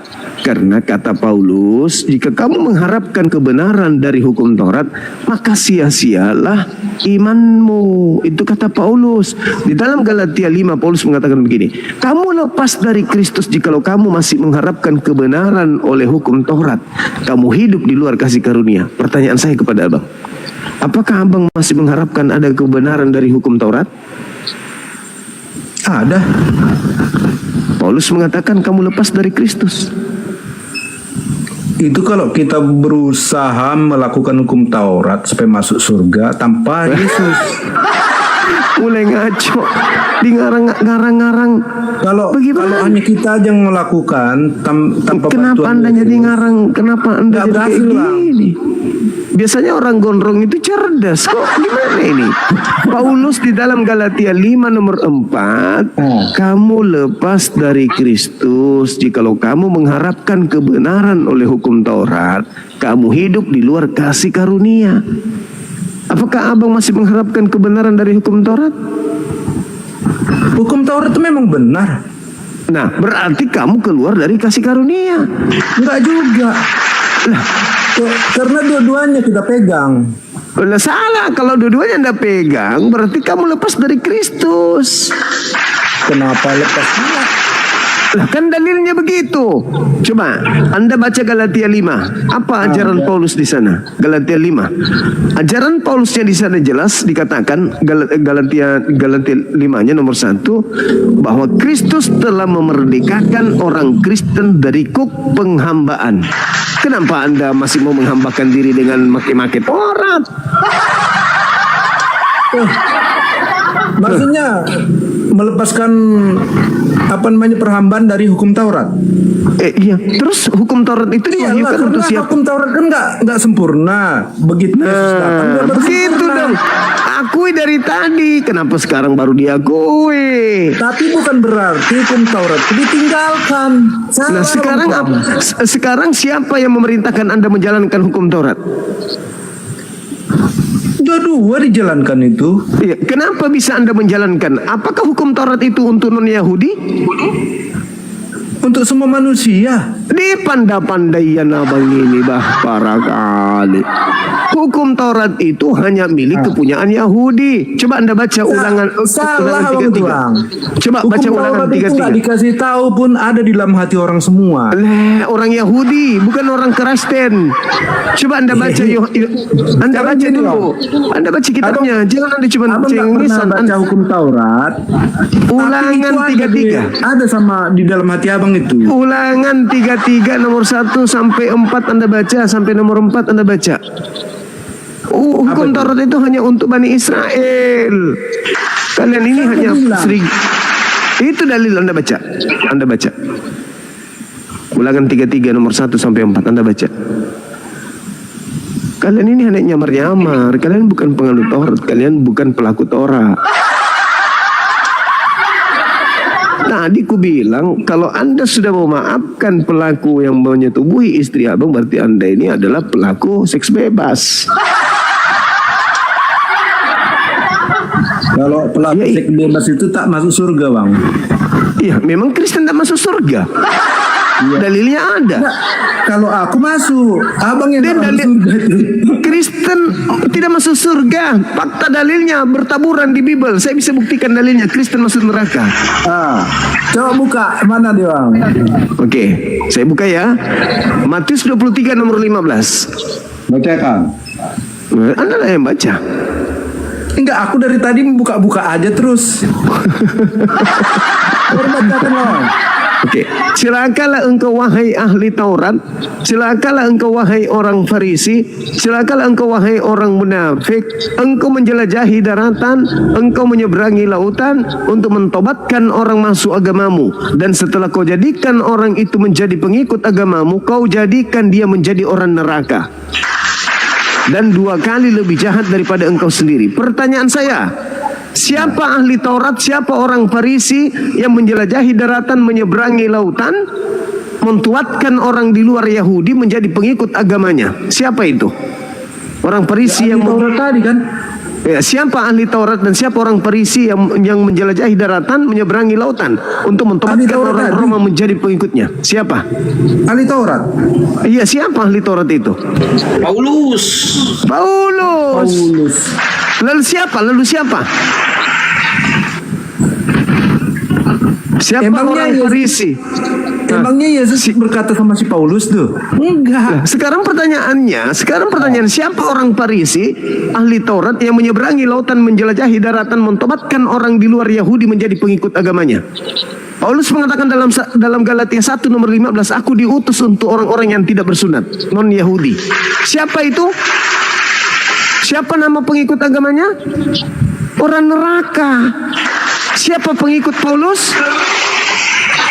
Ya Kristen.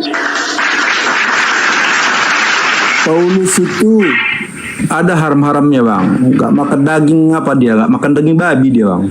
Di mana Paulus mengatakan itu? Ada, carilah, ada. Tidak ada. Paulus mengatakan segala sesuatu halal bagiku. Dia tidak makan daging loh tuh. Iya, Paulus mengatakan segala sesuatu halal bagiku. Jangankan daging ikan, daging orang pun bisa dimakannya. Tapi ada dia tidak makan daging tuh bang. Ya mungkin karena dia masih berpura-pura untuk nyamar-nyamar doang. Nyamar-nyamar doang. Ya dia kan ahli nyamar dia. Baca 2 Korintus 9 20-21. Kepada orang Yahudi dia nyamar Yahudi, kepada orang non Yahudi dia ngaku non Yahudi. Ayo bang, Ulangan 33 nomor 1 sampai 4. Jadi Taurat itu ada kebenaran, maka sia-sialah kematian Kristus. Memang tidak ada manfaatnya kematian Kristus, nggak ada. Kutanya dulu abang, untuk membuktikan kebenaran surah-surah Paulus ini, saya bantu abang untuk membuktikan kebenarannya. Menurut abang, apa manfaatnya Yesus disalib? Apa manfaatnya Yesus mati? Maka sia-sialah kematian Kristus. Saya bertanya, kalau tidak sia-sia berarti dia punya manfaat. Pertanyaan saya kepada abang nih, apa manfaatnya kematian Kristus disalib? Nggak ada bang, nggak ada. Tapi mungkin abang punya jawaban. Pelan-pelan saya bertanya, abangku yang gondrong, yang cakep, yang membolehkan bininya disetubuhi orang lain. Bolehkah saya bertanya bang, abang, apa fungsinya Kristus mati di salib?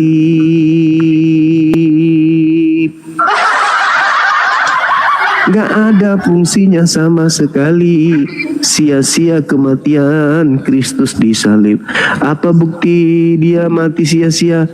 Baca Roma 8 nomor 10. Apa kata Paulus di sana? Jika Kristus ada di dalam kamu, maka tubuhmu memang mati karena dosa. Jadi buat apa dia mati? Nggak ada manfaatnya. Ini ada juga nih yang apa itu? Lukas 16 ayat 16. Baca nomor 17-nya. Hukum Taurat dan kitab para nabi Yohanes berlaku sampai kepada zaman Yohanes. Bohong itu. Baca Dan nomor 17-nya. Waktu itu kerajaan Allah diberitakan dan setiap orang menggagahinya berebut memasuki. Baca nomor 17-nya. Lebih mudah langit dan bumi lenyap daripada satu titik dari hukum Taurat batal. Setiap orang yang menceraikan istrinya lalu kawin dengan perempuan lain, dia berbuat zina. Dan barang siapa kawin dan perempuan yang diceraikan suaminya ia berbuat zina.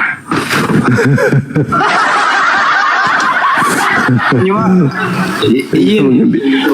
Aku mau suruh baca dulu nih. Gondrong, izin dulu Kamu Gondrong. membenarkan diri di hadapan orang, Gondrong. Allah mengetahui hatinya. Gondrong, dengar dulu Gondrong. Menderita kasih menderita. Selesai berarti. Gondrong. Dengerin dulu. Coba baca 1 Korintus 11 nomor 14. Enggak, apa ceritanya Ceritanya di situ, kalau kau berambut gondrong aib bagimu. Coba baca. Zaman dulu itu gondrong segini, Bang. Kata Paulus, pria berambut gondrong itu aib, Bang. Kata Paulus, pria yang berambut gondrong itu aib. Enggak, ini enggak gondrong. Itu botak lah kalau begitu. Orang enggak salah apa itu. Karena zaman dulu orang itu menggunting apa itu tarik aja, nggak ada tukang pangkas, Bang. Tarik langsung potong ini, cak. Makanya rambut orang tuh panjangnya gini rata-rata dulu. Kayak aku ini. Laki-lakinya. Perempuannya botak. Ya, kalau perempuannya baru panjang gondrong. Oh, kirain botak. Nah, zaman sekarang awak bilang gondrong. Zaman sekarang. Iya, biar mirip vokalis Malaysia tahu.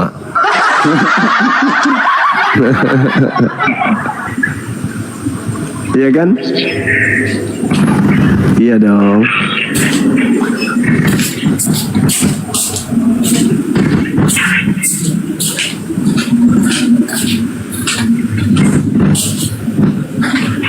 Oke, Mi. Ntar aku mute dulu ya. Iya. Saya bikin kopi Bang Handi. Ada Bunda Rahma dan yang lain silakan naik ke atas. Bikin kopi dulu.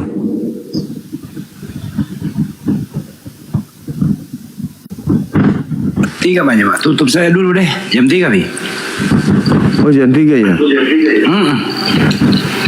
Ya udah. Ya sudah kalau gitu. Akang kita tutup, Kang, sebelum ini. Siap, belum udah siap. Oke lah, Bang. Oke, Saudara Baruk, makasih ya Bang ya. Ini hanya diskusi, Bang.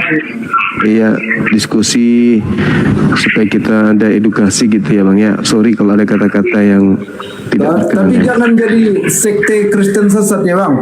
Iya. Aman itu. Oke teman-teman satu sekalian. pesan saya kepada Abang. Silakan. Ya, satu pesan saya Bang. Pertama, ada dua saat. Pertama, cicilan motor itu jangan sampai nunggak, itu satu. Yang mana? Yang kedua, berhenti main pasang togel ya. Itu pesan saya Bang. Enggak ada togel sih Bang. Ya udah, itu doang sih pesan saya. Cicilan motor jangan lupa dibayar. Hentikan main togel. Udah lunas nih Bang. Oh, udah lunas sebanyak Bang. Sudah bisa digade lagi itu berarti kalau sudah lunas. Enggak, aku enggak mau gade-gade bareng Bang. Oh iya, syukurlah. Oke, kalau begitu mungkin ada yang ingin Saudara Baruk sampaikan kepada teman-teman kita. Apa mau disampaikan lagi? Oh, enggak ada lagi ya. Sama Abang aja Bang. Jangan jadi sekte Kristen sesat ya Bang. Iya, yakinlah dan percaya dan tidak mungkin. Akang mungkin ada yang mau disampaikan Kang? Saya ucapkan terima kasih buat semua netizen yang ada di bawah dan semua para ahlul sodakoh yang selalu mendukung pergerakan api ya. Jazakallahu khairan katsiran. Bantuan kalian sangat berguna buat pergerakan api ya. Bagi teman-teman yang ingin berinfak untuk pergerakan api, silakan langsung transfer ke rekening APII ya, BNI di nomor rekening 7-nya 5 kali 51770. Saya ulangi, 7-nya 5 kali 51770, BNI atas nama Apologet Islam Indonesia. Masya Allah, syukran buat kalian semuanya, jazakallah khairan katsiran yang sudah mendukung pergerakan api. Tafadhol Gurunda. Baik, Bang Handi ada mau disampaikan Kanda? Ya, kalau saya jadilah orang yang baik. Berhentilah menjadi orang gila. Karena orang gila tidak dimintai pertanggungjawaban. Kira-kira begitu. Terima kasih. Masya Allah, luar biasa. Baik teman-teman sekalian dimanapun berada, saya Bang Suma mohon pamit untuk sesi kali ini. Insya Allah besok atau nanti pagi kita jumpa lagi. Kepada saudara saya Baruk, ini adalah edukasi aja Bang, karena kita beda keyakinan, maka karena kita beda keyakinan haruslah ada kemudian perdiskusian atau berdebat yang kita bangun untuk mencerdaskan anak bangsa.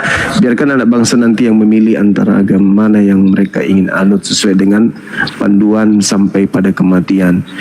Karena tema-tema yang kami usung itu pasti ada hubungannya di antara dua agama Islam Kristen. Penyaliban Islam Kristen membahasnya, Torah Islam Kristen membahasnya, kebenaran Islam Kristen membahasnya, dan seterusnya. Jadi jangan merasa disudutkan, jangan merasa dikucilkan, tetaplah kemudian kuat dalam berargumentasi berdasarkan dengan data.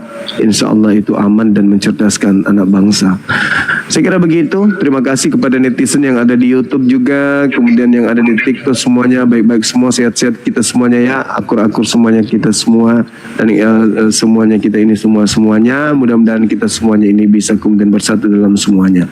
Demikian saya akhiri. Subhanakallahumma bihamdi, asyhadu an la ilaha illa anta, astaghfiruka wa atubu ilaih. Salam tauhid, salam satu Tuhan. Jayalah Islam kita, jayalah Indonesia kita. Assalamualaikum warahmatullahi wabarakatuh. Waalaikumsalam warahmatullahi wabarakatuh. Ya, sehat kita semuanya. Amin.